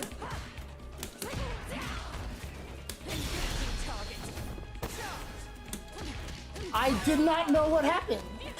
I had no idea what's happening there. No! I was waiting for that, and I still had no reaction.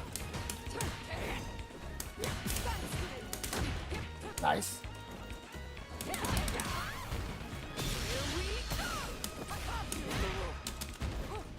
I'm not even sure if she can counter that.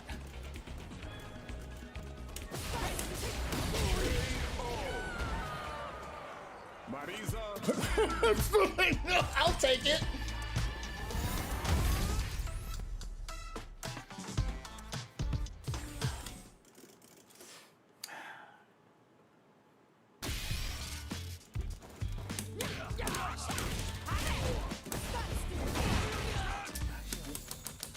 I don't want to do that.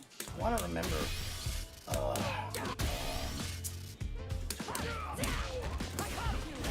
That's not what I wanted to do either.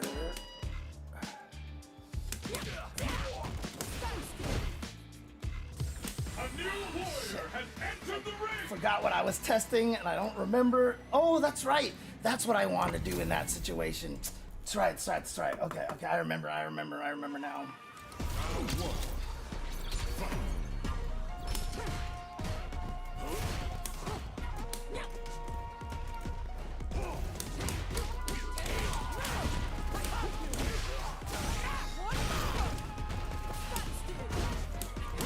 No, that's not what I'm supposed to do. Whoops, it worked.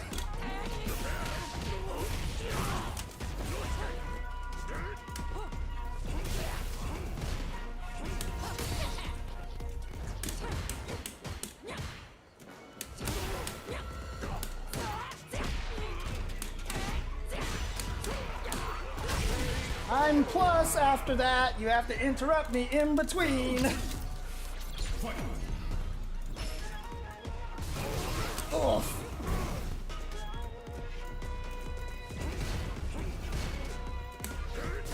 Ow, ow, ow.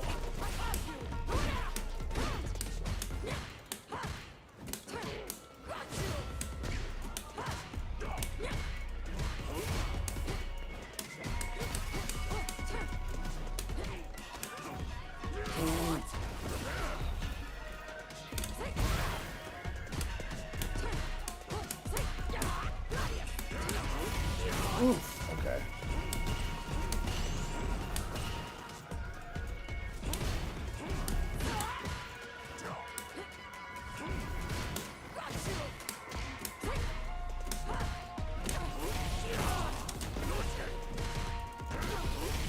Oh, that reached?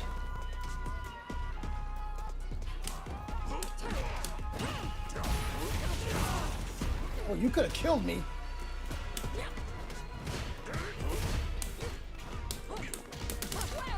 You died? Almost.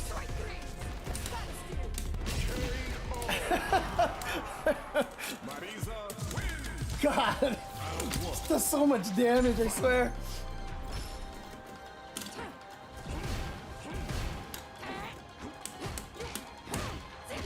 Yeah, see, there's just what to do. Oh, I'm plus. Oh no, that's not what I'm supposed to do, Jesus.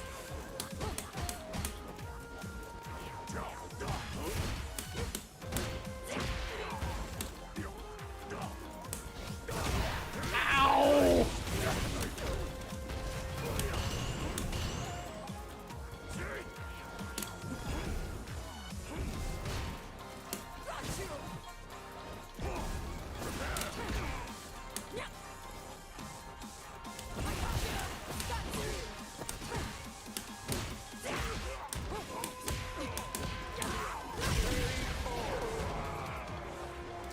This is so funny, like, she just does a lot of damage, and so people just disappear before I even know what's happening.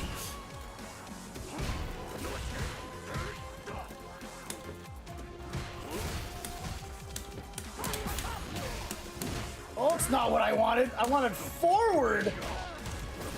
Actually, what I wanted was a back heavy punch is what I wanted. Whoops.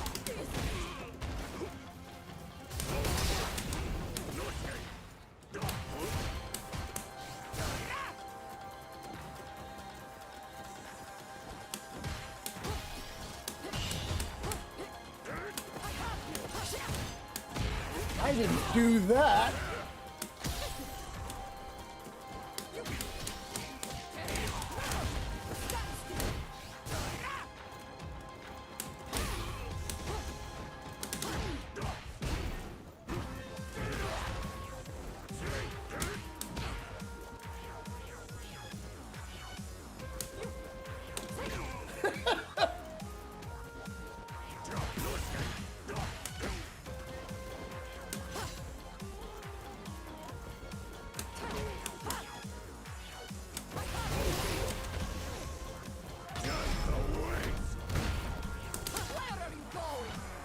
I mean, if you're gonna cut the controller like that, I mean, you're only just giving away what it is that you're trying to do, right? I mean,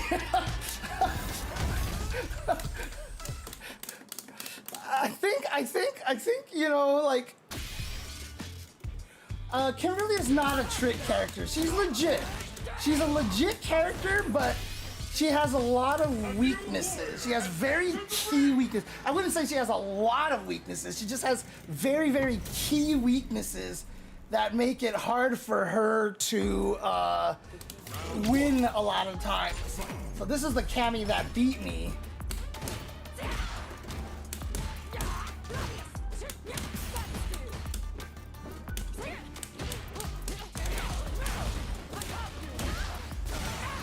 Ow!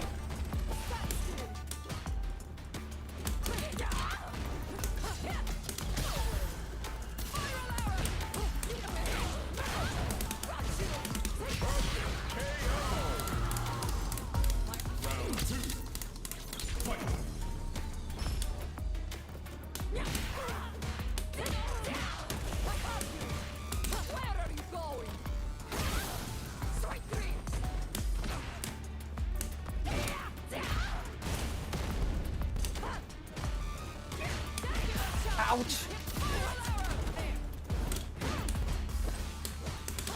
Oh, okay. This is a panic thrower, Cammy. Nice.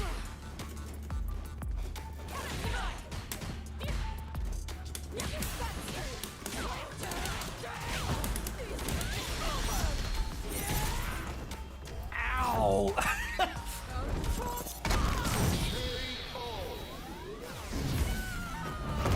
I don't think you can start in Master. I don't think you can start in Master, actually.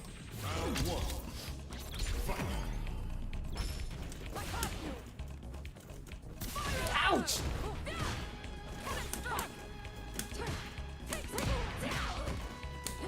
Forgot what my setup was.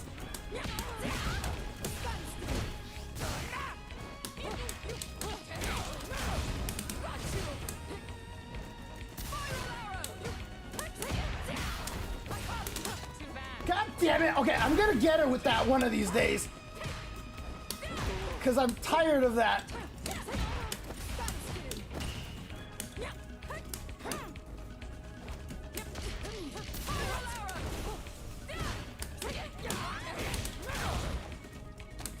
God damn it.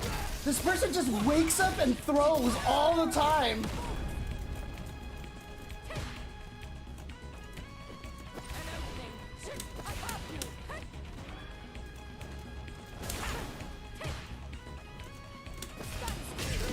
The range! I have range! I have range! Yay!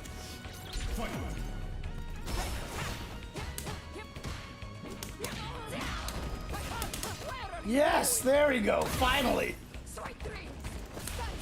I can't do that? That sucks.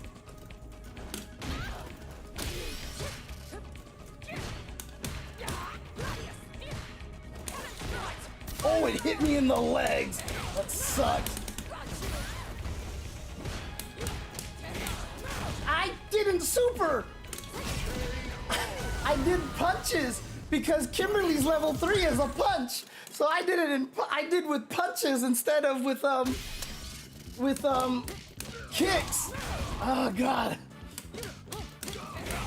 Gotta remember stats to input.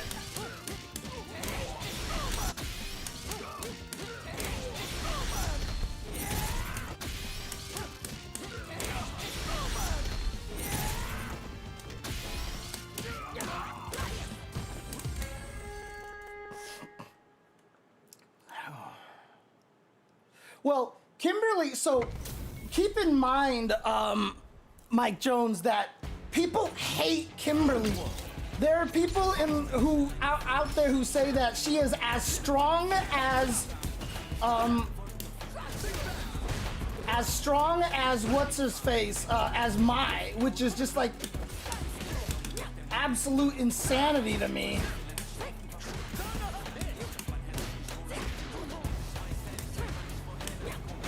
Nice jump back in the corner.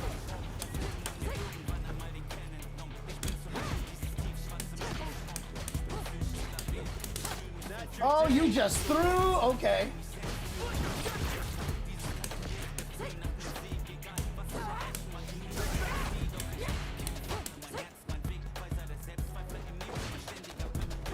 Jump. I just have no reactions to jump.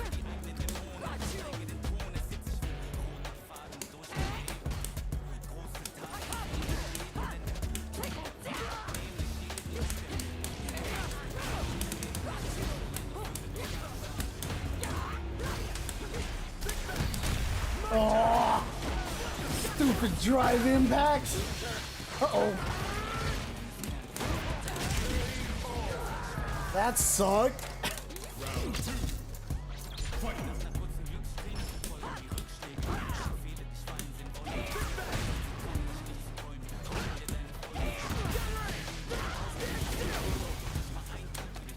Oops.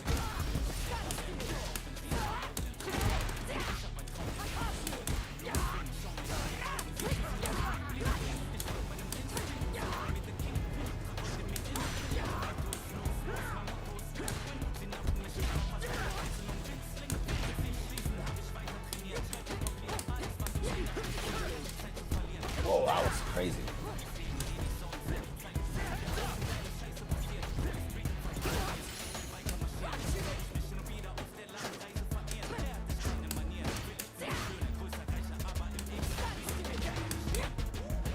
Why does this woman have no range?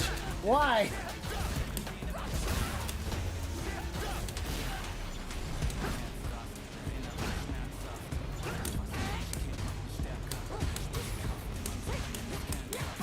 Where are you going?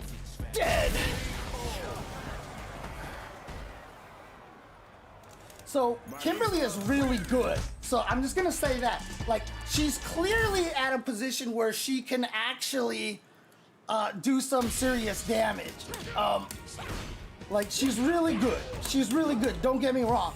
But like I said, the fact that some people talk about her like she's a top 3 or a top 5 character or something like that is absolutely just insane to me.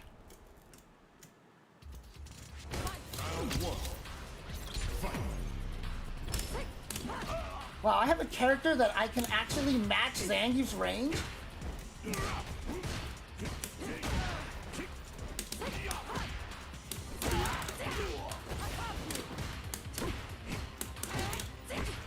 Nice. Nice interruption.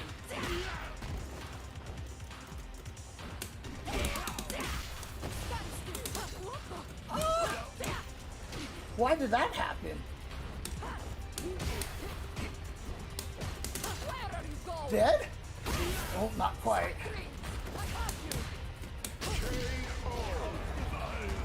Why didn't my drive rush cancel happen that I wanted there? That was very weird.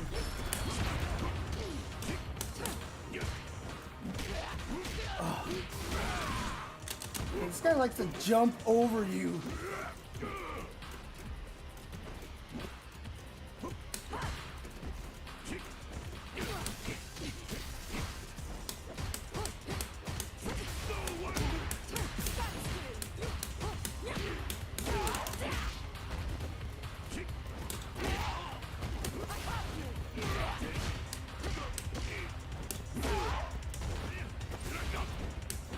That's not the crosser button.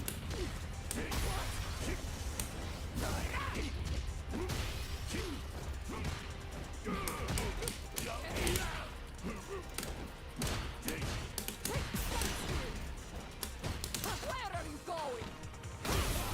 Strike three. Oh, he lived? Oh, come on. I'm Marisa. I should do damage.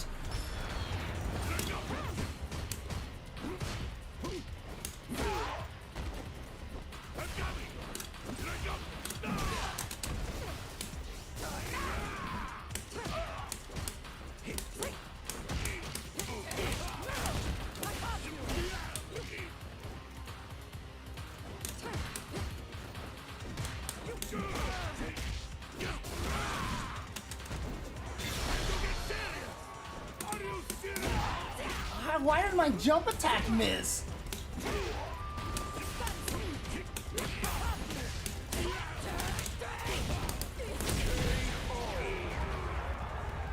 Marisa wins.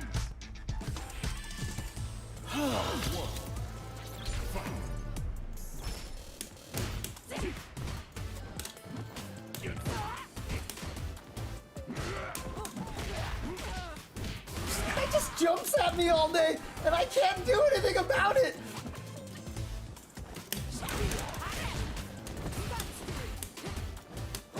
Where are you going? Strike three.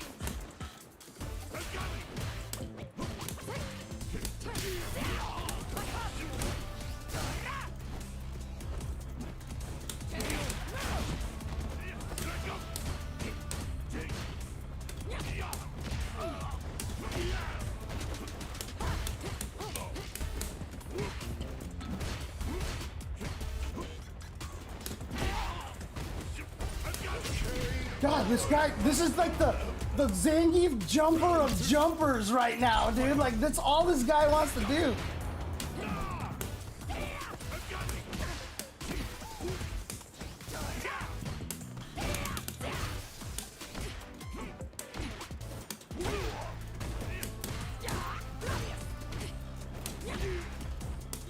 Where are you going?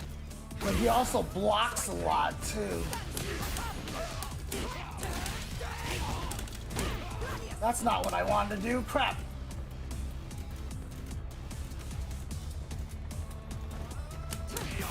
Where are you going? Strike three.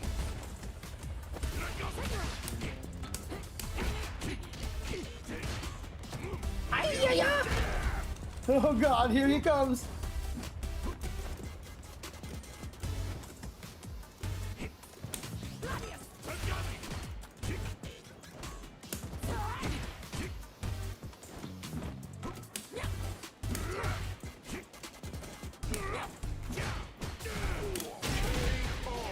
No, no, no, no, no. Marisa wins.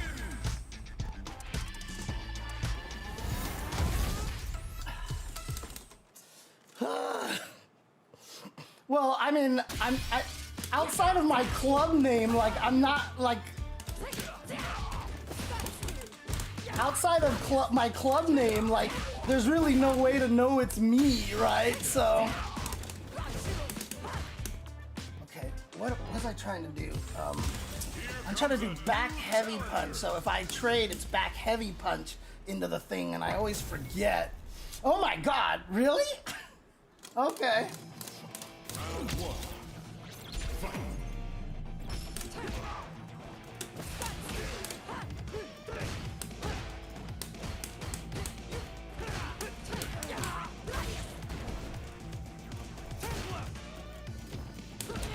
Oof.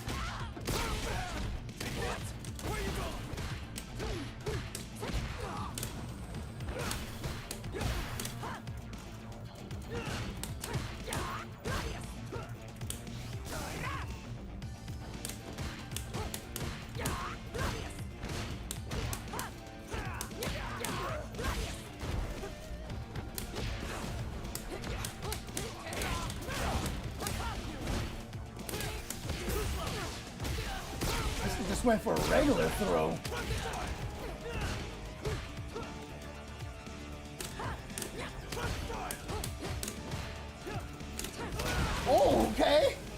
nice. That was nice, actually. Just pulled back and then the kick just missed.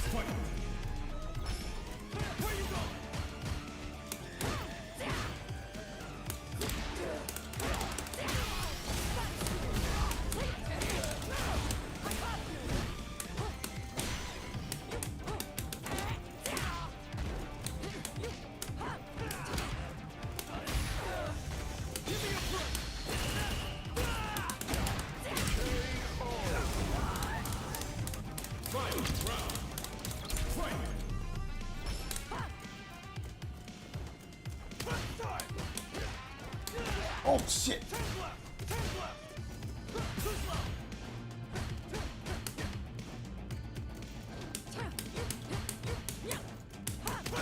Oh god damn it!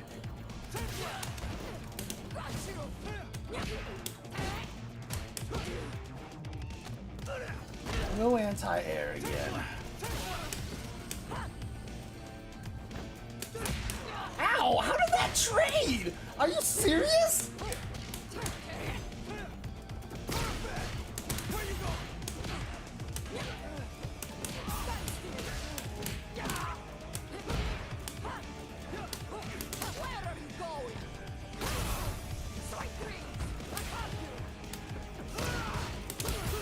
Oh, what? He's not plus in that situation. Why is he pressing buttons after that? He's not plus. All right, I just have to challenge him. Like, he's done that like 3 times now that he's just like hit the button there.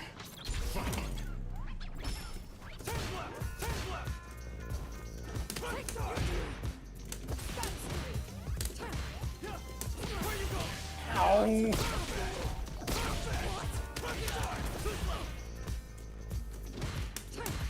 Whoops. Bad hit confirm.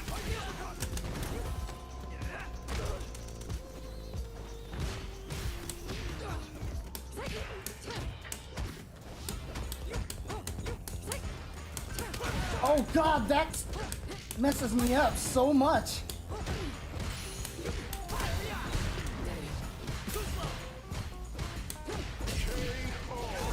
That backswing blow gets me every time.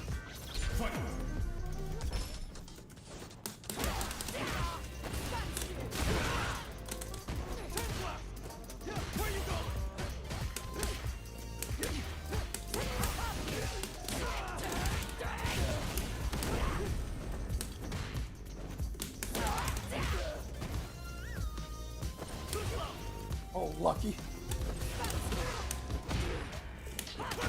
Jesus Christ, that move is a pain in the ass.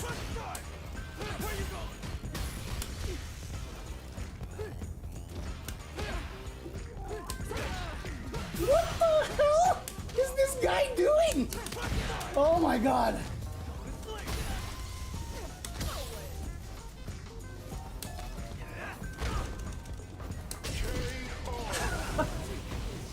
Okay, that was the weirdest Ed I have ever seen.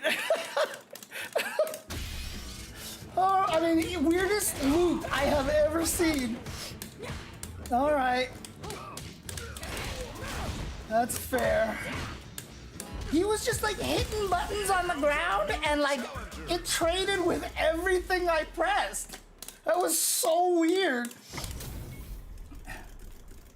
It like literally traded with everything that I did. He was just like low fierce, low strong, low whatever, you know?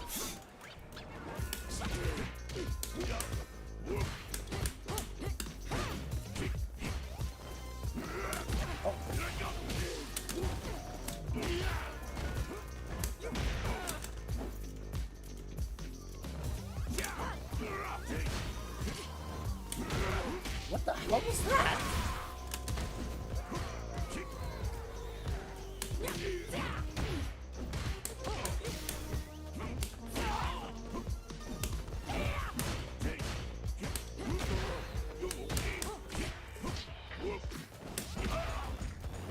Oh, nice. Oh, okay, good jump, good jump. This is the crazy jumper. Round 2. But he's neutral jumping a lot now, which is what's making it tough.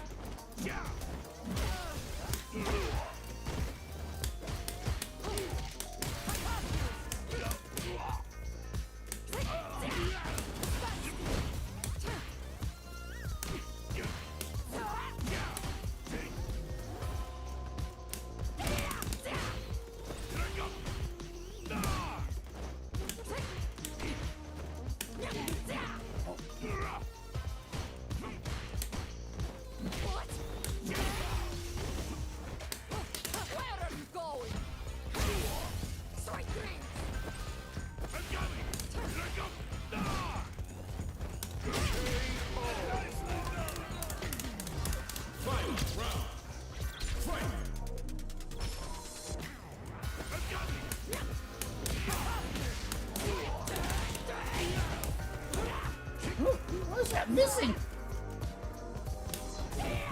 Ow, what a neutral jump. Jesus.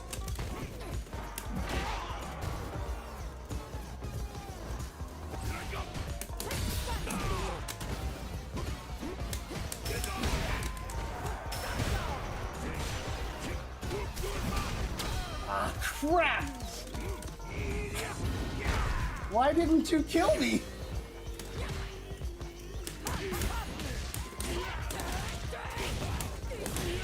He could have killed me. Why didn't he kill me? He might have just messed up the input, honestly.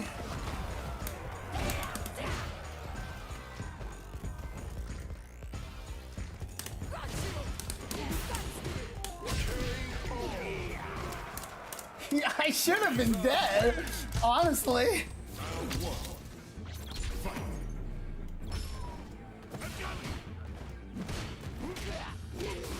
That's crazy that that can actually hit that.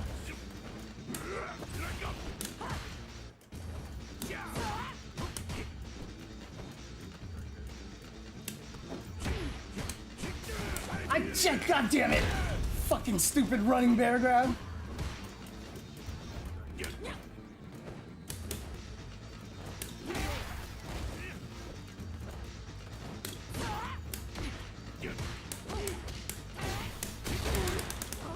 Oh, nice jump.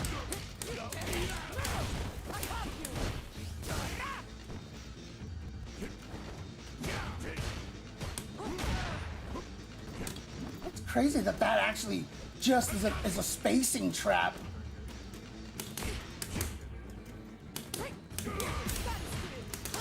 Oh, okay. Okay, this guy just jumps. This is all he does. It's like the freaking bunny rabbit of Zangief's.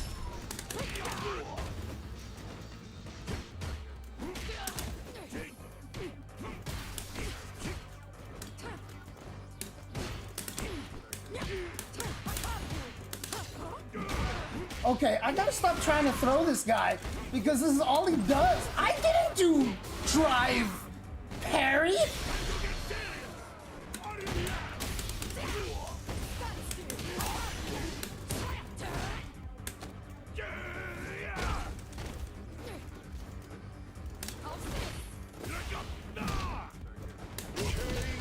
I didn't do drive parry. I did crouching heavy punch. And somehow I hit the button for drive parry because of the stupid macro. See, that's crazy.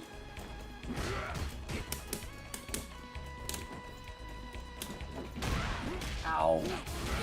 Oh my god, this guy's neutral jumps are murdering me.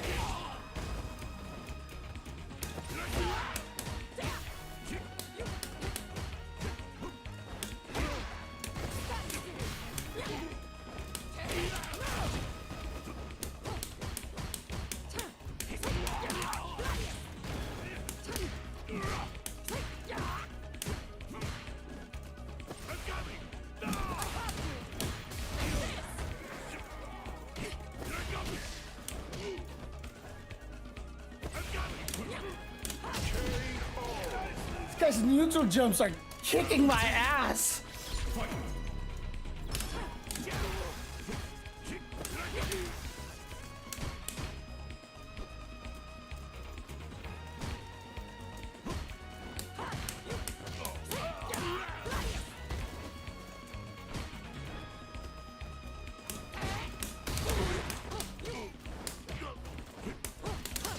Oh my god. This guy will never stop jumping.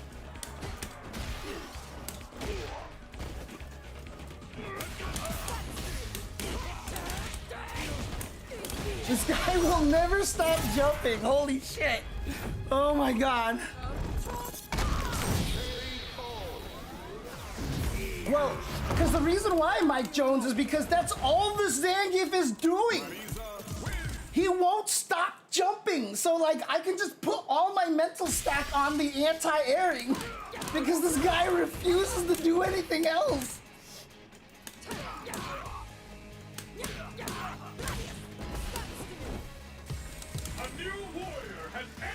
God, I'm fighting the same people over and over and over again, it feels like. Yeah, it's the same Japanese player again. Round one.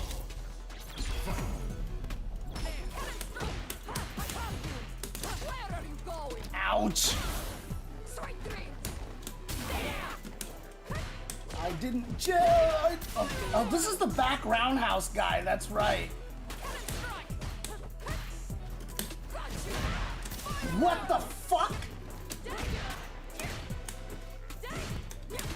Whoops.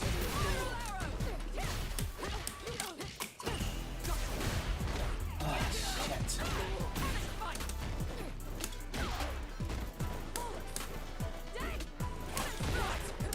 Oh, it hits me in the feet. That sucks. Oh, nice, perfect parry.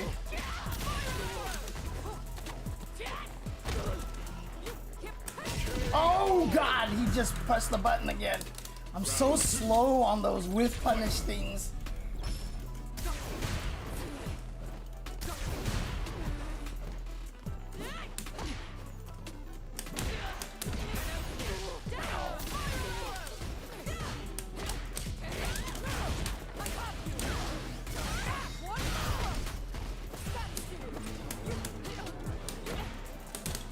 Ah, shit.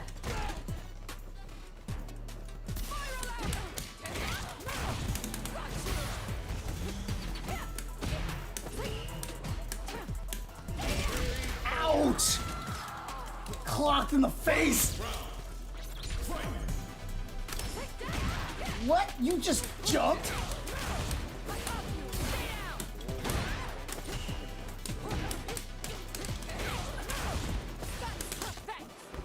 Did it again! How?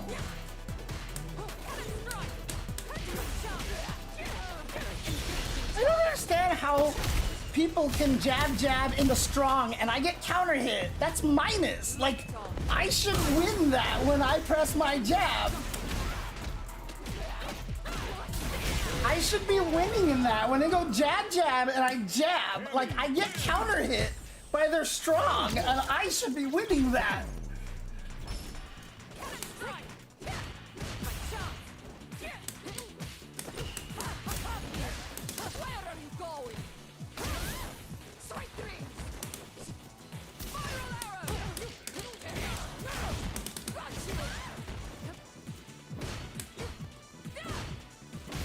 Oh shit!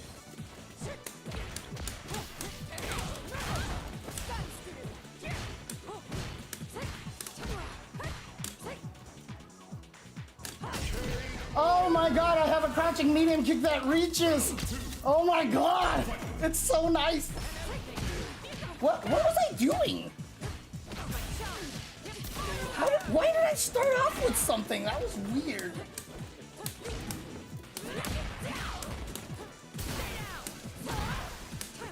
Shit!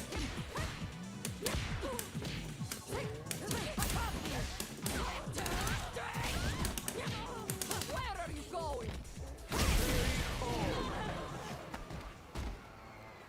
Probably unnecessary, but you know what? It was fun.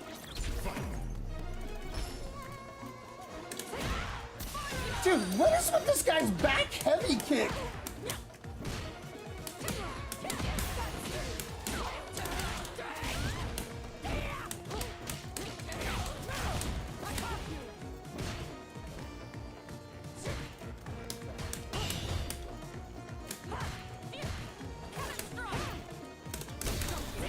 Oh shit.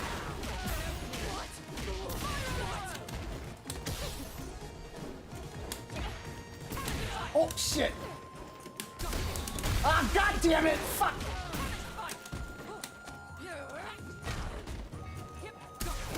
Oh god damn it!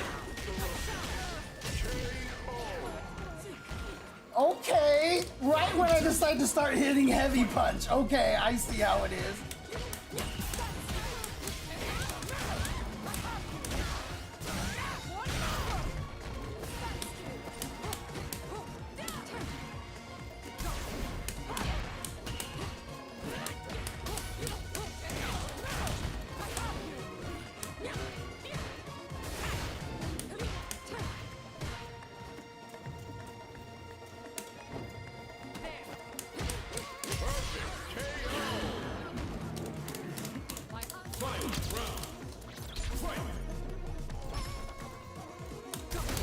Oh my god! Is this guy cheating? Does this guy have like the cheat on or something?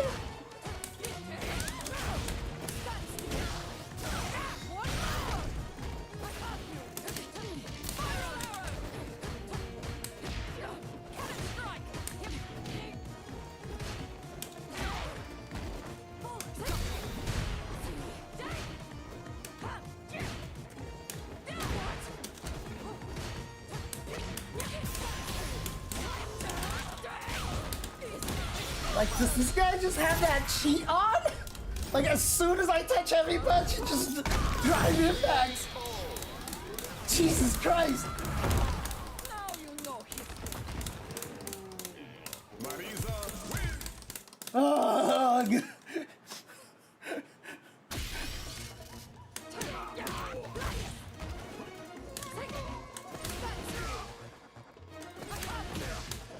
God.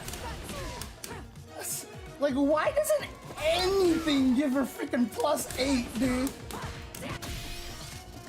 It's so sad.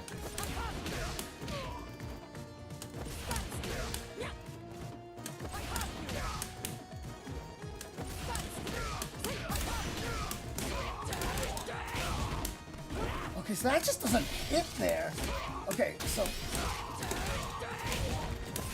that's what it was. Okay. That's what it was. Okay. I remember there was a way to hit with back heavy punch. Oh my god, dude, I'm fighting the same two people over and over and over and over again. I'm fighting the same two people over and over and over again. Why? Why is this happening? Where are you going?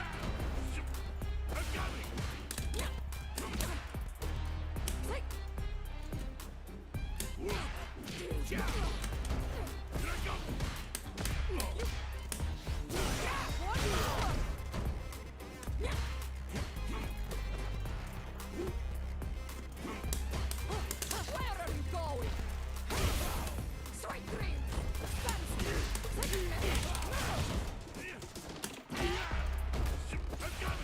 Oh, that was nice, actually. I like that.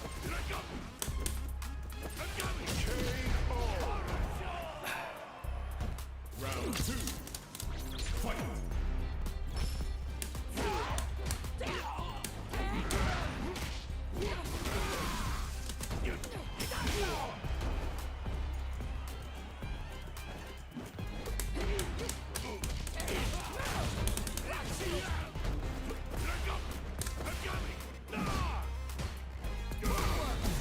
Oh, God. Everyone's ready for it except me. That's how it always works.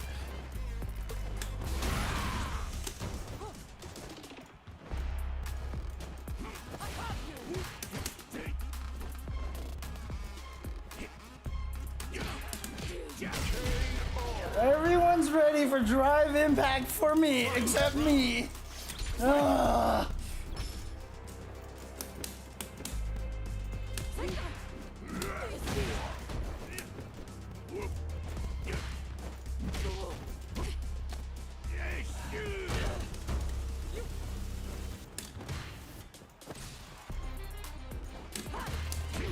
I didn't do that.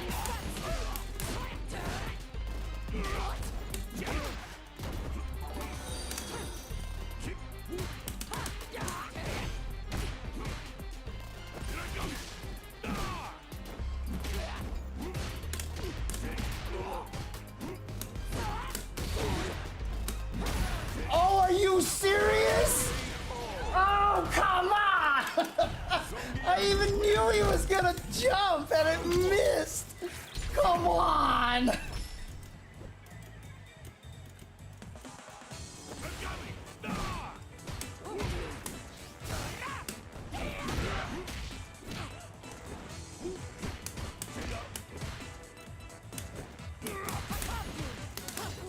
Oh my god!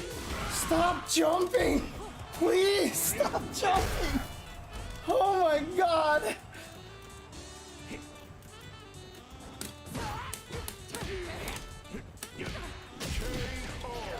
The problem is, like, there's no way for Marisa to really punish you for jumping.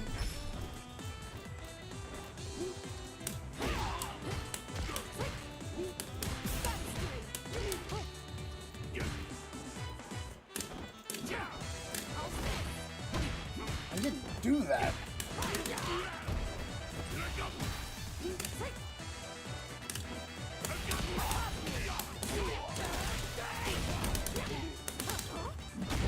Oh my god!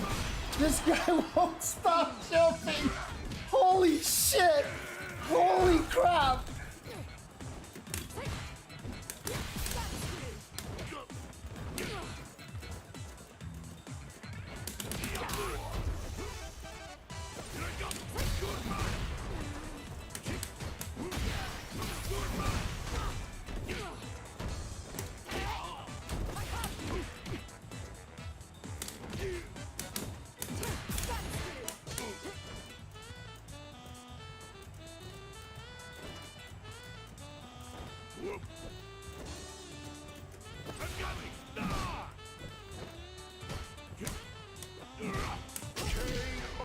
Fucking hell, dude!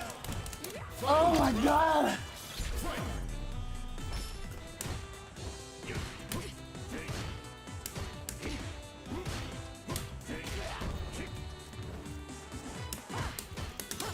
Why do I try that? Why do I try that? This guy is just gonna hold up forward every single time! Why do I try that?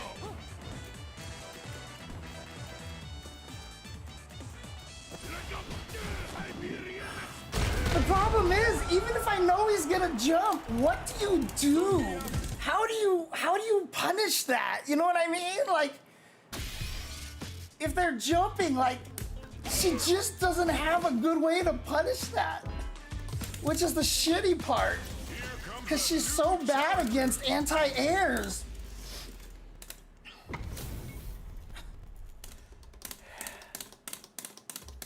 Oh, Superman punch is safe on block, but that's not gonna solve my anti-air problem.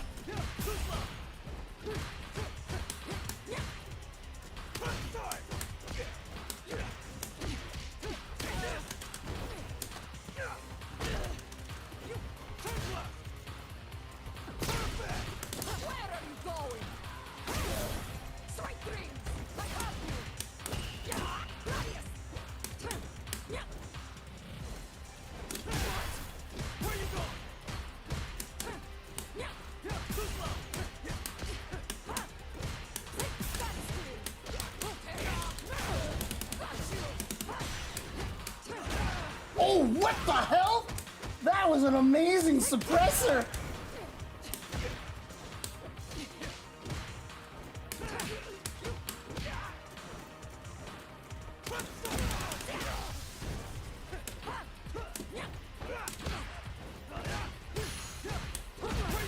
Oh, my button just missed.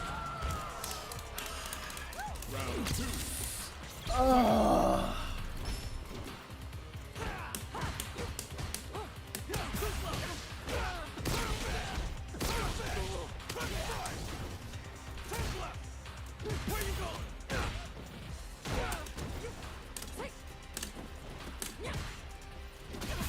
Oh my god. This guy's buttons timing just destroys me.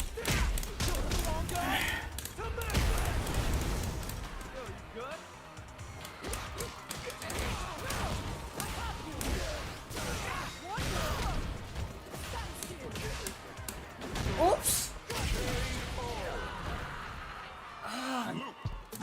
What was the button that whiffed? That button that whiffed is the one that kind of confused me.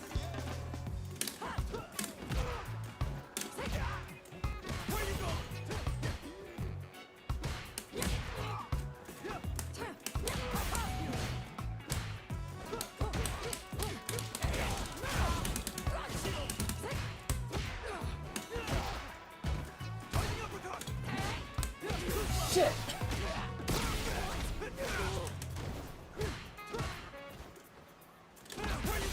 God damn it.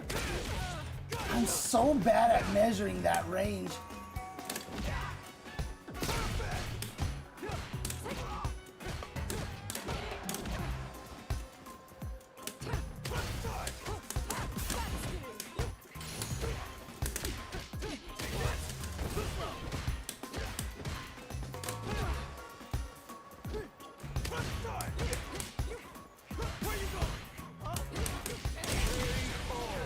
Oh my god.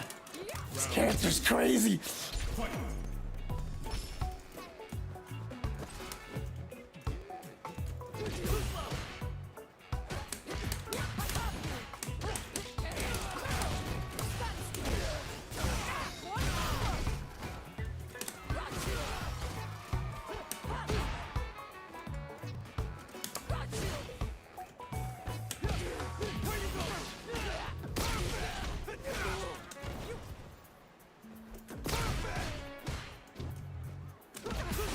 Jesus Christ!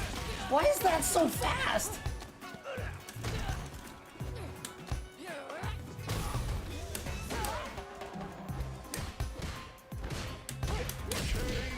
Why is that crouching medium kick so fast? It keeps hitting me before I can get anything off. Look at that!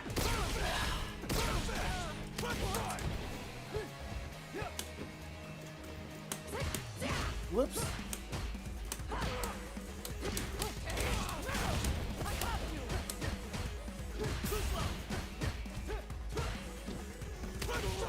What? How did I get hit by that?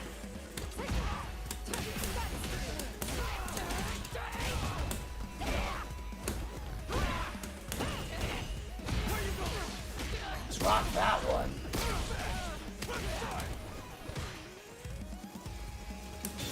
I didn't do that!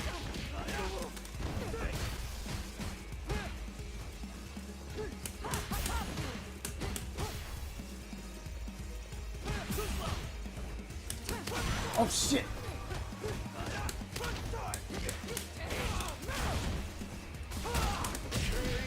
I lived! I lived!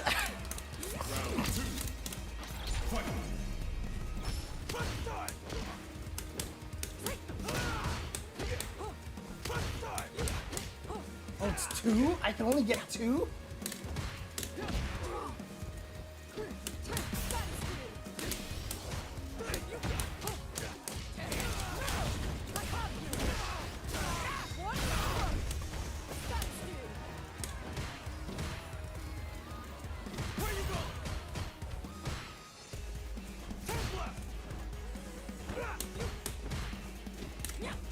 Oh, Jesus.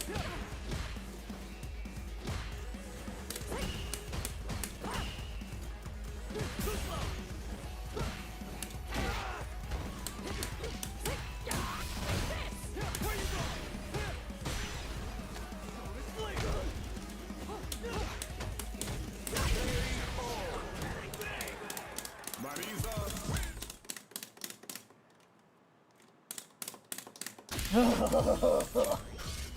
I'm only fighting the same three people, which is annoying. It's like, oh, finally a different human being.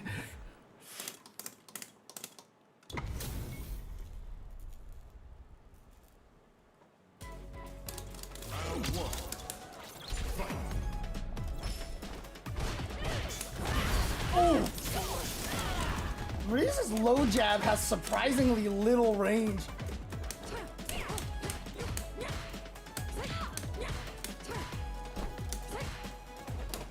Oh.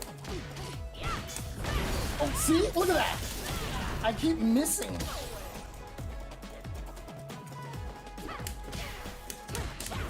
Huh?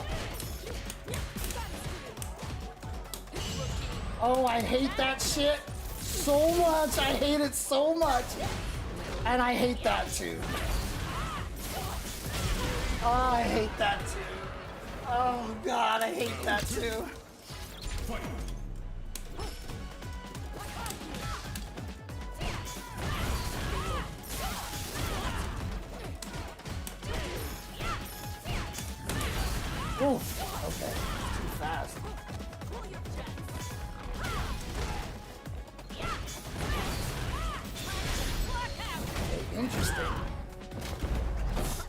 if there is anything I could do in the middle of that. There might not be, but like I keep getting frame trapped by the seismo when she does that. I need to actually lab that situation because I actually have no idea what I can do.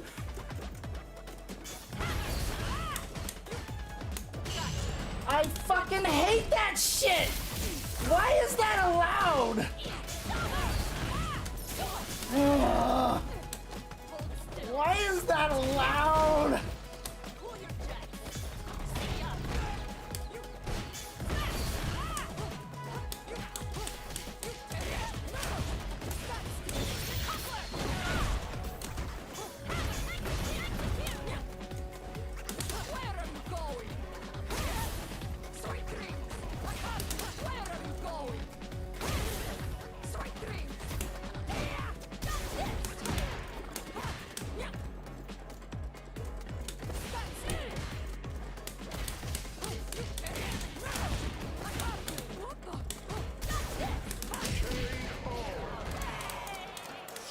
Round 2.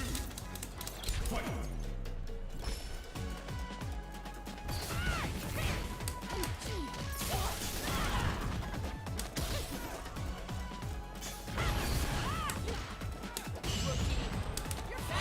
Hell, dude. So dumb.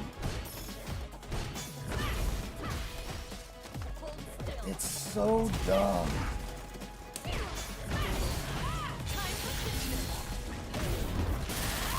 I hate that mechanic so much. Oh fuck! I hate that mechanic too! I hate them both!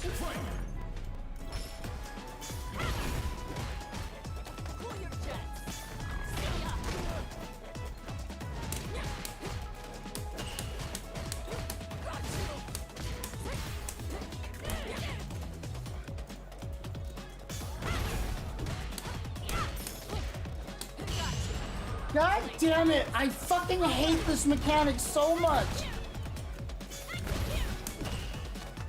I hate it so much!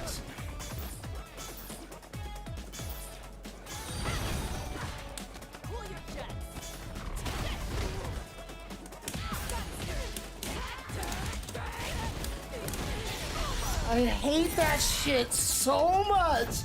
Fuck!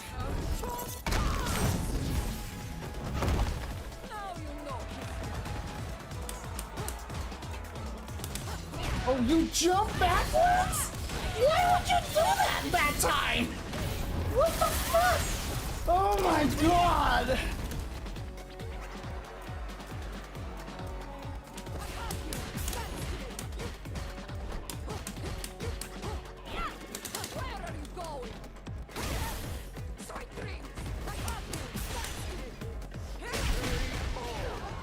Ah!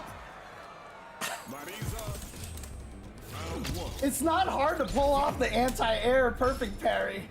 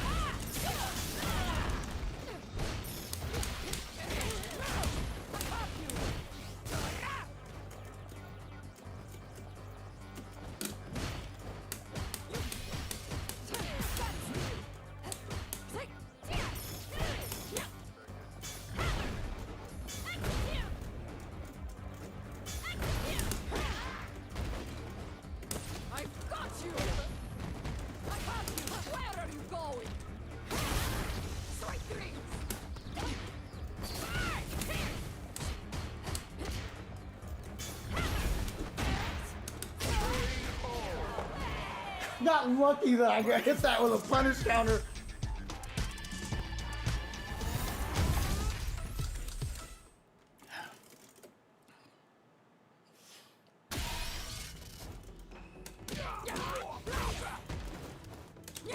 Boy, it's very clear that this character's weakness is just her anti-air is such absolute shit.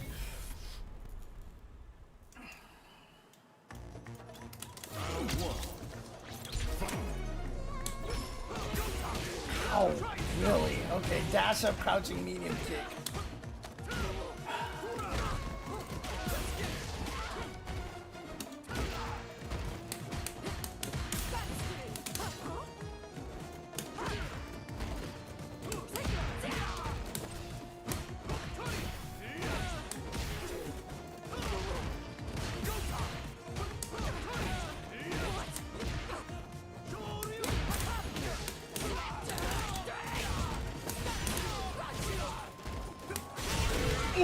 Okay, that makes sense. Yeah, I didn't have any life. I didn't realize I was gonna burn myself out like that because I didn't know how much drive gauge I had.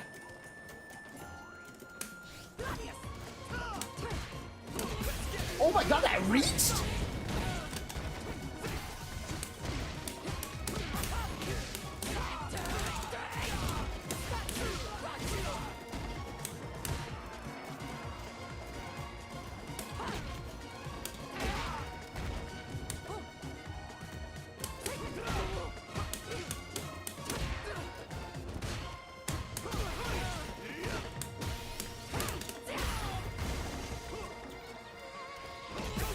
God damn it, why does that reach so much farther than I think?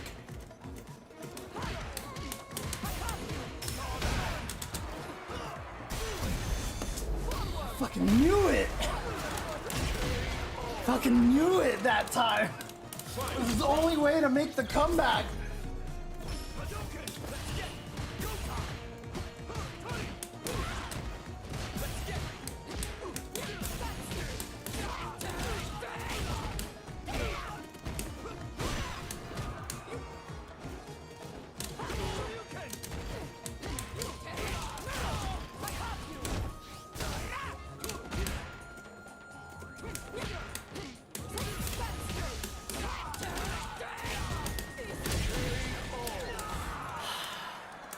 Marisa wins. Round 1. Fight. Jesus Christ! Crazy ass Ken!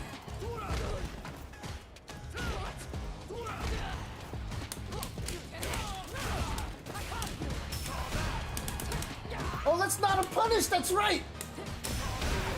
God damn it!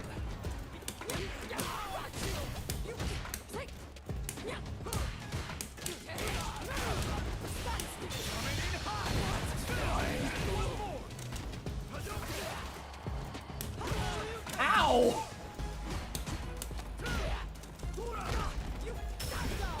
Oh, that's a nice neutral jump. Okay. Round 2. Fight.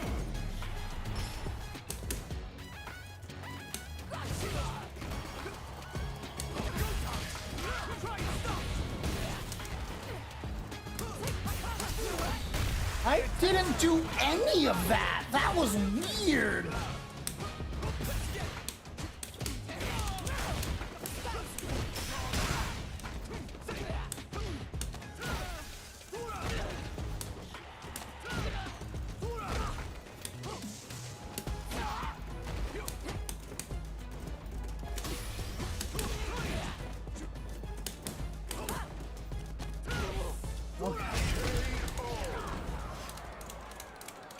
Weird.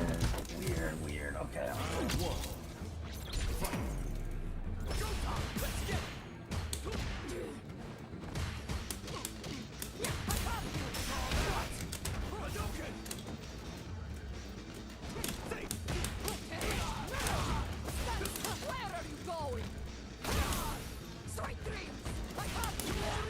What?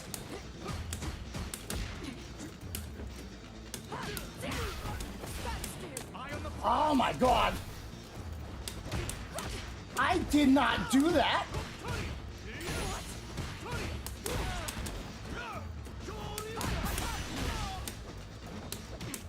Didn't do that either. Oh my god. Oh.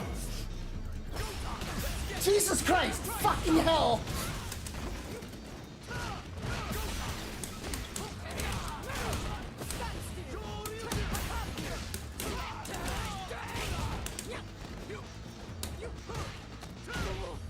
What a weird neutral jump.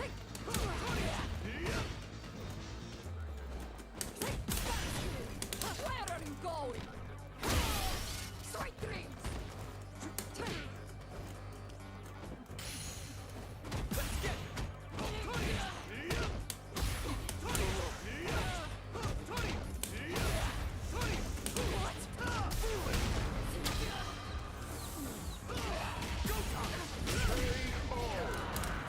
See, not having an ODDP causes that. That's the problem.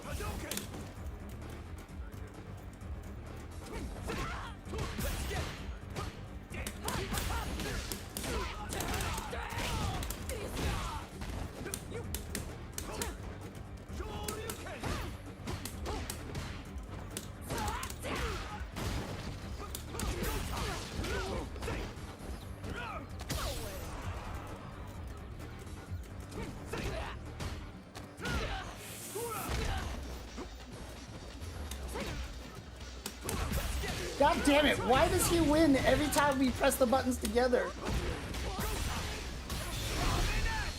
Every time we do that face-off and he presses the button, he beats my button. Ugh.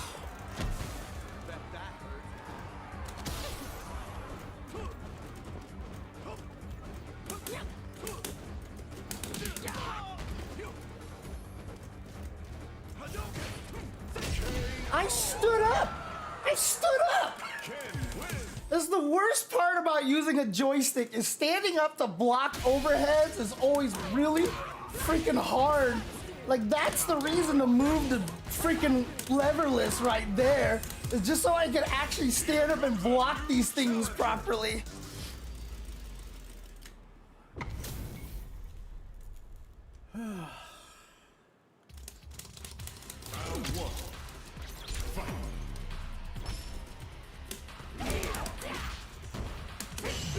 Oh shit. Okay. Perfect parries, huh?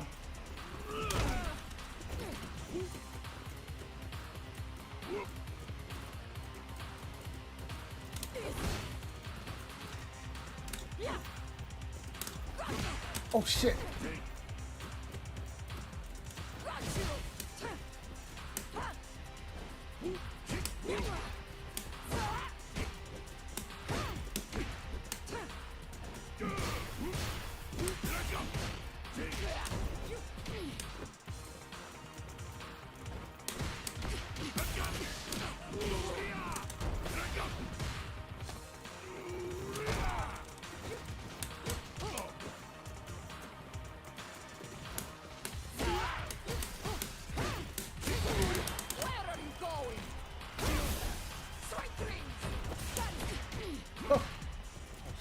Really slow.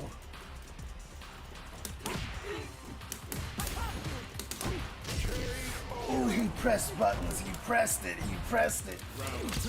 All right. Ouch, you jerk! At the start of the round.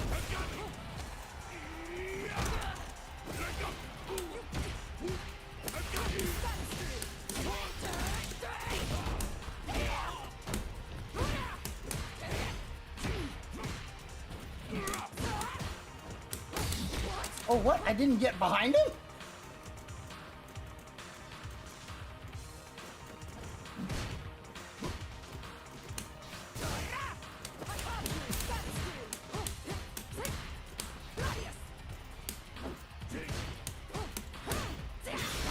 Oh, nice, nice, nice, nice, nice. Okay. That's fair, that's fair. That's fair.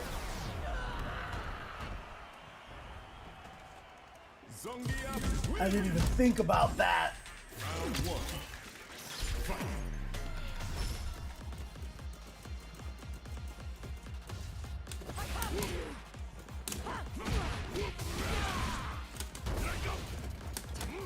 Oh, fuck. That was good timing.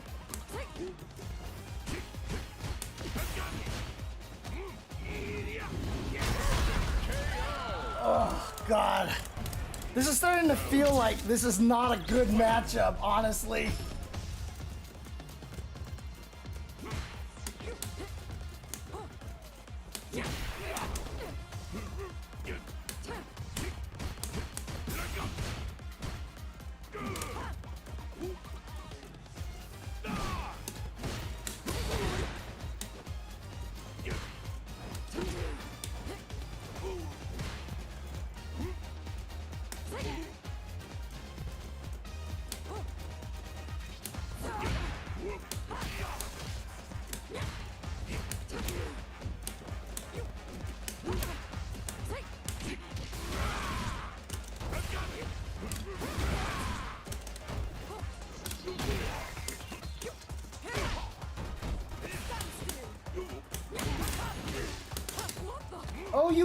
Oh, you walked backwards? You were walking backwards while getting hit. Okay. Okay. Oh, that's fair. Oh. A new warrior has entered the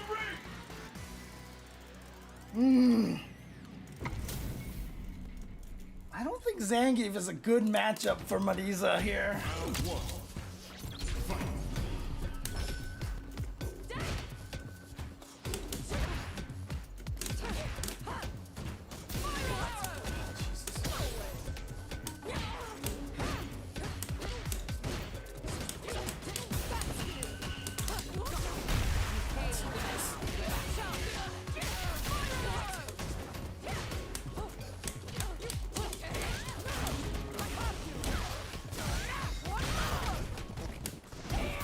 Whoops, that's way too far.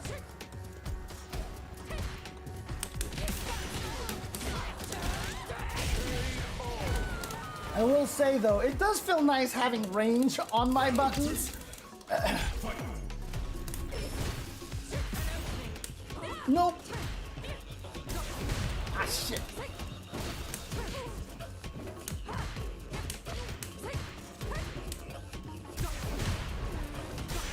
Oh, God damn it.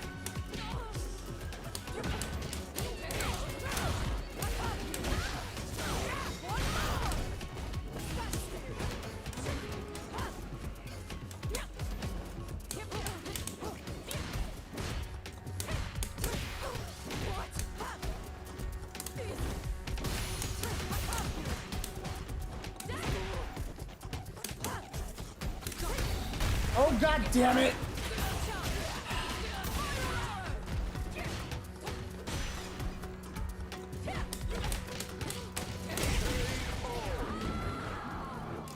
Marisa wins.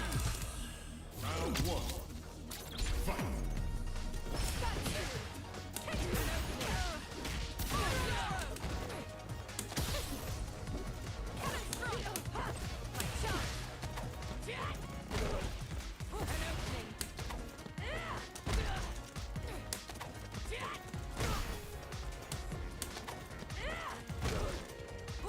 Where are you going? Strike three.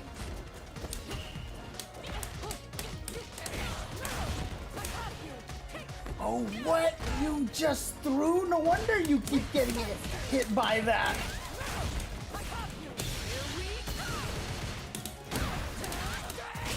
No wonder she keeps getting hit by the back heavy punch. Because she's throwing every time.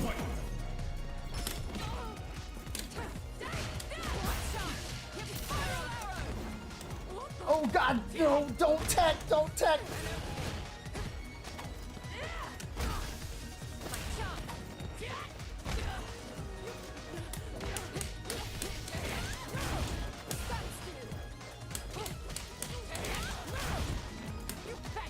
God damn it, I missed my meaty and that's all it took.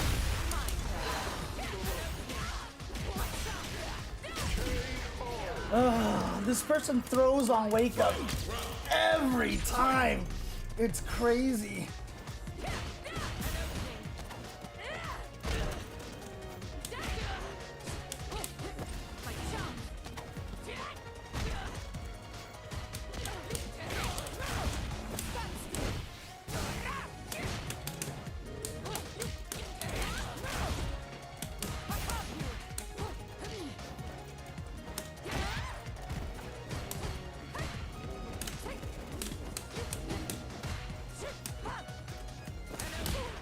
Oh, where was it? Where did it go?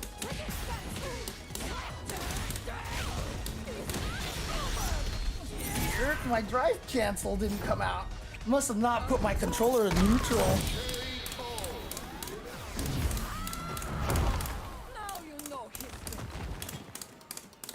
Marisa.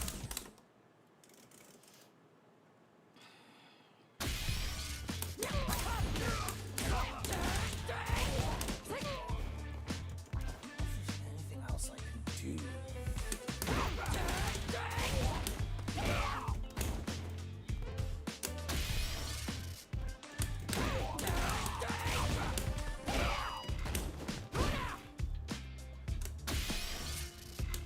I actually really don't like that in the middle of the screen there's not much to do here.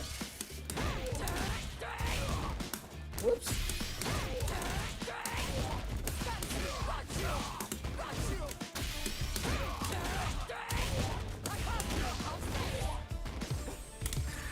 Here comes a new challenge.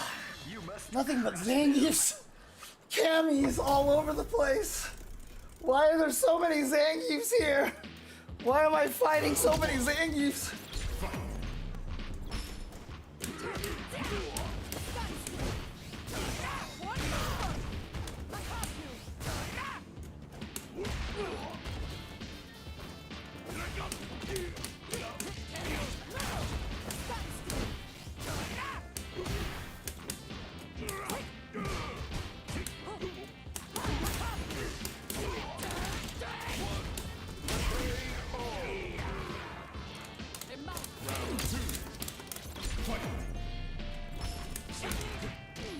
God, that hits so low.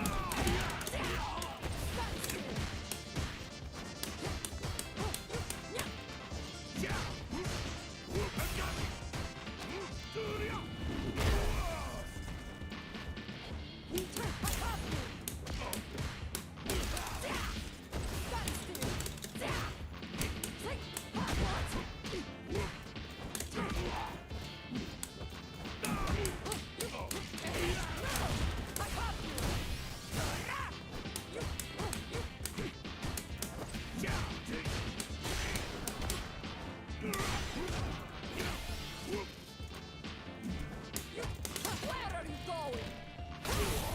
Strike three. Oh no! Oh no, no, no, no! I tried to drive rush! And I just came out with a dash because I thought I had meter! I forgot I was burnt out! Crap! I was trying to drive rush and I ended up dashing! Ugh! Ugh!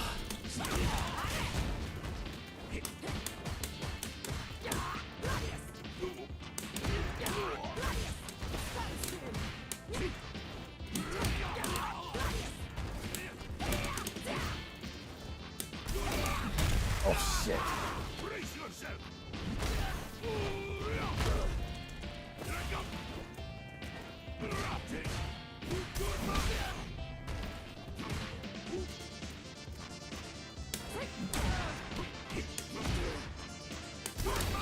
Oh fuck! James, switch the cameras.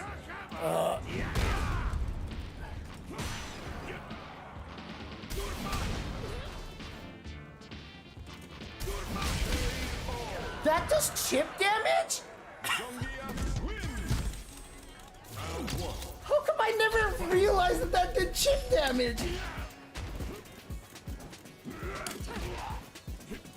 Where are you going? Strike three.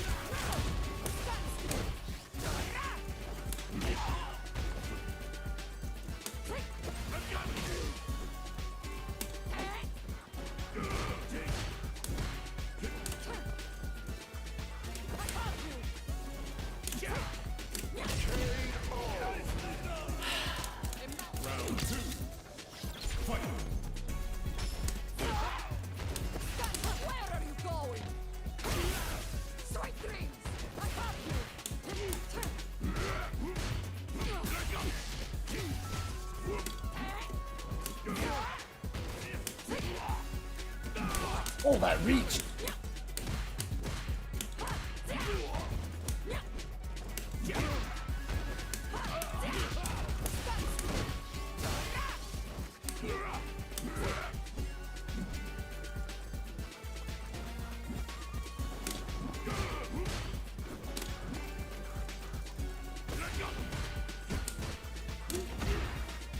Jasmine, watch out. Don't interrupt my buttons.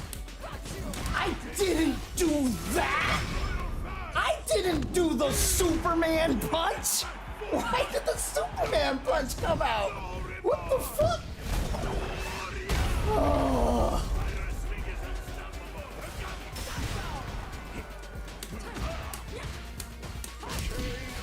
Oh my god. Marisa wins. It's so easy to do DPs in this game. I hate it. What the hell?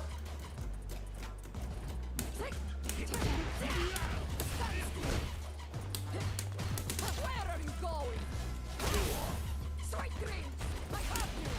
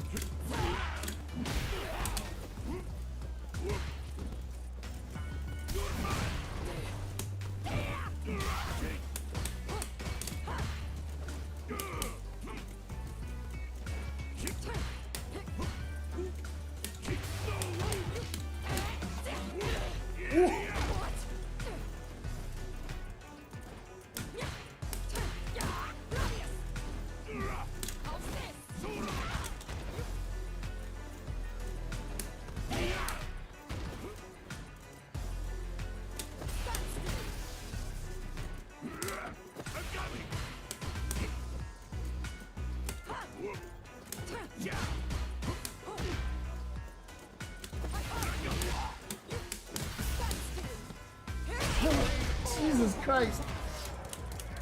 I hate this fight. I do not like this fight at all.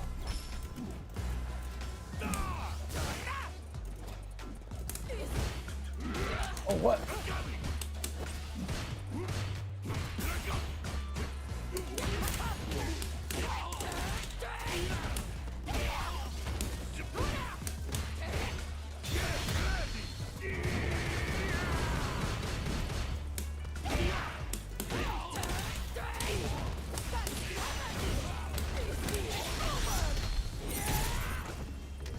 I made up that combo on the spot. Now you know.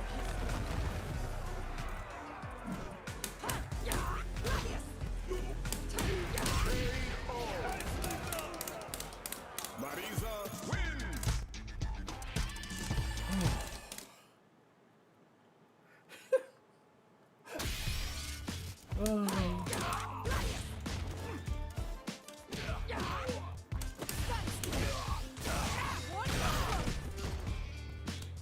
I gotta figure out a good follow-up to this. That's right, that's what it was. I can do that.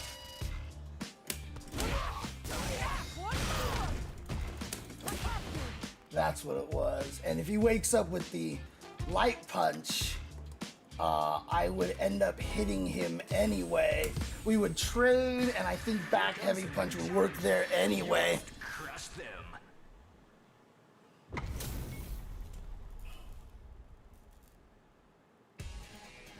Round one. Fight.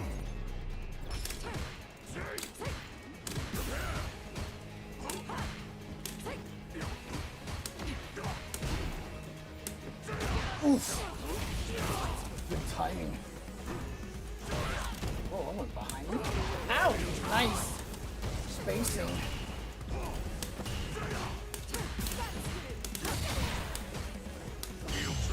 I fucking hate that shit!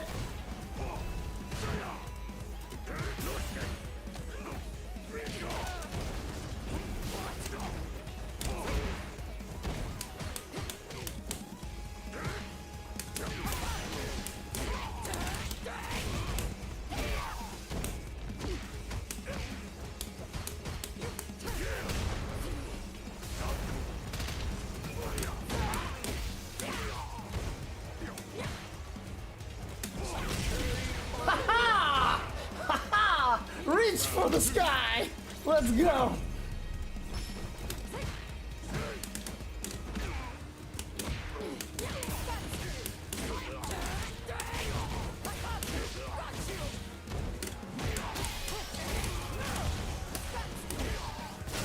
And you died.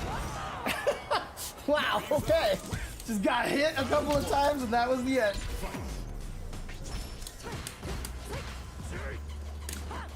Oh, what a jump timing!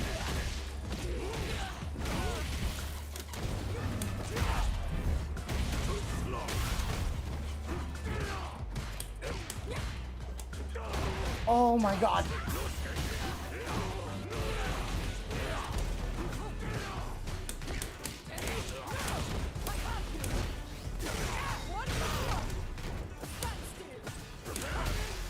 Oh my god. I hit standing medium kick and his drive rush was actually faster than mine.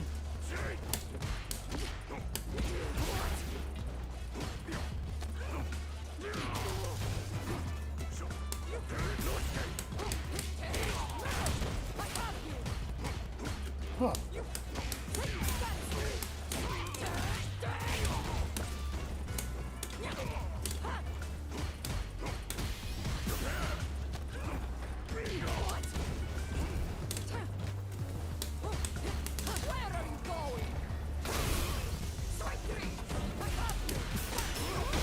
Oh, nice.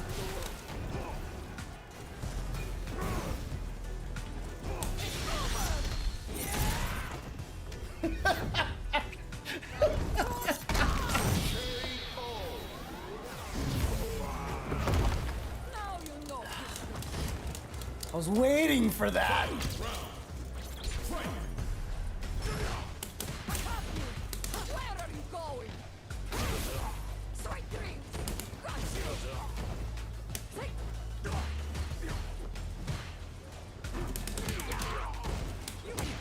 Ugh.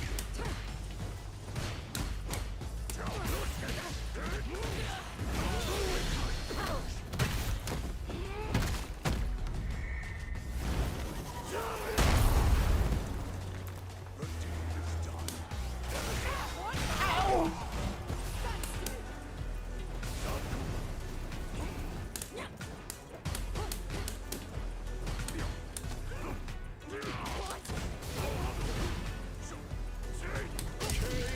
Oops. Marisa wins.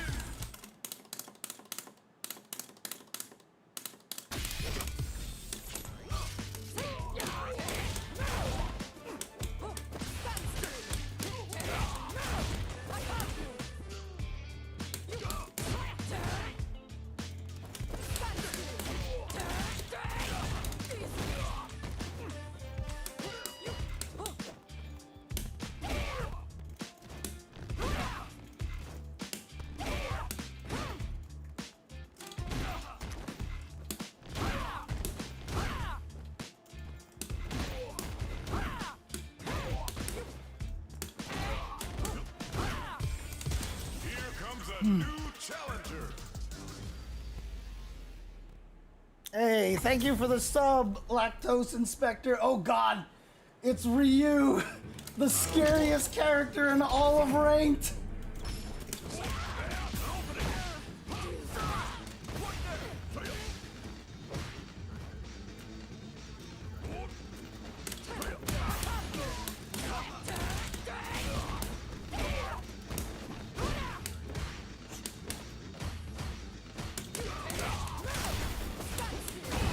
Oh, I even faked it too.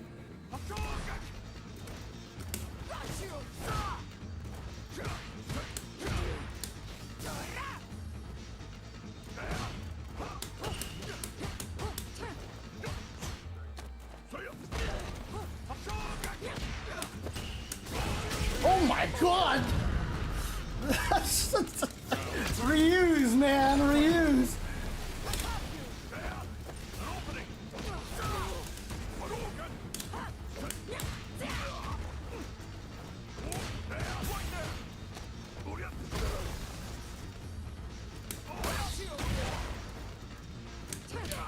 Oops.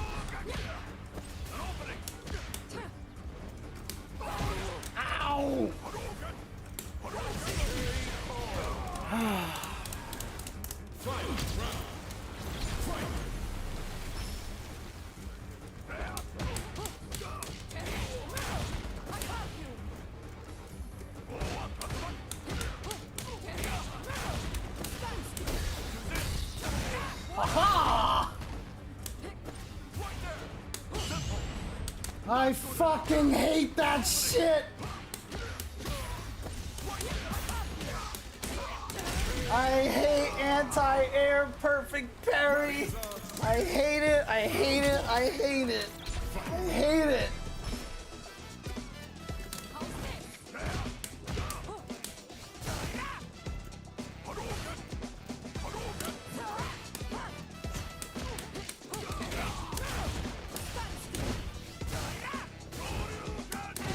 Oh no, I couldn't remember what to do!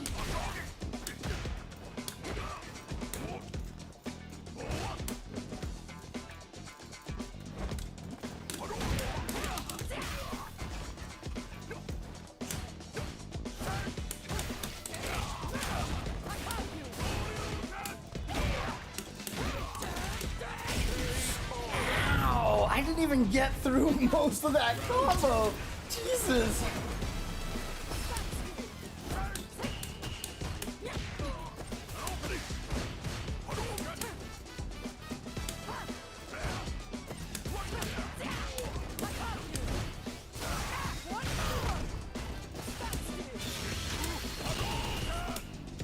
I couldn't charge it in time.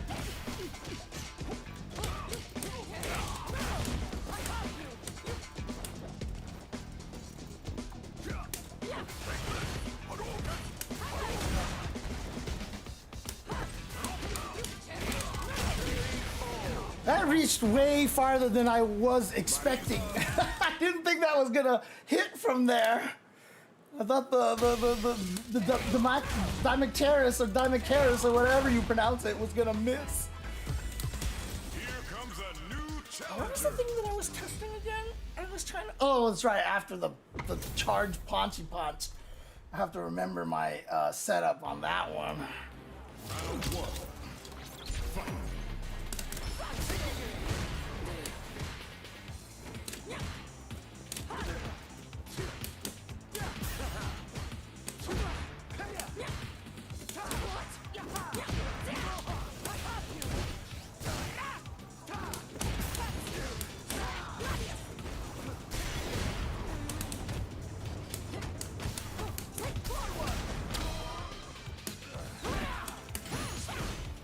You know what? I need to learn what combo to do there because I don't think I know.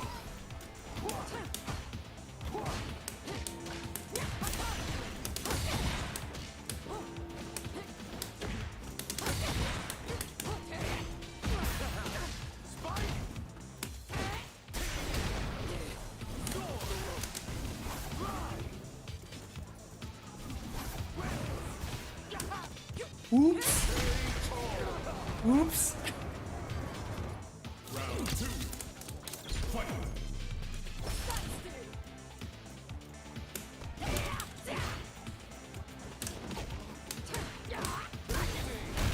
Ah, he knows. He knows. Nice. Okay.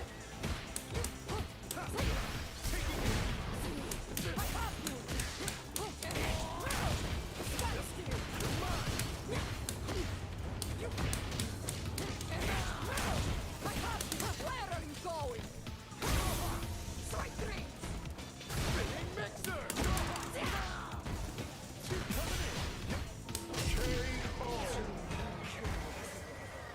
Marisa wins. I just have to remember what the counter to that is now.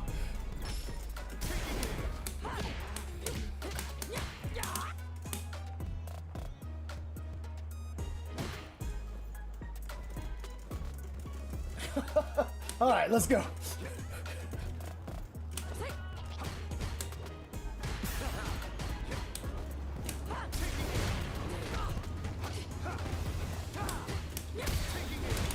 Fuck! Okay, I think this guy is learning my weakness here.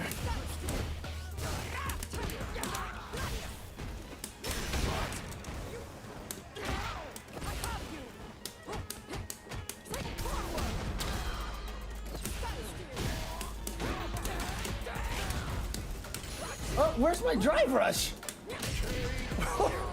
Where's my drive rush? Nothing came out. I don't know what happened.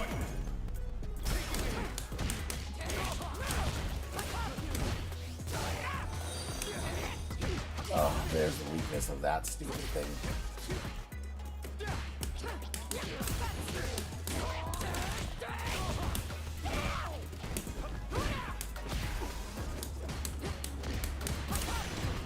Where are you going?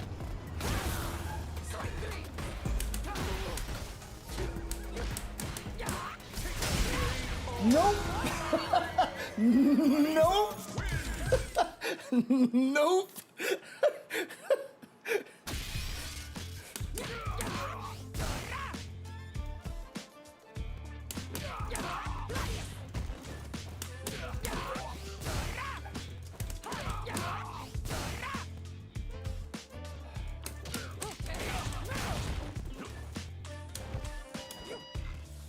Oh, that's right. So if I get him, yeah, I think that's probably just all it is. Like, whoops. Oh,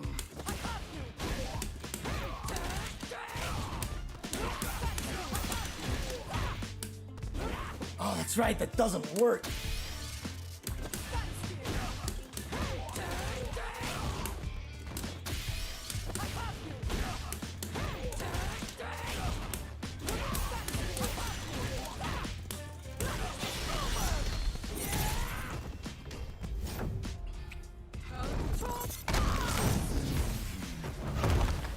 Somehow doing 6,273 damage feels almost kind of like disappointing.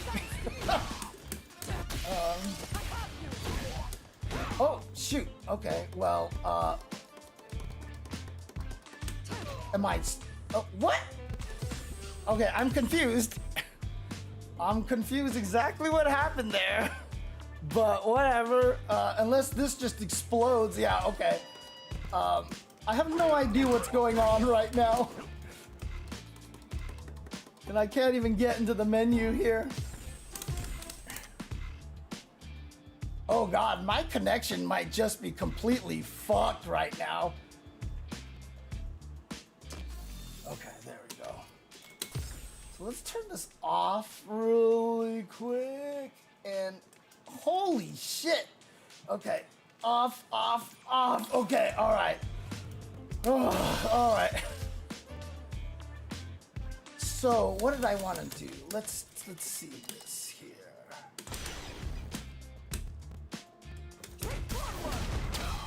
Also, let me see something. Okay, so that works, and then yeah, that works. Okay, cool.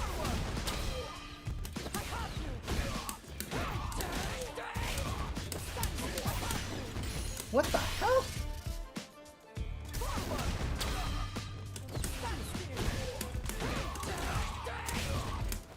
Ah.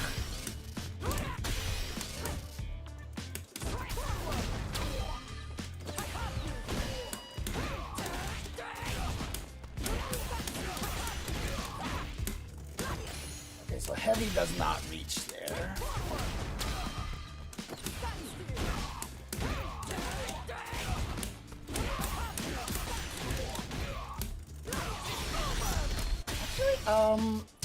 Does this work? Let me think here.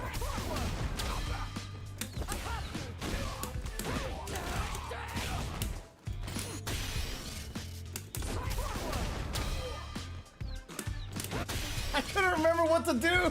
I was like, wait, what am I supposed to do? No, Jasmine, stay away, Jasmine. No, that's not what I wanted.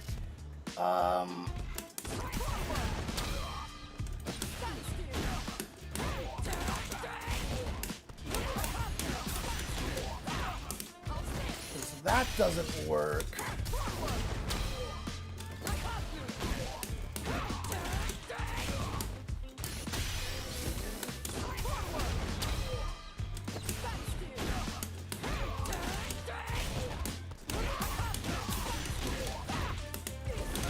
So that works, but so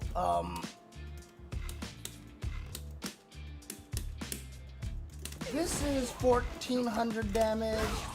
That, oh, it's the same. Okay, so whether I do this or this, it's the same damage. Okay.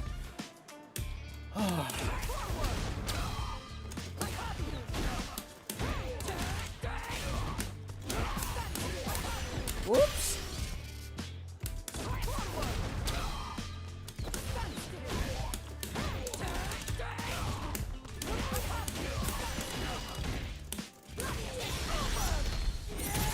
Wow, that scales a lot off of that freaking... Jesus Christ, that scales a lot off of that. What the hell? Holy crap. With drive parry being adjusted to work like it doesn't say, and red parry replacing perfect. No, not really. I don't think that there's like, I don't feel like there's anything necessarily wrong with drive parries. Okay. Wow, so that just eats the damage scaling here. Look at that, that's already 68. Because I'm doing the drive rush, I think is just what it is. So I shouldn't do the drive rush. So this is +7. That's +13. That is +10. Yuck.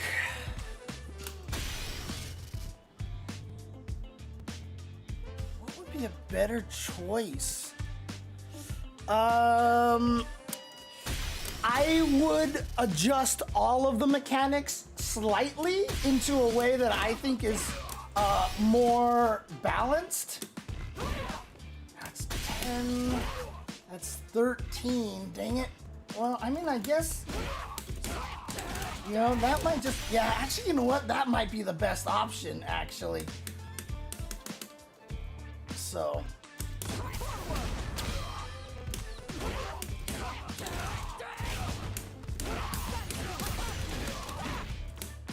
Whoops.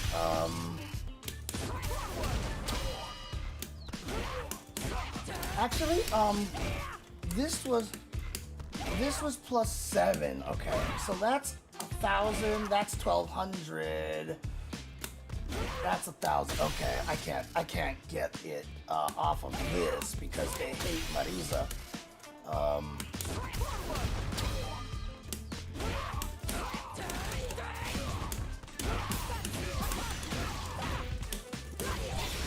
That's a little bit more, but that's still only 5,000. God, that scales a lot.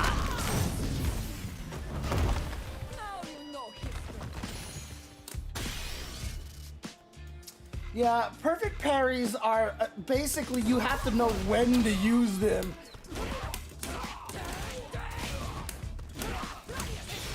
See, like, I don't even have to, like, that's crazy because, like, if I do this,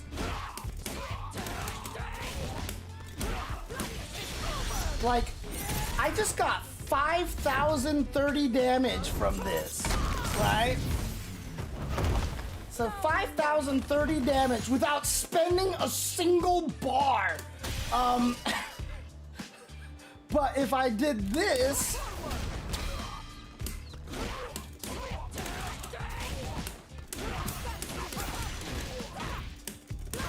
I get 5,127 by burning myself out. Like, that's not worth it at all. Actually, you know what I should be doing is that the optimal way to do it? Let's see.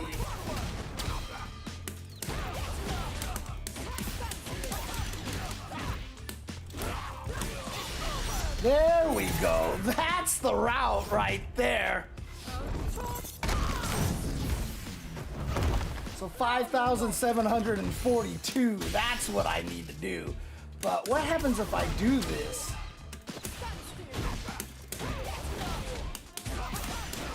No, that's worthless. That's worthless. Okay. Okay, so basically what I do is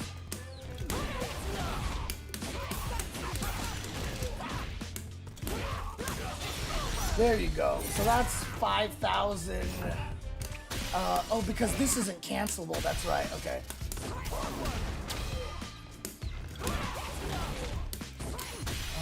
Actually, does this work too? Yeah, that works. But I don't think it's gonna make a difference which one I do.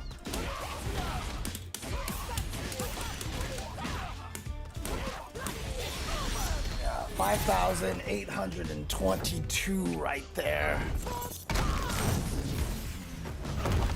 Now you know history. What's the video, Snake Belmont? Like, is that just a, like, hey, this is how you do damage with the... Do they have one that's, based on her... Like, what's her, like, did they show a drive, like a DI, like, stun you in the corner combo here anywhere? Because that's what I'm trying to find right now. Like, I know if I don't have, like, if someone misses a DP, like, I know how to murder them with that one, but, like, I'm looking specifically for a drive impact in the corner combo right now. And I don't think that they have one here. I'm looking specifically for DI stun in the corner, basically.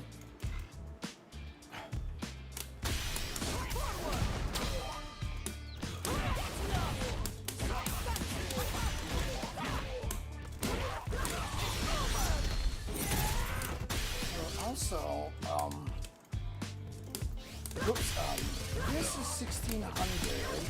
That's 60. Okay, so it doesn't make a difference then. Wow, so that all the same damage? No, okay, so 1200, 1400, 1600. 1400, 1500, 16. Oh, interesting, okay.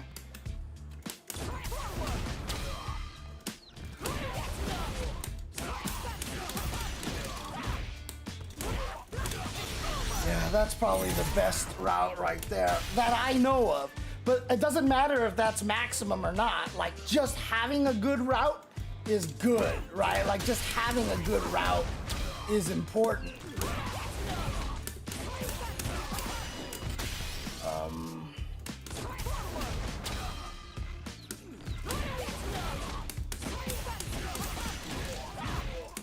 Whoops.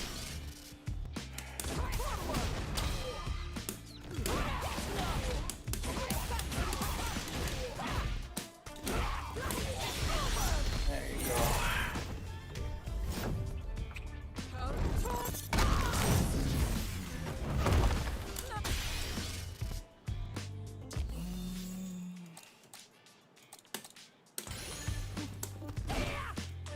One of these days I'm gonna land this combo. Like the fake shimmy, basically. Like, I've got you. actually, let me see something here. I forgot what the, oh, that's right. I had like setups. No, because that's still too close. Yeah, I have to get about like over there. Let's see.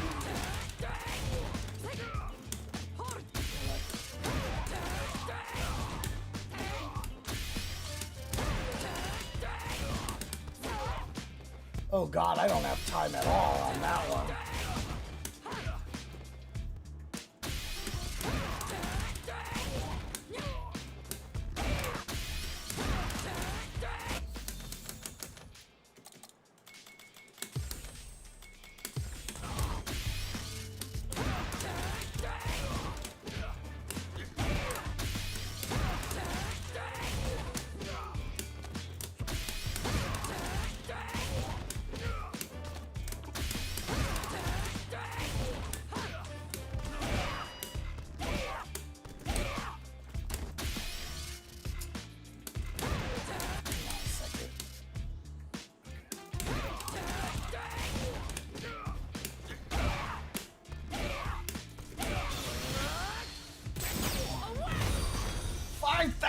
Damage, let's go.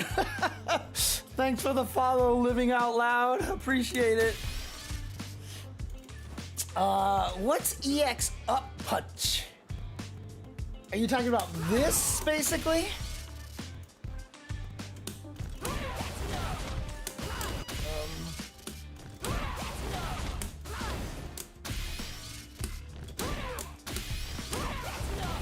The problem with it is that I don't think it combos in this scenario, actually.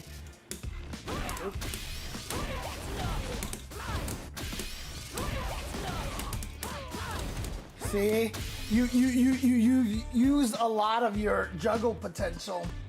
I mean, like I said, I know what the most damage combo is. Like, that's not a problem, right? Like, I'm just talking about in specific scenarios, you know?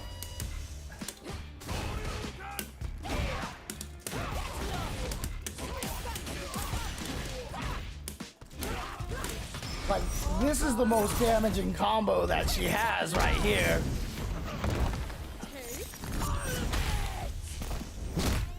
That's 8,029 damage.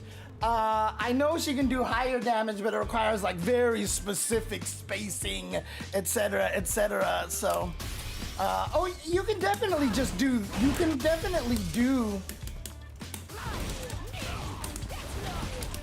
You know, stuff like that. That definitely works, but I think, like, you see how that eats up the juggle potential? So I actually can't do anything much after that. Like, I can juggle with a special or like certain other buttons that work. Like, oh god, that doesn't even work.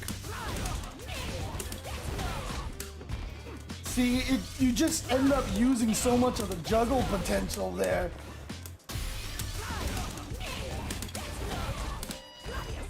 So there's really not much you get off of that route unless you're a little further away. So if I'm something like this, then maybe I can get one of those.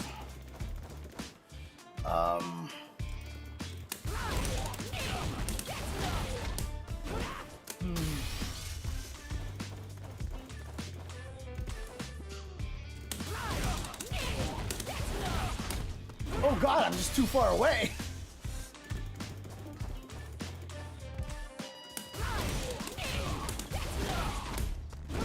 Ugh, I can't even get that. Okay, I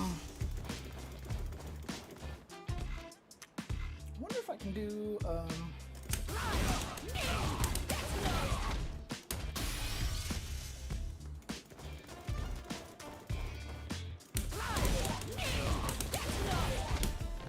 nope, can't get that, so. Right, you would do EX Super. Oh, I see what you're saying. So, from.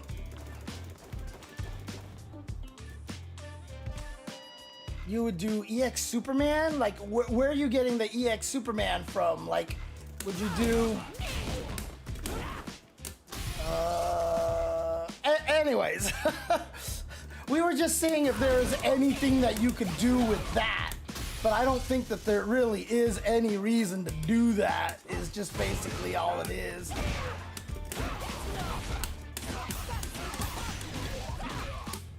Whoops.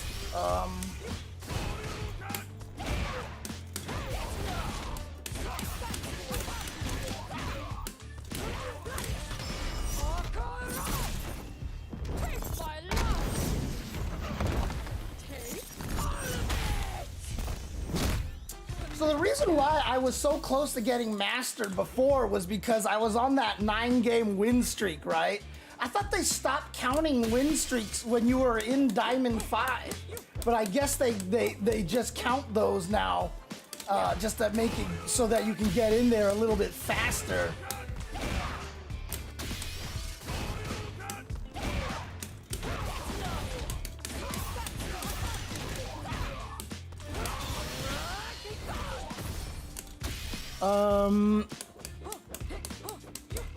Oh, if you just get 10 wins, you just get 1,000, basically? Okay.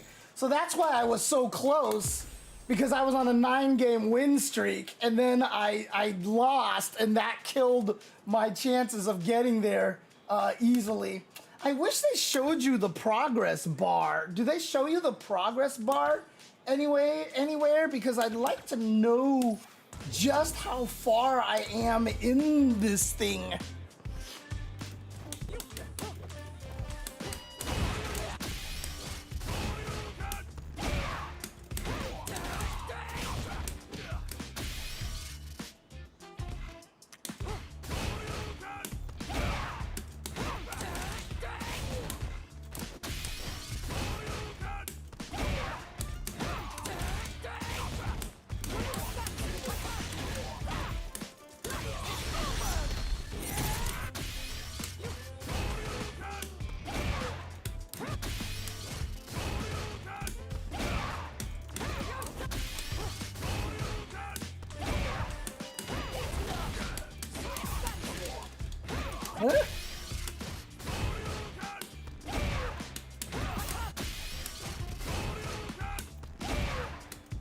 Okay, I'm really tired now, I can tell. Because I can't even remember what I'm supposed to do anymore.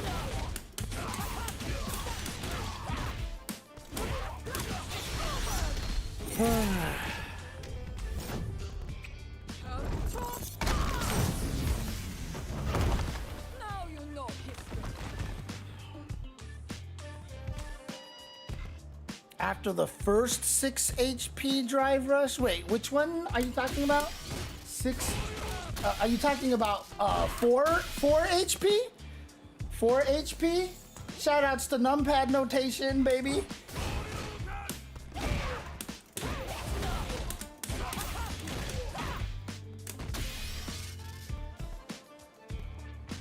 Oh, right. The progress bars are when you're fighting, but you don't get any progress bars like here, right? Like I can't see.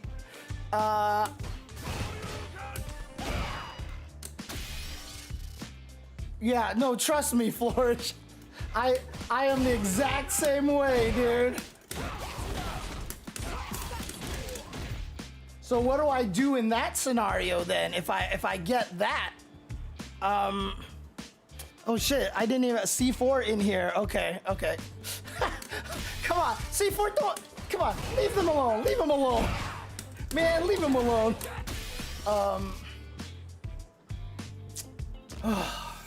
God, do I want to keep going? Because I'm like stuck right now. Like I'm stuck in this like situation here where I keep just like winning and losing and I'm super tired right now. I should stop because I'm way too tired right now.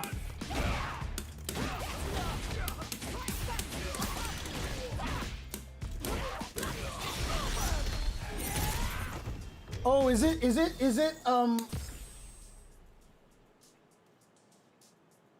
wait, what? 370 more points? What's diamond again? I thought it was, it's not 30,000 to get to master. It's only, 25, oh, 25K? Jesus Christ. Oh, Jasmine just stepped on the button. Okay, hang on. Now you know history.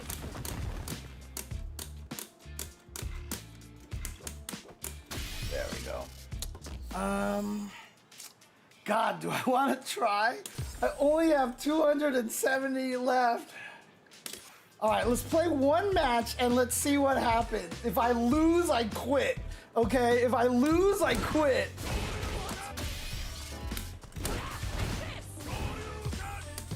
Here comes a new challenger.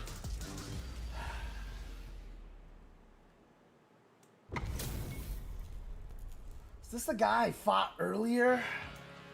Got it. Round 1. Fight.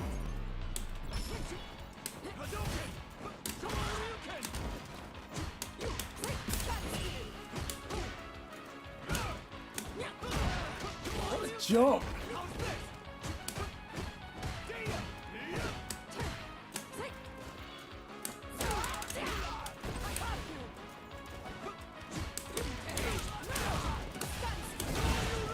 That's fair.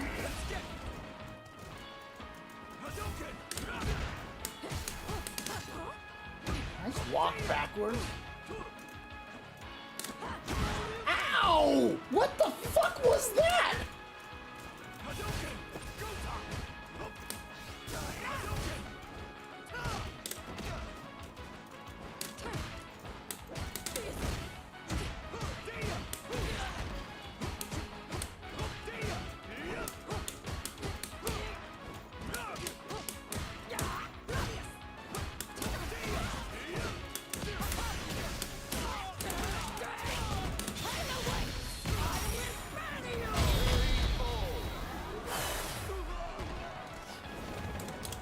Round 2.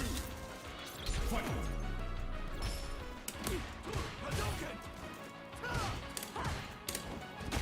Jesus Christ! Oh, shit.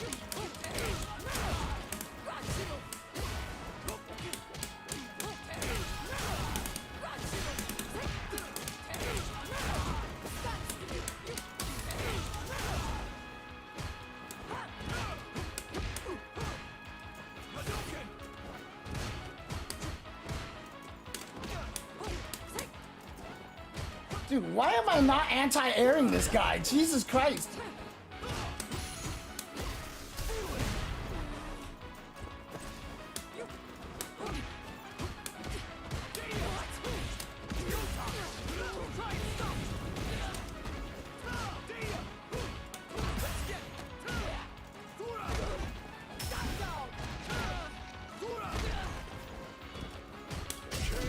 Jesus Christ, dude. Fucking hell.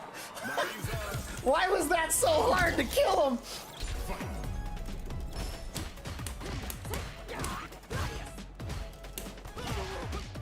Okay, this guy jumps a lot. I'm gonna have to get ready for that.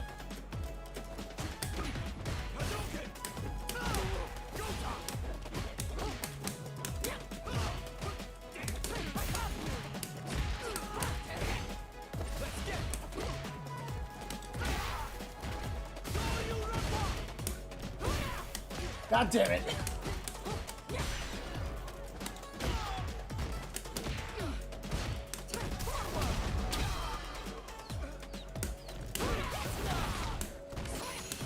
God damn it, I landed that and I forgot what I was supposed to do. Jesus Christ, dude. Fuck, I was waiting for that.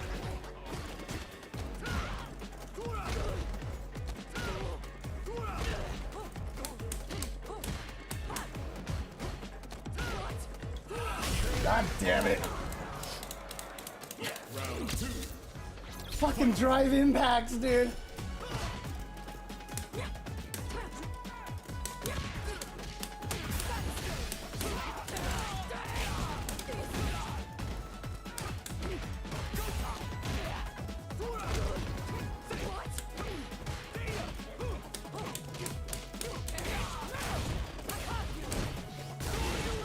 That's fair.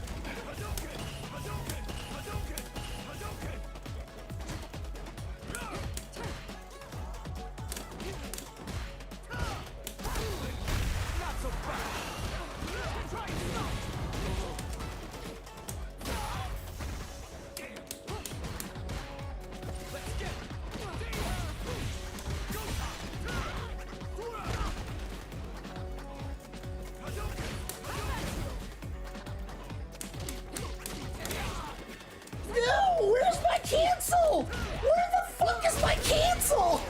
I did the stupid super and it didn't come out. Fucking hell, dude. Oh.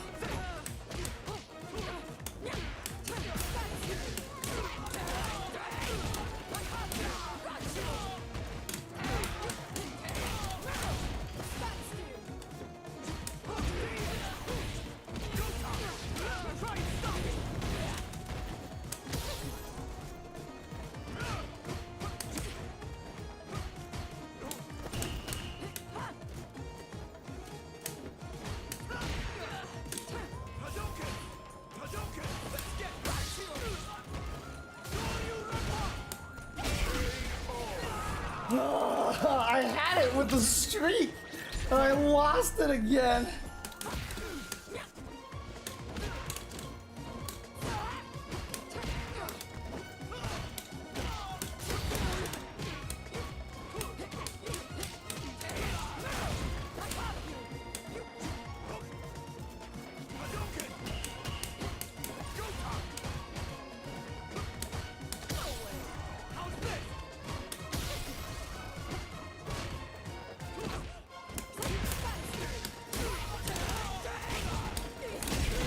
Why couldn't I have done that last time? Why the fuck could I have done that last time?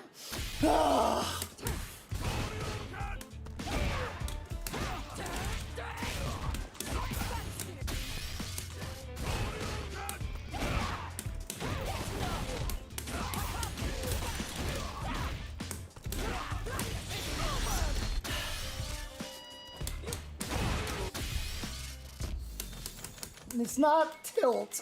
It's just like, God damn it, like, why is all this shit not coming out when I need it to?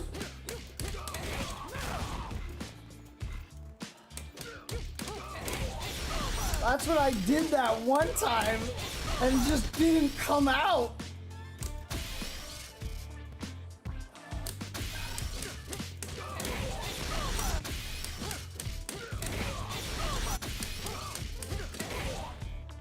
Yeah, I must have did something like that.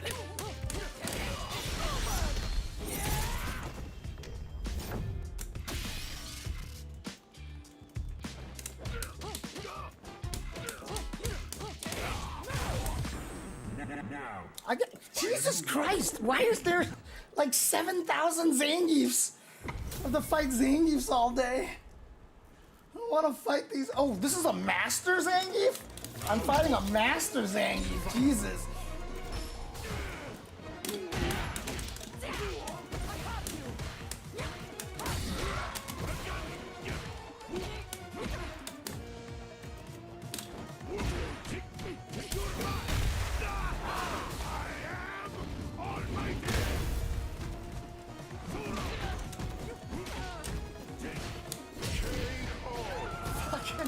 Why am I fighting so many Zangiefs? Why?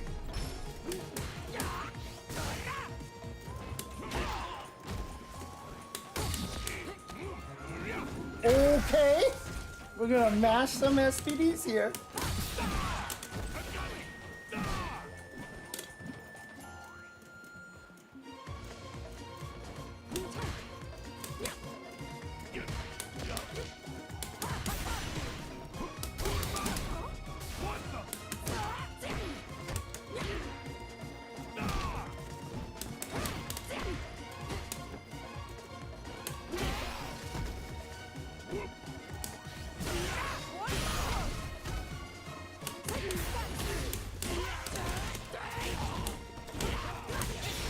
Oh, fuck it, just kill him. I don't care. I don't care if I wasted all that meter.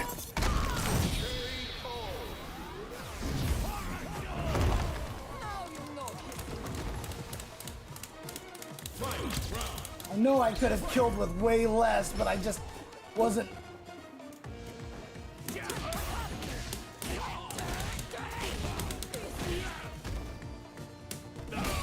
Oh.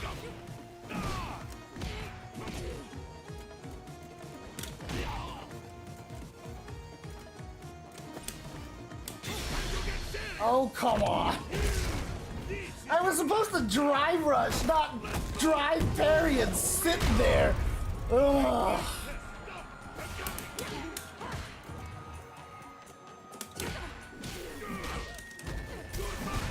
Fuck. I have no reaction to drive impact starting up.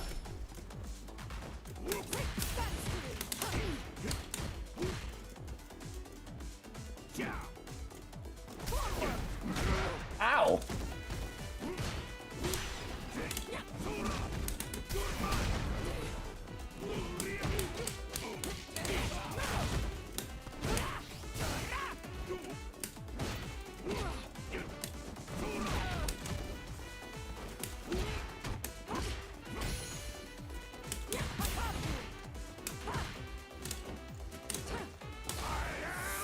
God, this jump timing is screwing me up.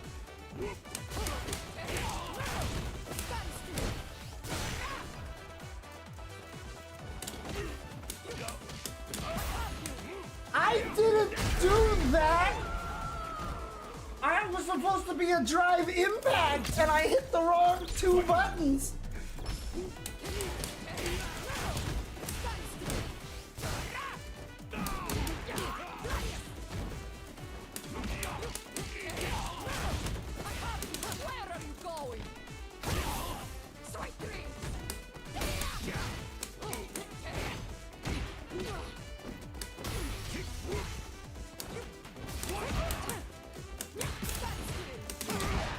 Ow!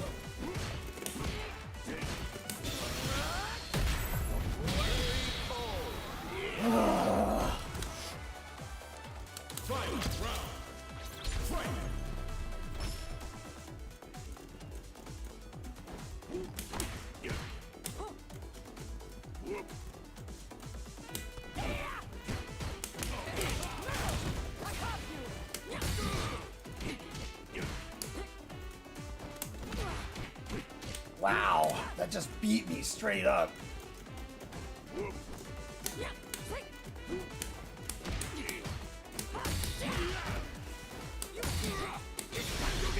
I hate that. I have died to that so many times.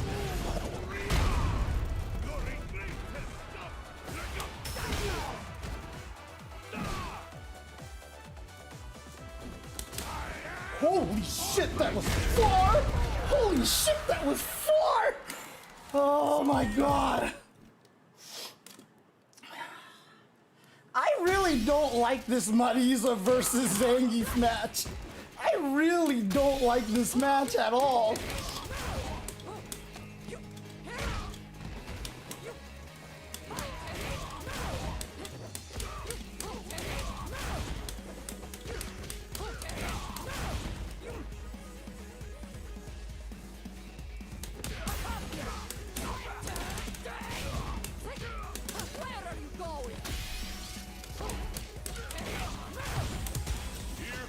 I mean, if it is, I don't know what the secret is.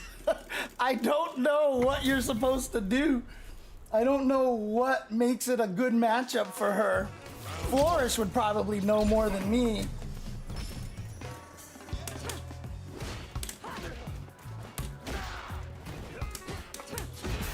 Oof. Shit.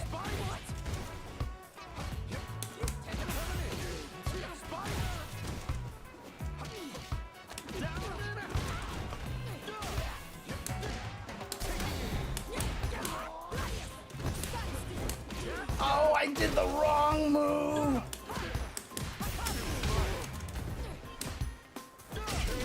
I stood up. I stood up. Jesus Christ.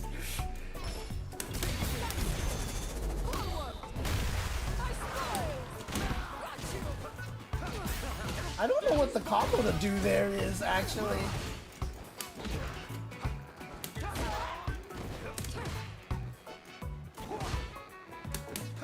Oh, what a nice little mini shimmy there.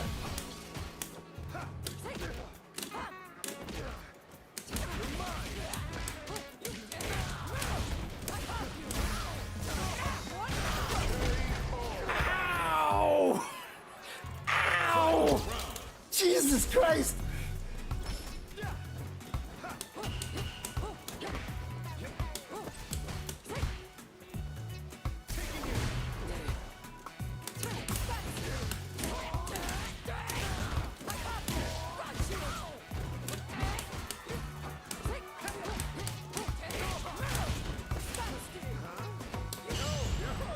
Fucking hate that shit!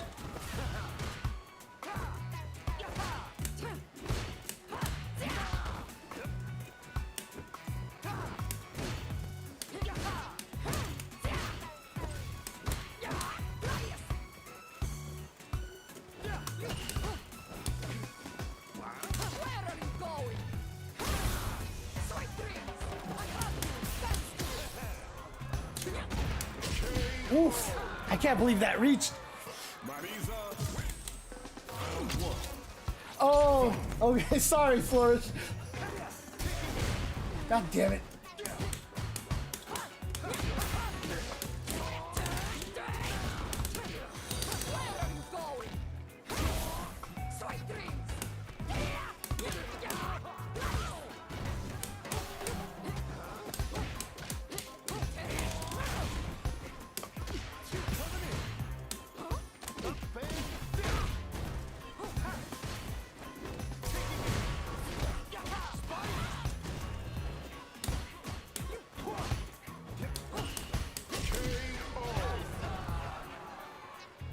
I feel like that was the second time I fought this Rashid, and all of a sudden, like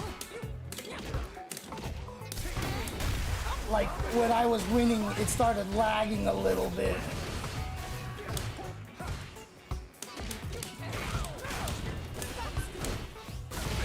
Oh, nice, okay. That's what I was waiting for! I even had my pinky on the button! Oh my god! Fucking hell!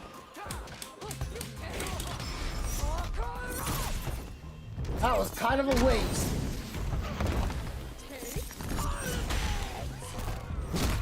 Convinced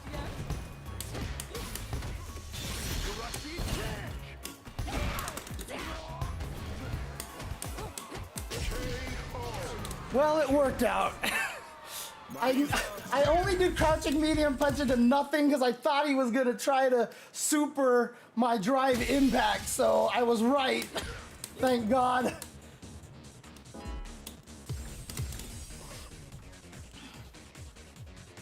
Here comes a new challenger.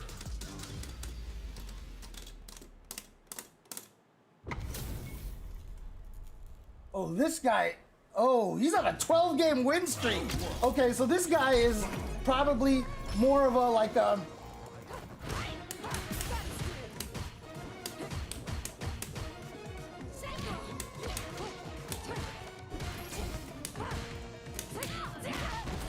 You damn it!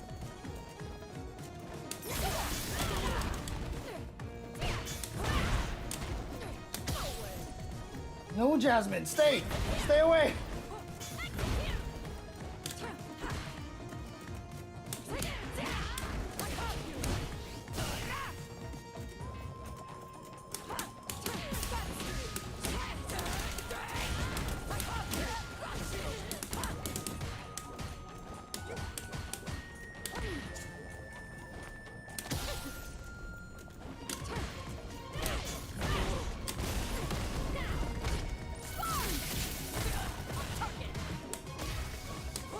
Where are you going? Dead.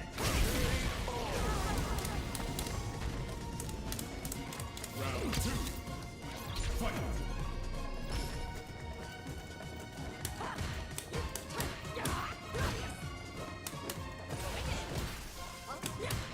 Whoops, too late.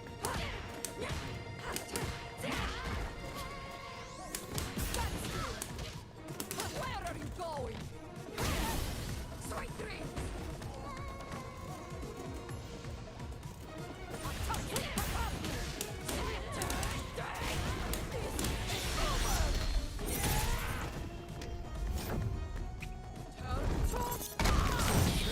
Well, sorry to your win streak, buddy.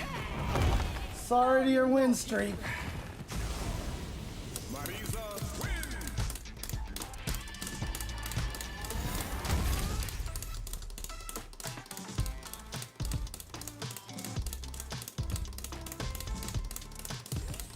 Round 1. Fight.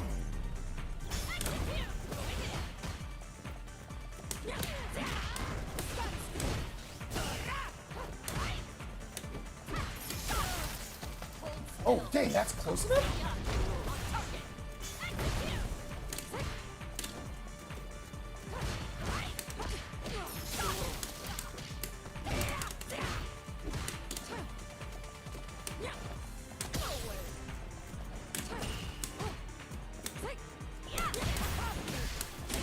Wow.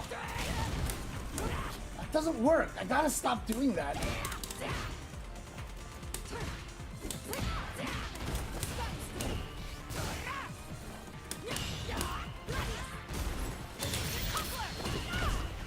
Where are you going?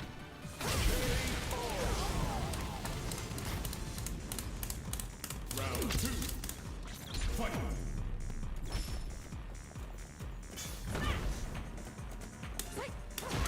Ow. Ow.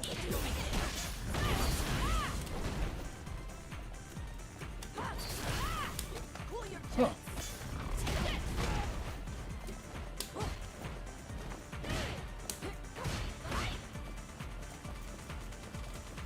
Oh, nice. That was nice. Nice, nice, nice, nice. Okay.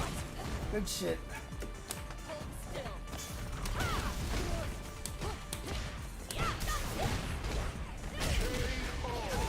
Nothing I could do there except for parry, but not like I would have been ready for that anyway. Good punish.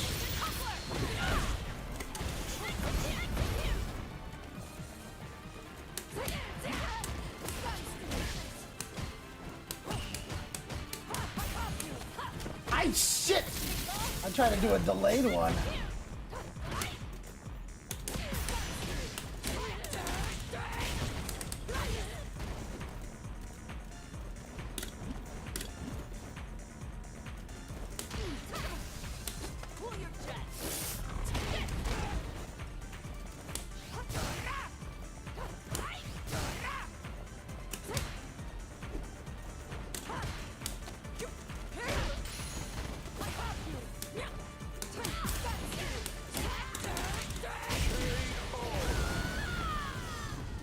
Marisa wins. God, why does that meter make it look like you're so much further away than you actually are?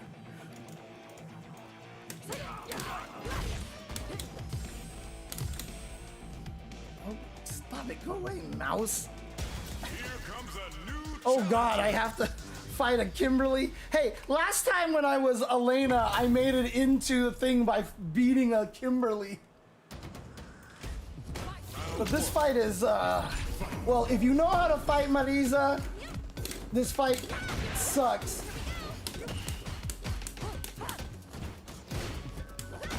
Ooh. Interesting. All right.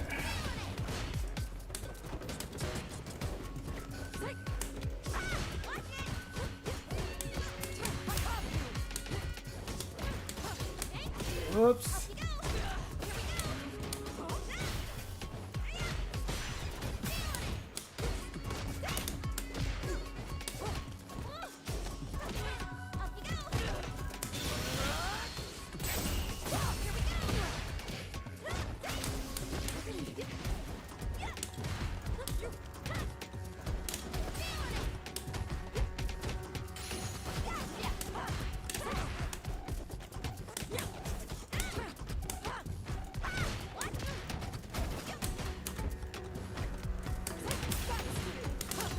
Ah, crap! Everybody neutral jumps me. Why? Why?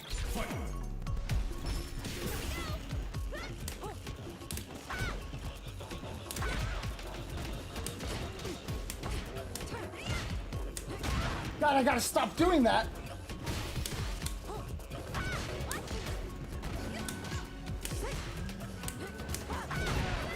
Okay, interesting. You're actually focusing on that.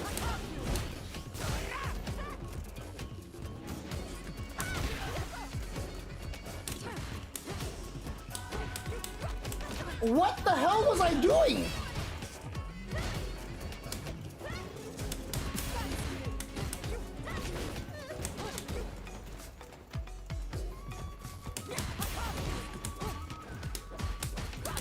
I didn't do that either! Whoa.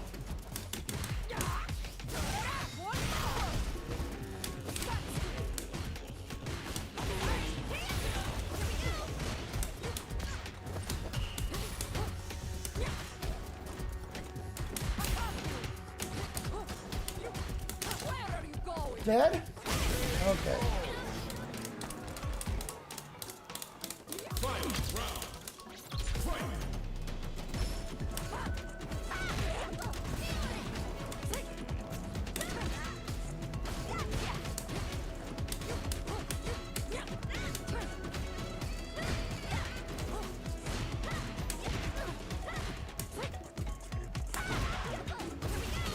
Oh, shit.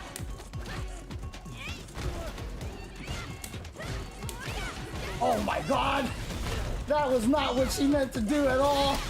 She was just trying to hit punish counter me, not frame trap me. Oh, that sucks.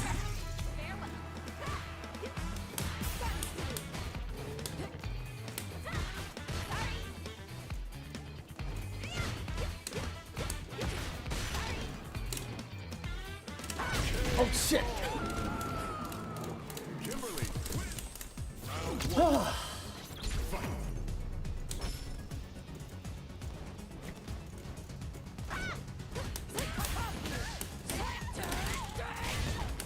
That doesn't work. Why do I keep doing that?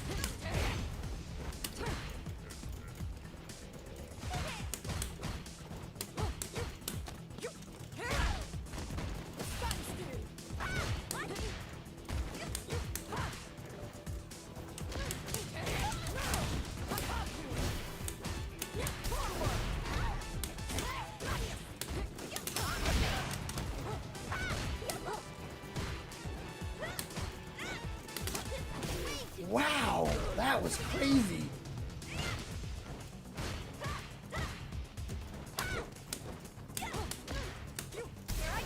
Ah, shit!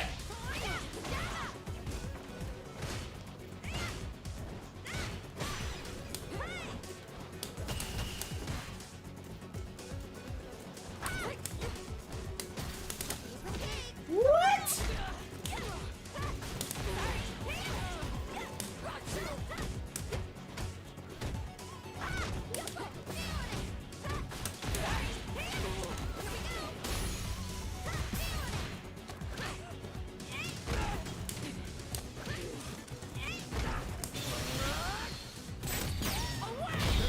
Oops. Oops. Round two. Fight. Oh my god. I've never seen anybody use that move so much.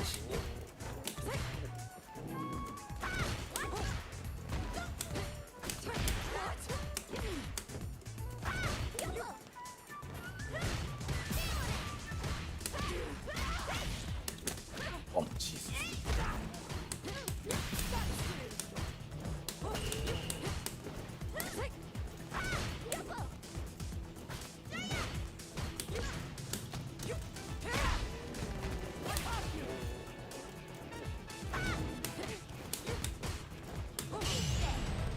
Fucking hate that shit.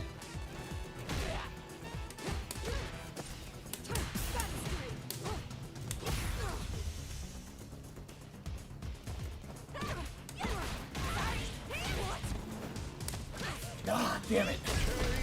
Okay, this person's throwing me a lot, which is causing me problems because I told myself not to drive parry anymore.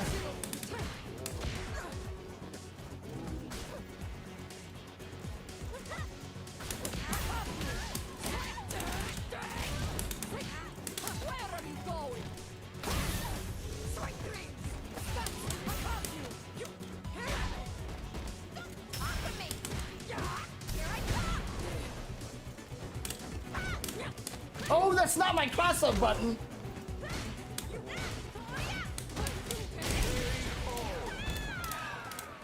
Marisa wins. Round one.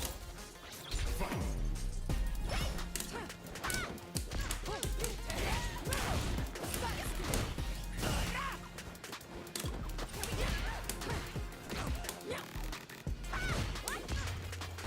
Oh, what?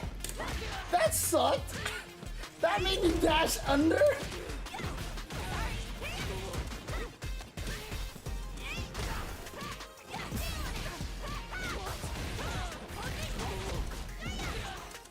That one error has cost me so much health. Oh my god, you threw? Wow. Oh, man. Fight.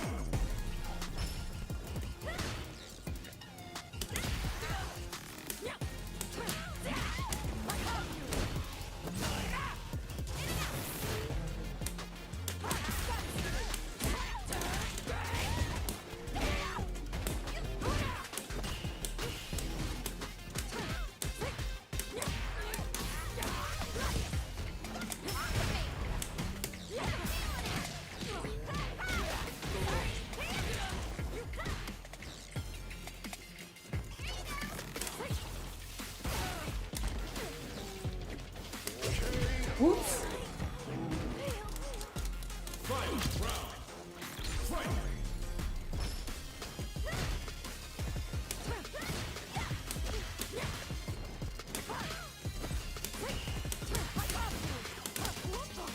Oh, the walk speed.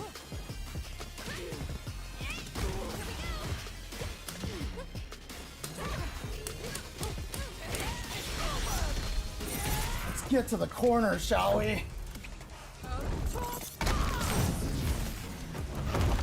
Now you know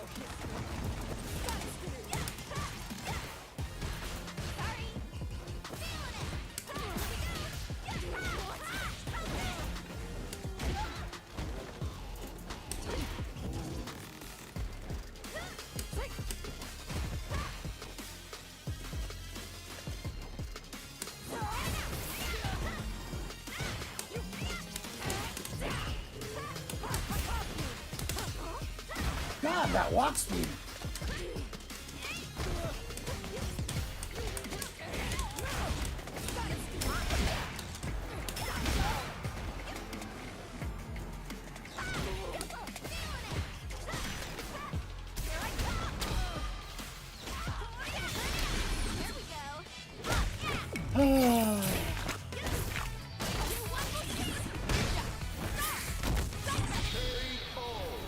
Fucking drive impacts, dude. Fucking drive. I mean, I was like, okay, she's gonna drive impact.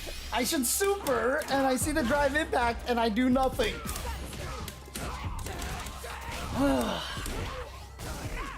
Whoa, that was weird.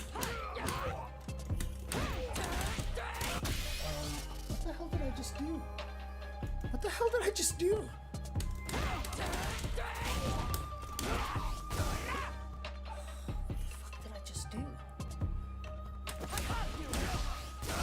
I can't remember what I was doing.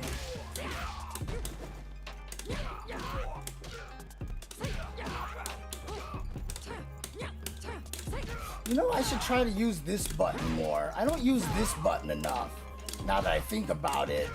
It's a good button, and it reaches way farther than a lot of other things. I don't use this button enough, especially the charge version. I've got to use this more.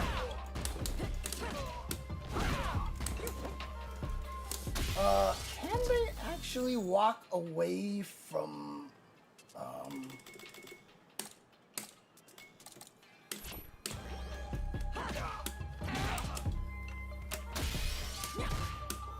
Okay, it does lock them in place, okay.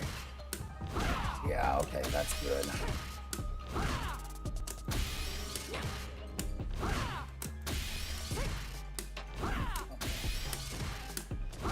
Okay, good to know.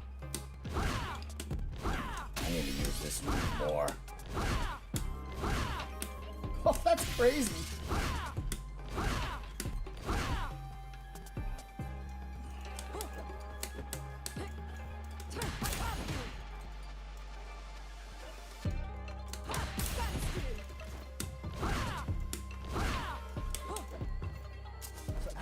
Does that just hit from there?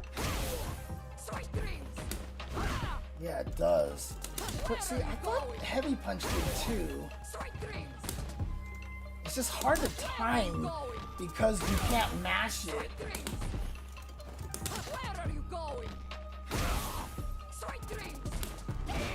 Yeah, see, that does hit. Oh god. Timing on that one is so weird.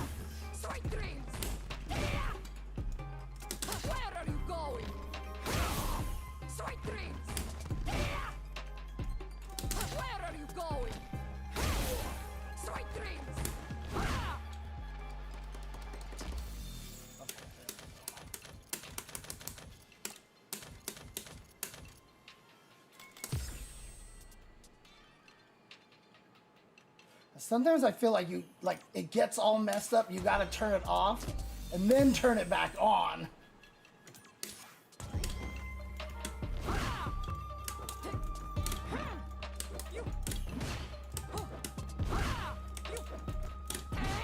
This button's really good. I'm not sure why I haven't been using it. Also, it's just because the time zone that I'm in, like nobody I know is awake at this time.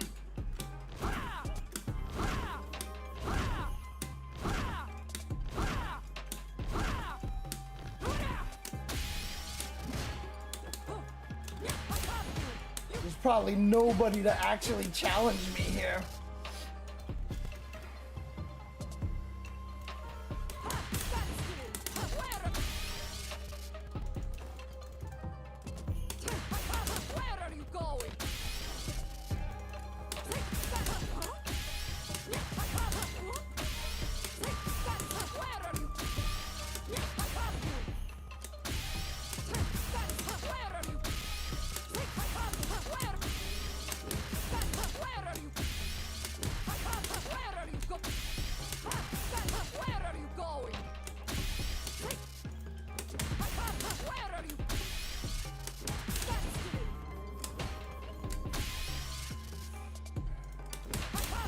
plus am I here? I'm plus 2, huh? Can I just throw here? Oh, I can.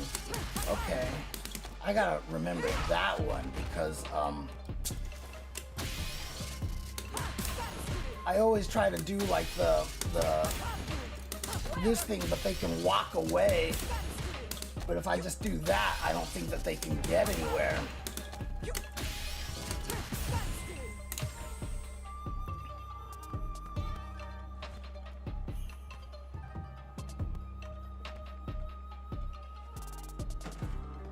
Jesus Christ, okay.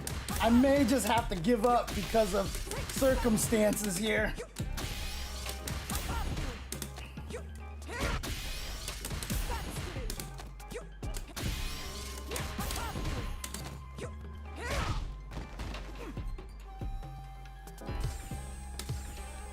I don't know what the hell's going on here, but it seems like either CFN is just like going crazy or there's just nobody in my area that's playing right now.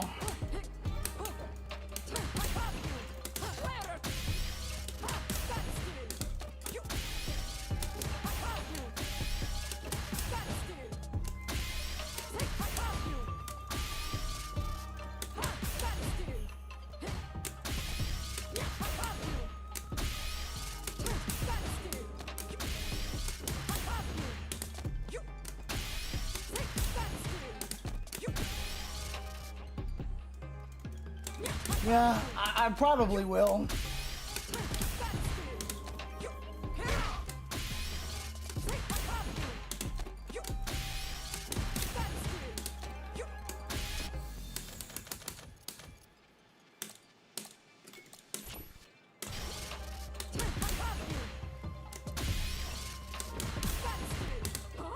Oh, they still can get away, huh?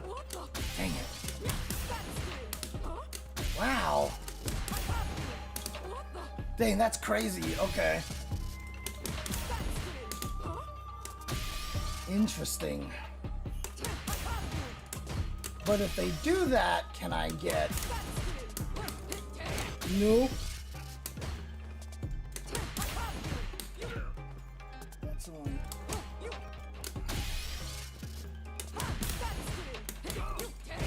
Sucks.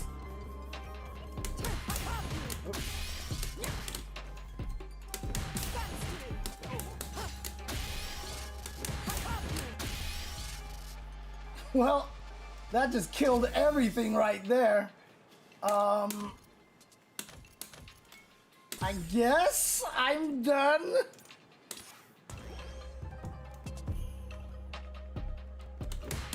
We'll try one more time, but if not, then we're done.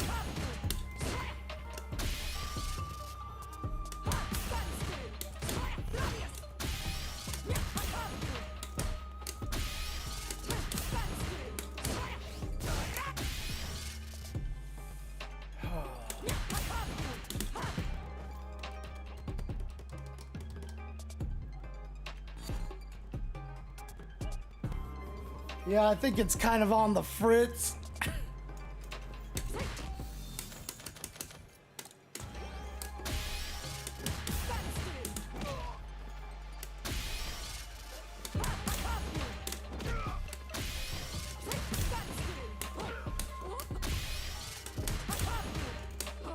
That sucks. They purposely made this move so that you would end up so far away from them on block.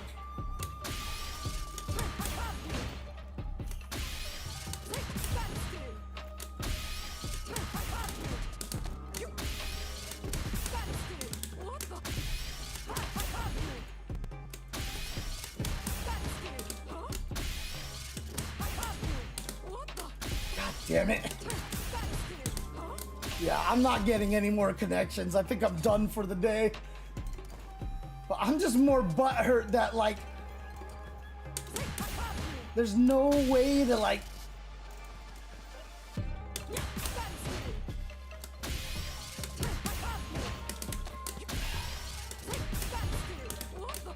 stay in throw range, dude. Like, that sucks.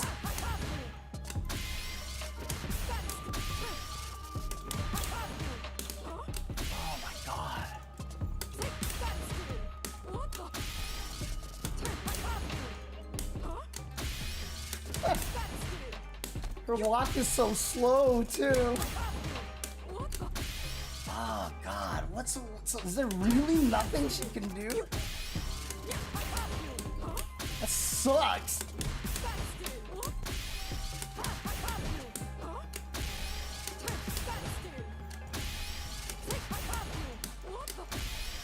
Dude, why do they hate this character so much? Why do they hate this character so much?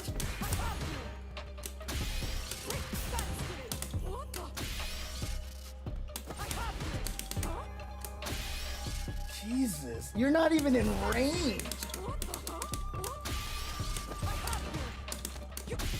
Sucks. Oh my God. Why do they hate this character so much?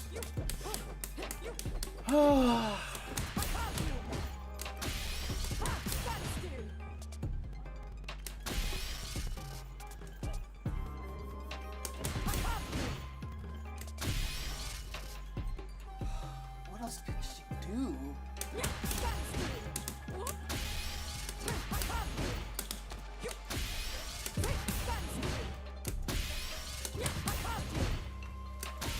See, that's only +1, so they can jab me out of this. You can't be +2 and throw the enemy with Marisa. You can't.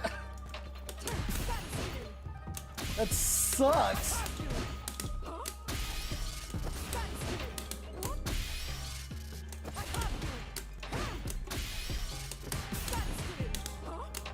Oh my God. They just don't give her a way to do it at all. That one's +2. But you can only do it if you do a late button like that. Like you have to get all the way into their business to do that.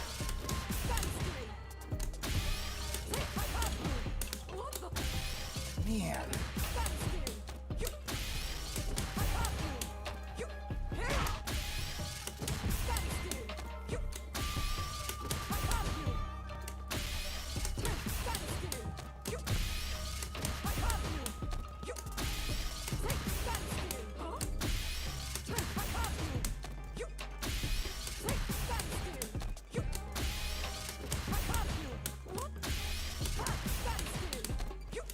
Man.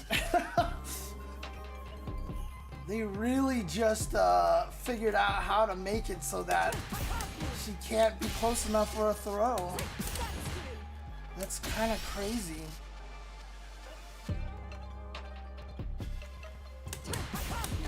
Well, no, because I'm just trying to do it like, oh, if I hit him, then I get a combo. But if they block it, then I can do something, right? That's what I'm trying to do. Like, obviously, I can just do that, you know. But my point is that, you know, if he happens to get hit by this, like, I can do that.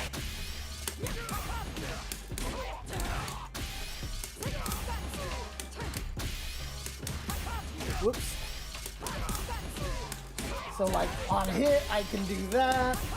And then on block, I could throw him, theoretically, is what I'm talking about, so. And that's not working right there. Because they can walk away. I mean, I guess I can just do that, but what I hate is that, right? Like, again, they knew. God damn it.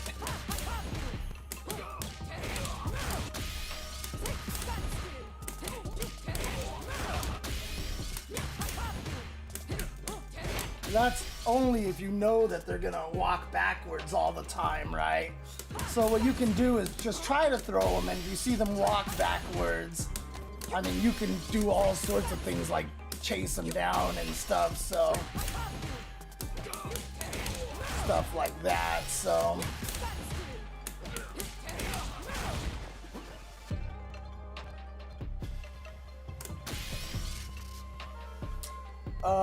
blow Witch up with a DI. Like, if you're talking that, yeah, absolutely, he can DI in the middle of that and probably kill her. Oh,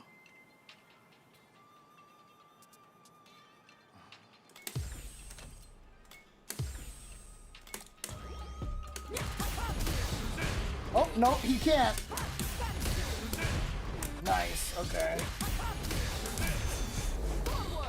Also, by the way, changing the thing so that the title only exists for one player didn't help me at all. It didn't help me at all to figure out which meter was mine.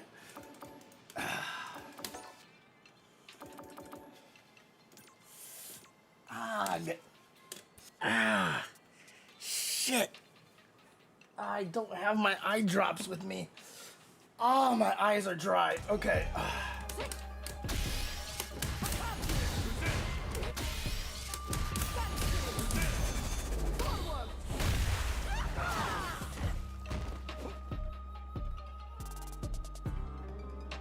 Ow. Ow.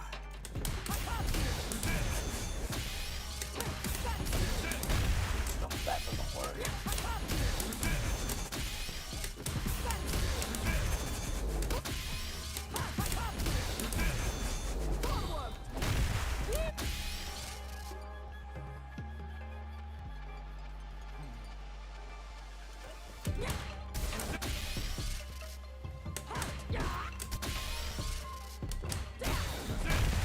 Wow!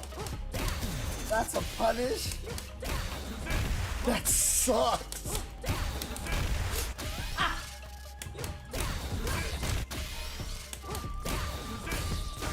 Oh, that's cool. Okay. I have to remember I can do stuff like that.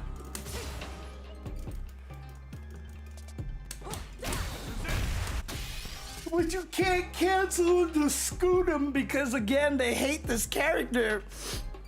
Oh my god, they've given her so many just like things that, like, yeah, we hate you. And this used to even be better too.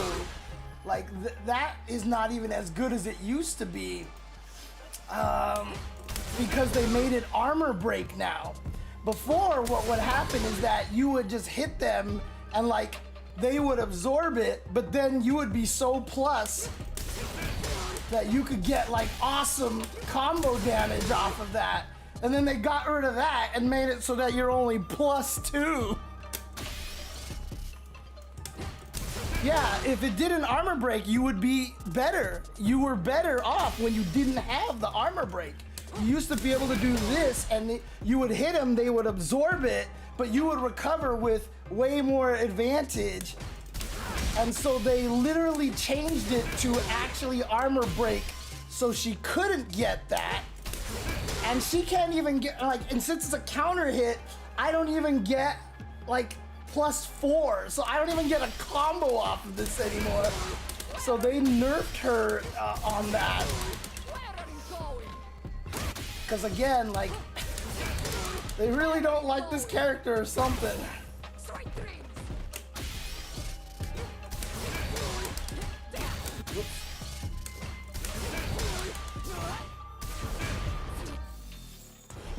I should try that more often, honestly, that stupid move.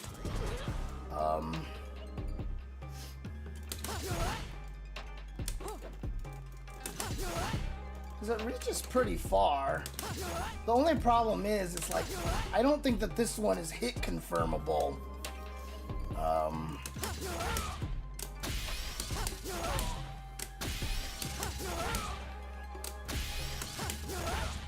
And on hit, it's only +1, which means on counter hit, it's only +3. So even if you counter hit someone, you don't get a combo. The only way you can get a combo is with a punish counter. And why would you use that for a punish counter when you've got stuff like that? So.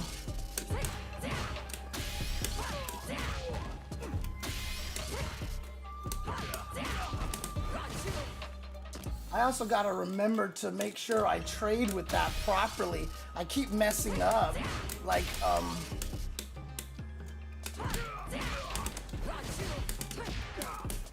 Dang it. That's what I'm supposed to do. And I kept messing it up. Every time I got that trade, I just did that, right? And that's not what I should be doing.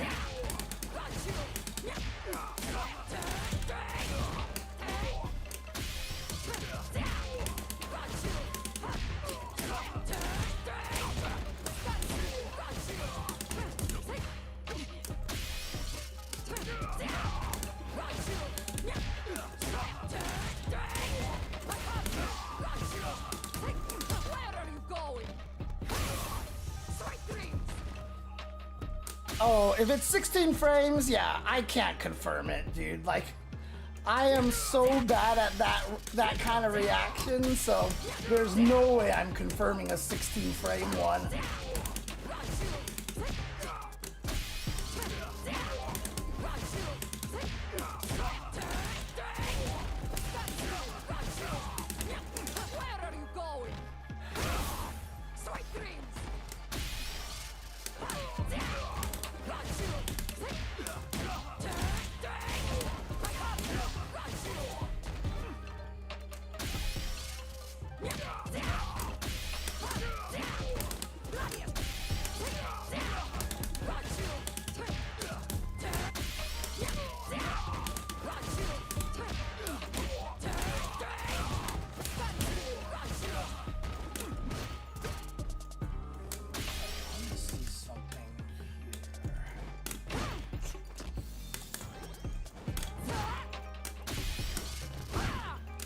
You get more.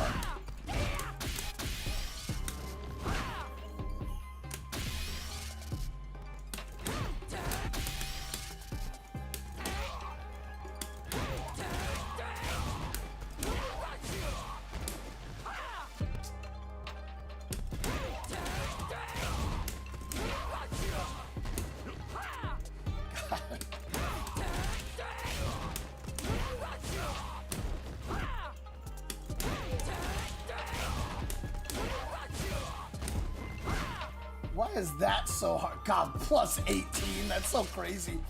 God,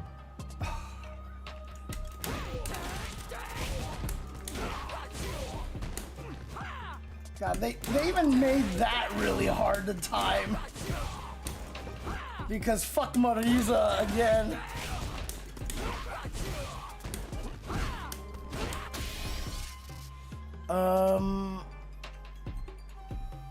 The Scudam overhead is nice to close out rounds sometimes. When you've got them in the corner. It hits meaty off of a throw. Really? Oh my god, I see. Okay, so if you throw them in the corner.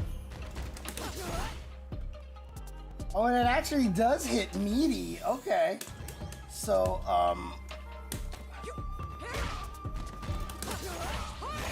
whoops. Ay-ya-ya. But it's...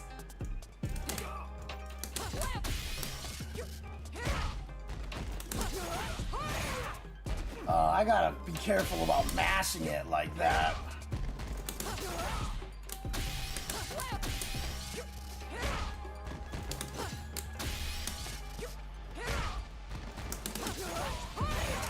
Shoot! I'm not trying to get the... Dude!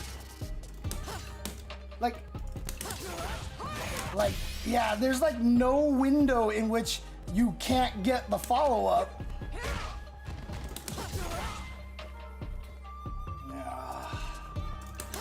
So normally that's just plus... Wait, if I'm hitting meaty with this...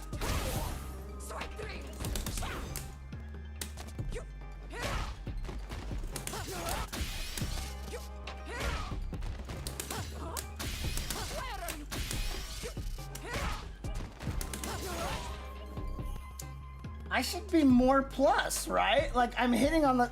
Really? The second active frame is... causes one less hit stun? So this is what I mean by they hate Marisa, right? Like, Oh, wait. Oh, if they're crouching, it only hits on the second active frame. Really? So if they're standing... What?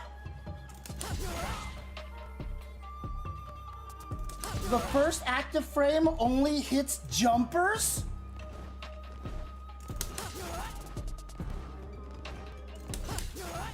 And not even well. Jesus Christ.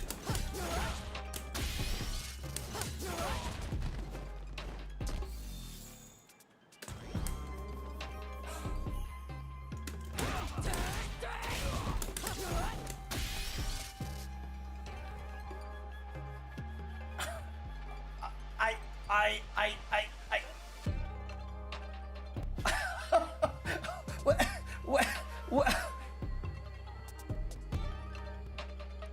Does that have any use at all?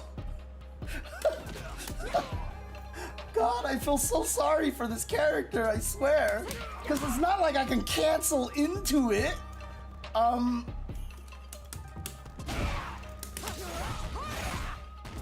I guess I can do that.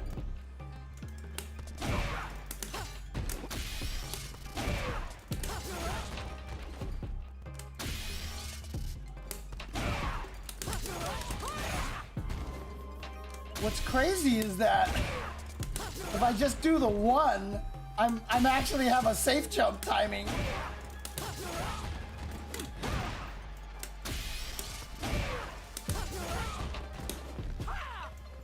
Why is that so hard to time?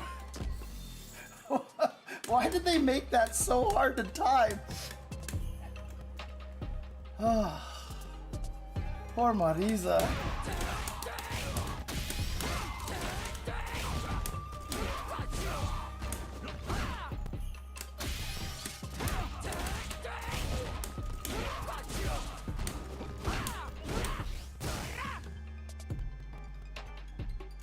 Oh, wait. Oh, okay. There's a big old gap in that one, so, but if I did... Whoops.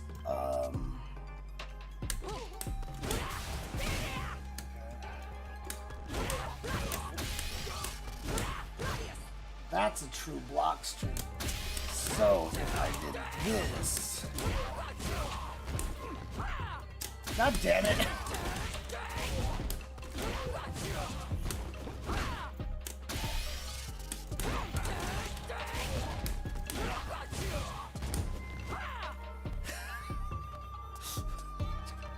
Oh man, so glad to see Infectious back. Oh, cool.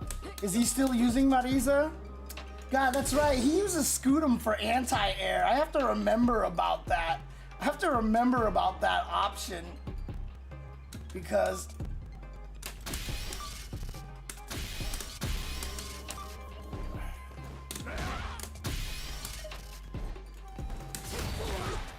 I have to remember about this as a last second anti-air like this.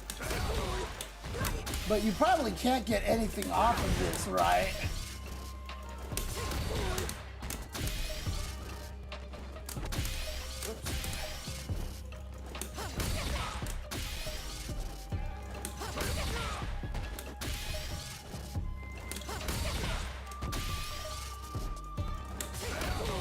They don't even let you super cancel that, huh?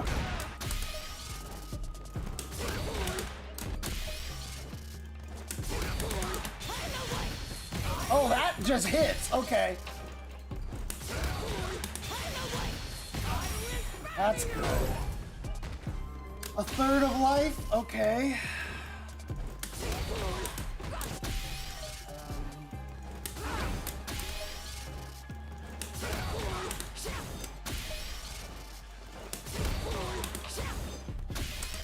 Jesus. What the fuck is wrong with my input?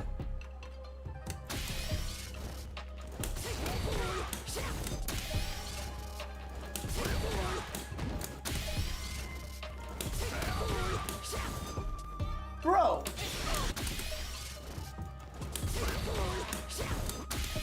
Oh, I see what's happening. I keep accidentally going back into Scutum and doing that instead.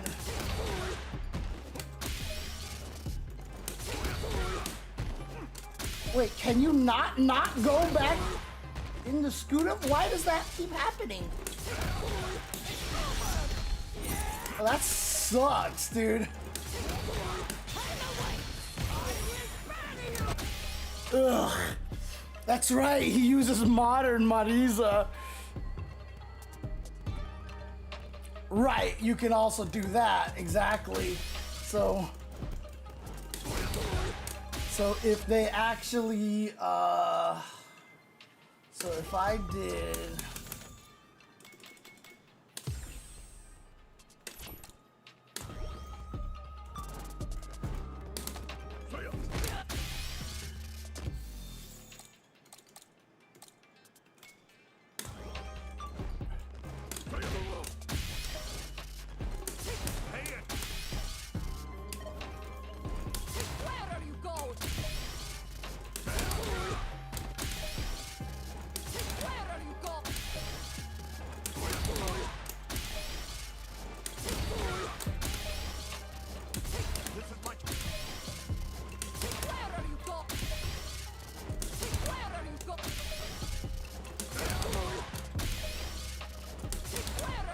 so the only way to get, oh, that's right, yeah, okay.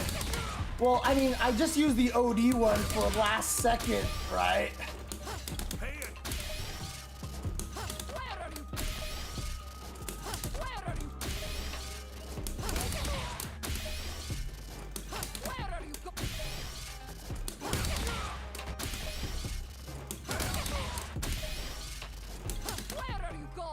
So the only way to get rid of...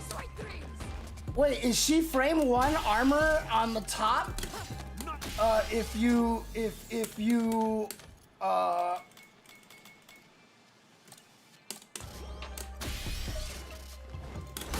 Oh shit, okay.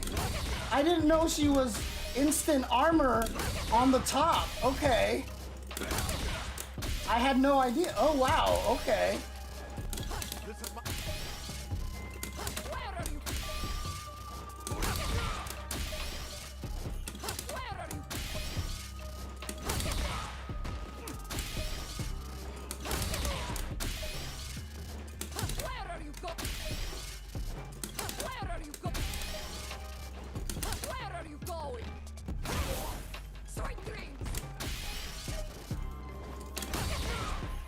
Wait, is it frame 3? Cause like,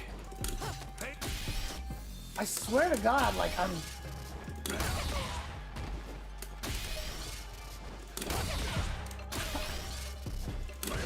trying to do it as goddamn late as possible here. Oh, there it was. I saw the counter hit message. Yeah. Yep, I got it out. Okay, there you go. But honestly, like 3 frames is hella fast. So obviously the only way to get out of that is whee, right? Like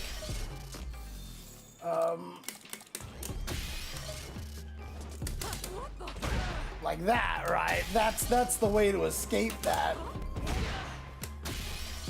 Or you could probably also do, right? Oops.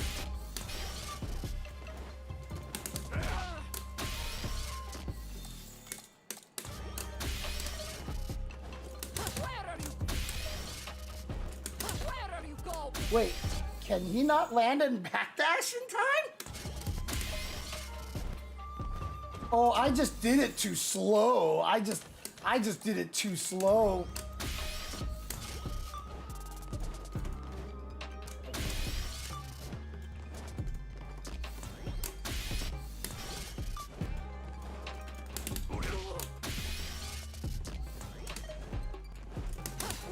Yeah, there you go. Oh shit. There's actually a timing that catches him before he can actually...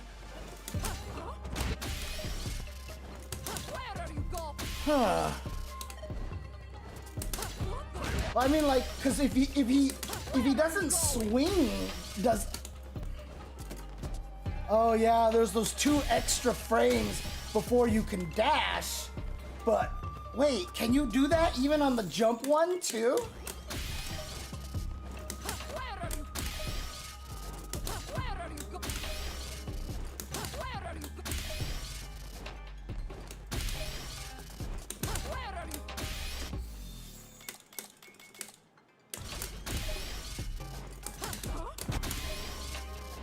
Where are you? Where are you?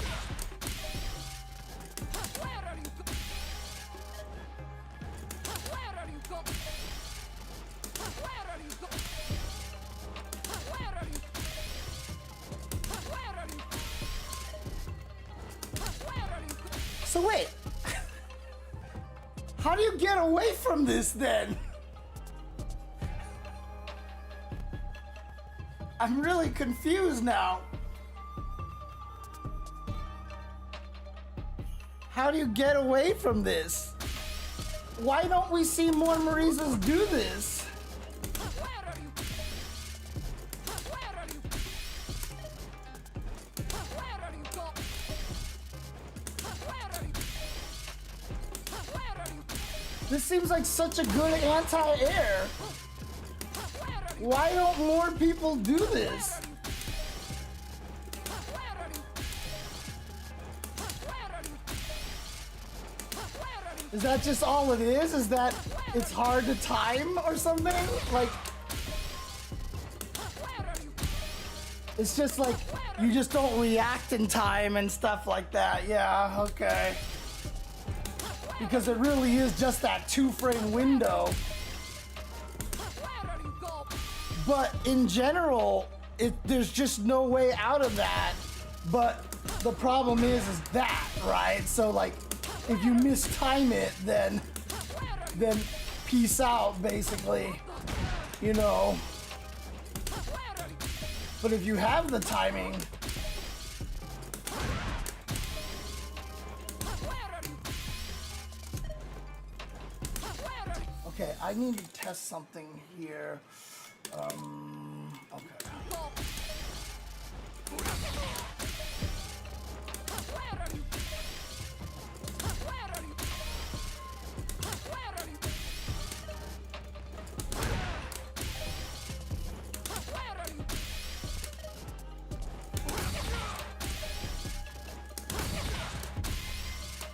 Where are you going? Where are you go? Where are you? Yeah, the timing on it is finicky, Where are you going? but it's hella good.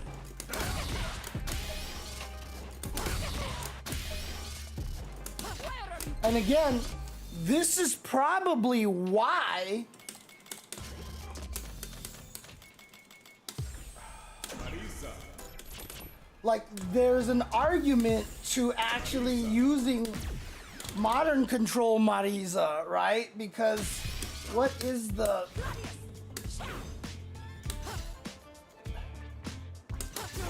So how do you throw? What's the throw follow-up? What the?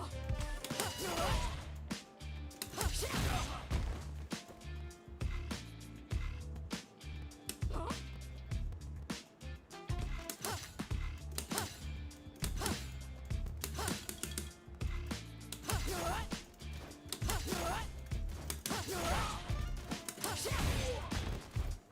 What the? Oh, it's down. It's down and button. That's weird. What the? Huh? What?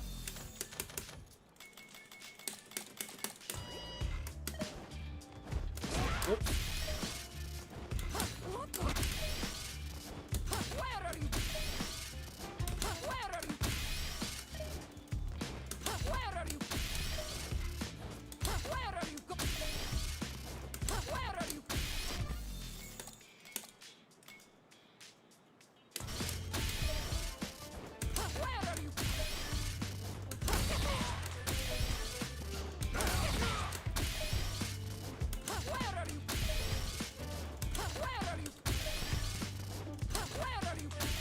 This is why Infectious was doing this all day.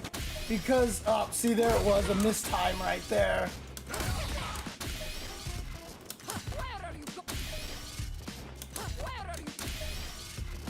This is the power of modern Marisa right here. Where are you? Because it gives her the anti-air that she needs. But you can see that like sometimes I'm doing it too early and I actually just get kicked in the face. See? So there's a little trickiness to it.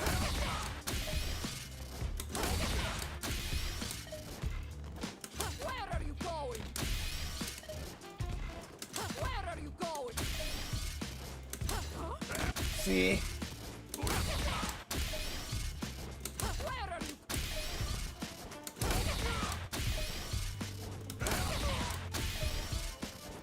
Where are you going? But it's still pretty good. It's still pretty good, honestly. Like, I'm not mad at it, honestly. Oh yeah, it's like 5 a.m. over here, but I'm just having fun labbing right now.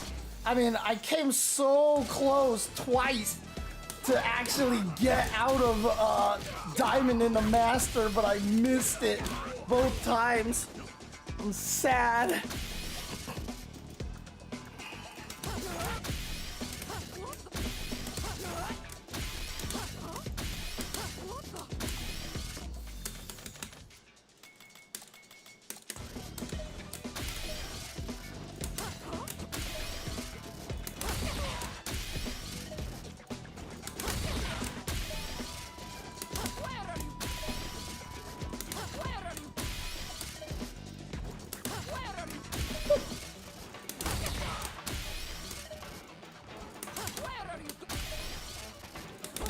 Oops.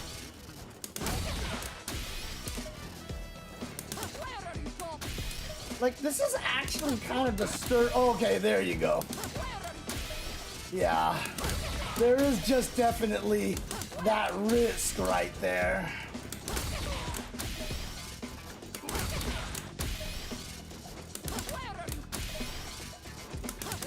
But it's still pretty good. Okay, I'm definitely gonna try to learn that, try to do that a little more often. I already have bad enough anti-air reactions as it is, so it probably won't necessarily help me at all, but you know, we'll see. Ugh.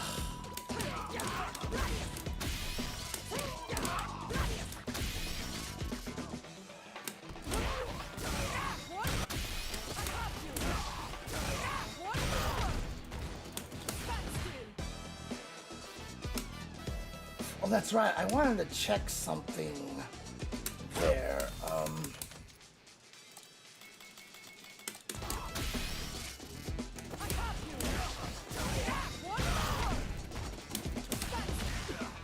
Yeah, plus 13. So yeah, I get everything. I get the world after that. Well, not really the world, but this combo, so you don't need that, so that's fine.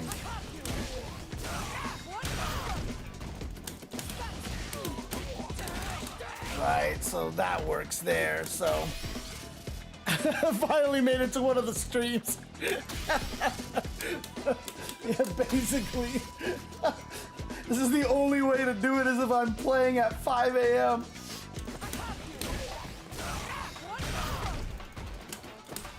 Whoops.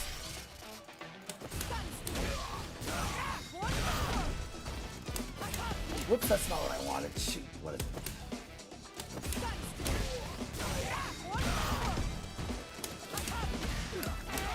Oops, well, that works too, so. Can't be mad about that.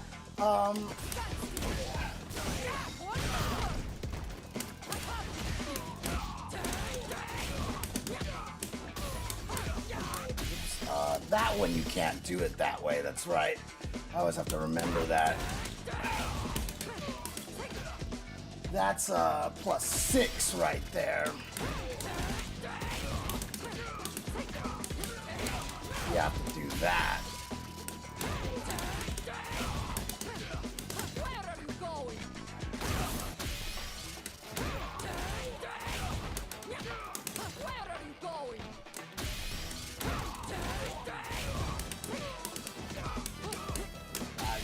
two of them.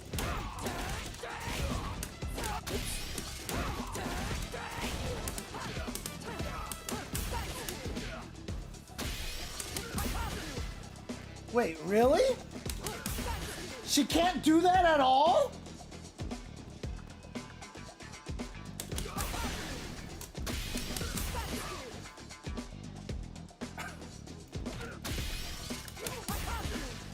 Oh my god!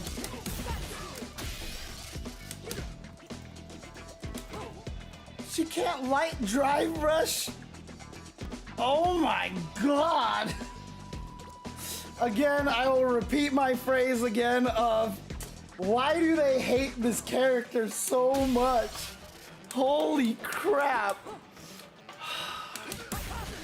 That's unbelievable. God, why do you hate this character so?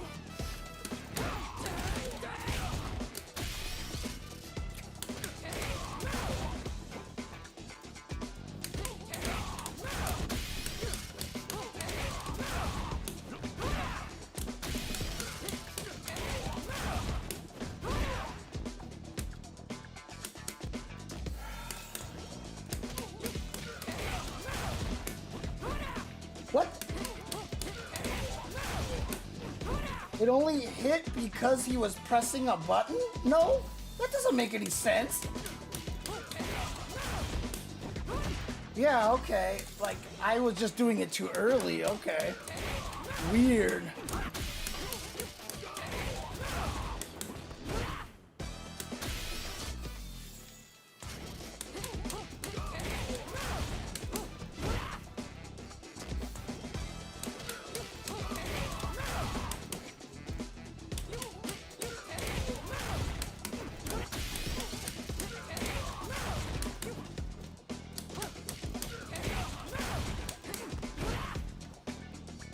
Okay, that does work.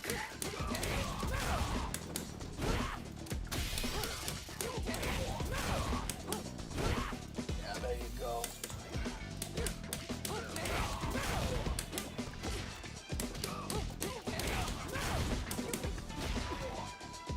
Plus 18? Holy crap!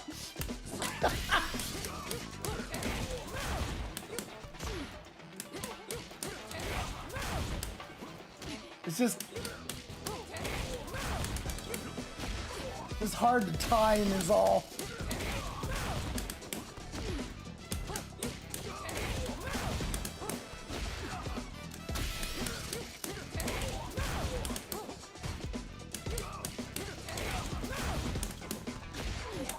God, I keep forgetting. It's just so violent looking that I can't remember what I'm supposed to do. Whoops, that's not what I wanted. God, you got forever to do that. I mean, honestly, like, so the thing about labbing like this, it's mostly like the joy of discovery is really what makes this fun, right? Like, I have as much fun labbing like this as I do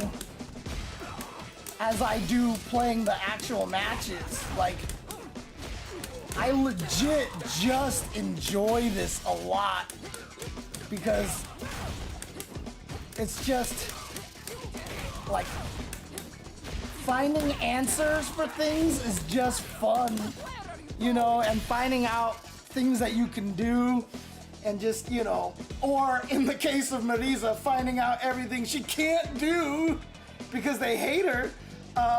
But like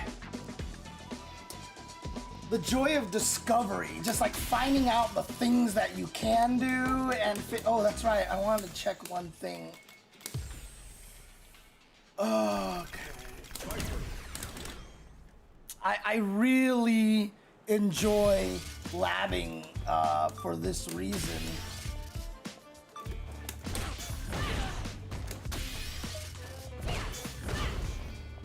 There's so. Oh, you can punish her. Oh yeah. Okay. Okay. Okay.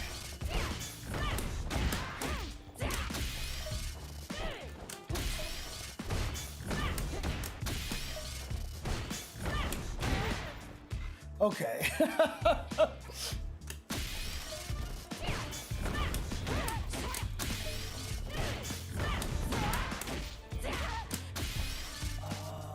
Then I also want to check. Yeah, okay, that'll kill him as well. Like I can't scoot him because unless I do OD scoot him. But why would I do that when I can just that, right? So Viper can't get away with that at least, you know. But obviously, most Vipers aren't gonna do that. Most Vipers are just gonna do this all day, right? So.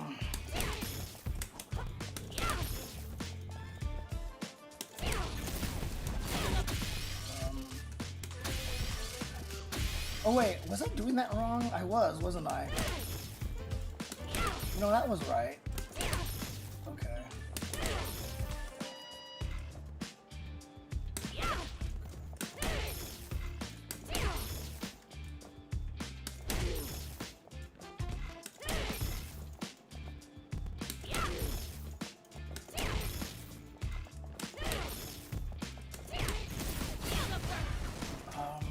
I swore that was faster than that.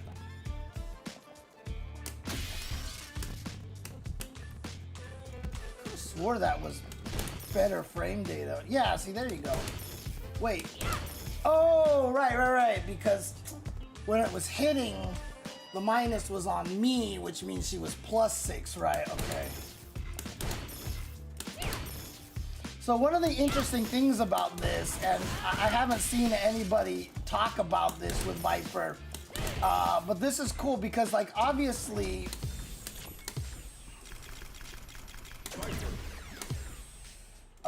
let's just play like Ryu, right?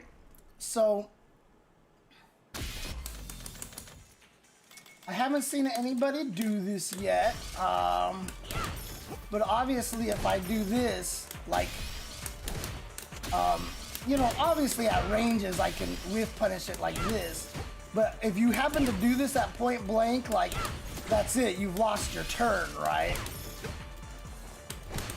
Especially with Viper, because I can't do something like I can't get a Thunder Knuckle in there, right? So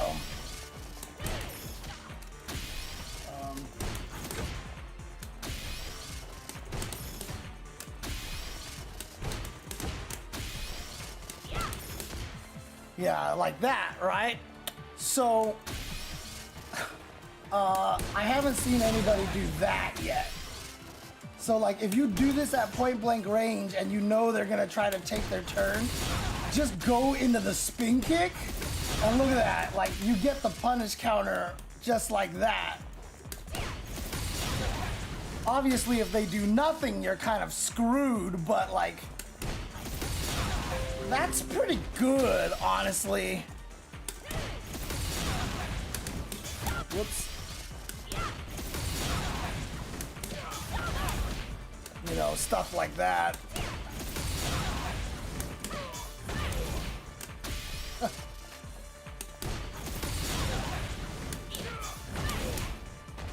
It's quarter circle forward, that's why. Jesus Christ. Ugh.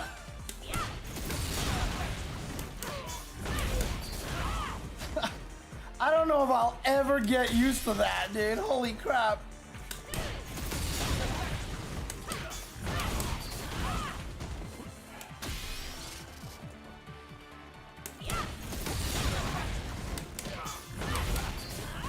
Ooh, that just doesn't hit at all. That's interesting. But there is some cool tech that people have been finding.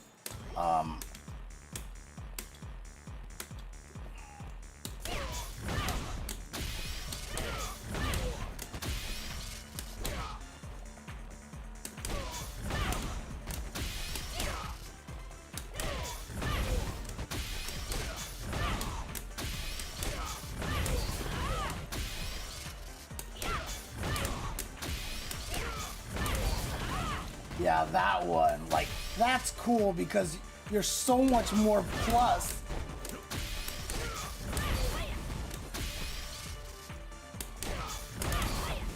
If you get the ground one, that is.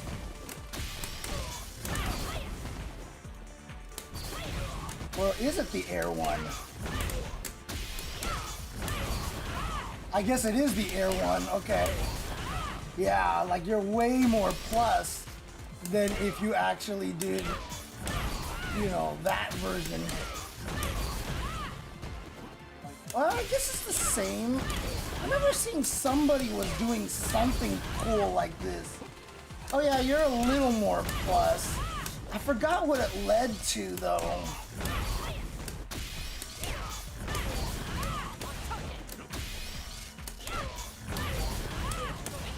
Oh, cool. Anyways. Oh, man.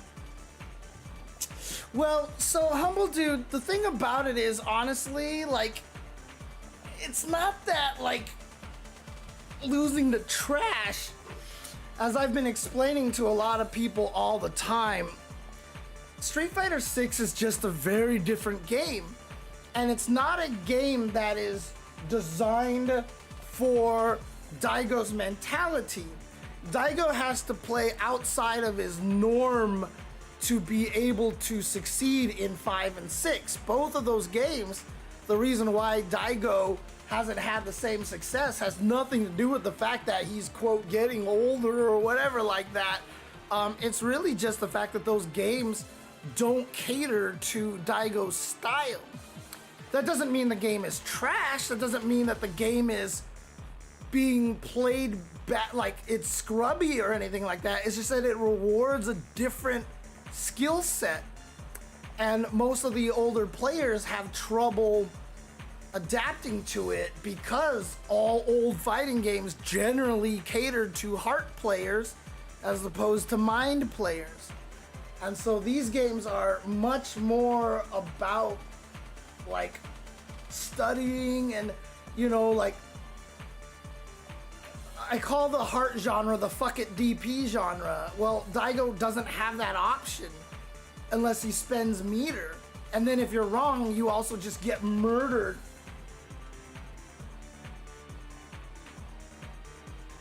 So again, like, to say they took everything away purposely to counter legacy strength, that's not what's happening at all.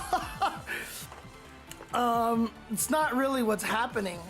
Again, like, this game is just not for you, Humble Dude, and honestly, like, there's no reason for you to play it, honestly, because every game has good rollback netcode outside of Ultra Street Fighter 4, and hopefully Capcom does a Ultra Street Fighter 4 with rollback netcode at some point in time. I would like to believe they're thinking about that, but if it's, you know, if you are more of an old school player, there's, well, see, that's the thing, right? By passing footsies isn't countering legacy strength. No, but like, dude, watch the Tokido versus Blas match at Evo France. Like, that match was all footsies. Like, Blas didn't do a single thing that was like bypassing footsies. Like, Blas was playing ridiculous, and it was pure fundamental footsies in that match, right? So, you know, all those bypassing neutral, bypassing footsies thing, like, there's really not as much credence to that as a lot of people think there is. Like, you know, like, people want to think that's how it works, that's what's happening, but it's really not. Like, at the lower levels, for sure it is, because, you know, we're just not as good. But when you get to the highest levels, well, isn't that what the Tekken 3 that just came out? Does it have better netcode? Or is it not playable online? That Tekken 3 that just came out, right? But yeah, like, all the Drive Rush stuff, I mean, you know, it's obviously strong. It's obviously good. But here's the thing about it is, like, as much as we want to pretend all of our old favorite fighting games were honest footsies. Like, there's like Engaging the target. no Street Fighter game has honest footsies. Like, they're all kind of fucked up, right? Like, I mean, my favorite fighting game to play is Super Turbo, and there ain't nothing honest about the footsies in that game at all, right? Like, it's like you get Vega going off the wall or Chun-Li crouch medium kick, which is literally like unwhiff punishable. Like, the way that drive rushes interact in this game is the way that this game's neutral is. And every fighting game is gonna have a different neutral. Like, if you go from Street Fighter 2 to Street Fighter Alpha 1 to Street Fighter Alpha 2 to Street Fighter Alpha 3 to Street Fighter 3 Third Strike to Street Fighter 4 to Street Fighter 5 to Street Fighter 6, every single one of those games that I named has completely different neutral. They have a completely different footsie game. Like, one of the reasons why I have trouble in this game, in these modern games, is because I don't whiff punish things. But that's because when I played Street Fighter 2, you didn't have to whiff punish things. Whiff punishing was not a crucial part of footsies back then. And so, like, does that mean Street Fighter 2 doesn't have real footsies? Because it's not the same kind of footsies from the game that you like? Because that's what footsies are. The most intelligent, skillful, fundamental footsies are from the game that you like the most. That's what the most fundamental footsies are, right? Like, I've seen Super Turbo players be like, yeah, Super Turbo's really about footsies. It's like chess. It's like high-speed chess. And I'm like, what the hell are you talking about, dude? Like, Super Turbo's hella degenerate. And again, I love the game, right? So, like, what is honest footsies? What is real Street Fighter footsies? Because you can't name 2 Street Fighter games that have the same kind of footsies. So there's no real, like, actual Street Fighter footsies because it hasn't been the same in 2 different games ever. So that's just the thing, right? What ends up happening is a lot of people complain about the drive rushes here and everything, and so it holds them back.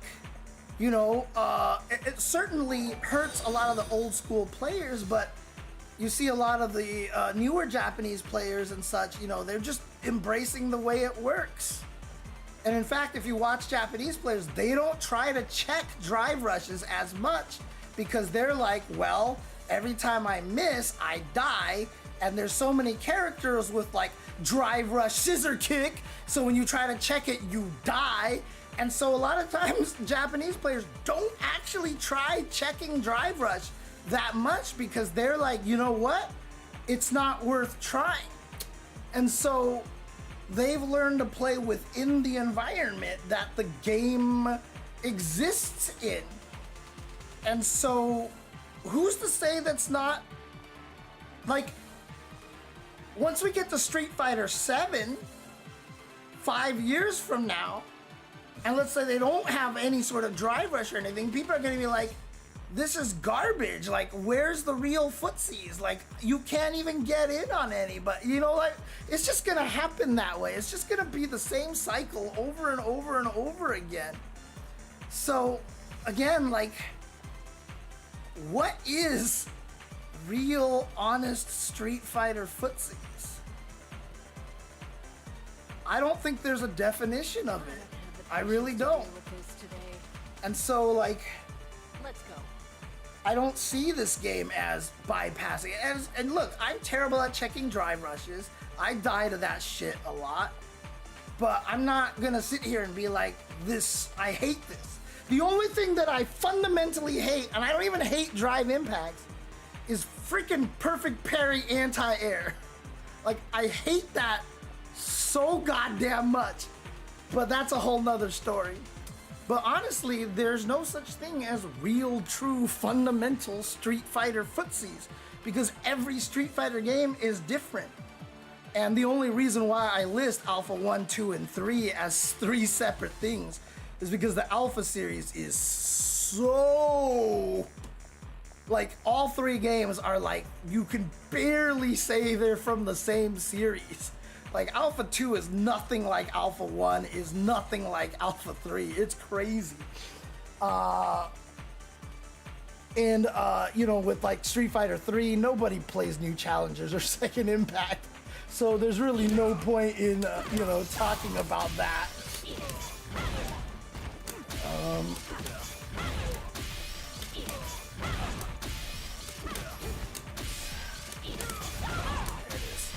So yeah, that's my stance on it.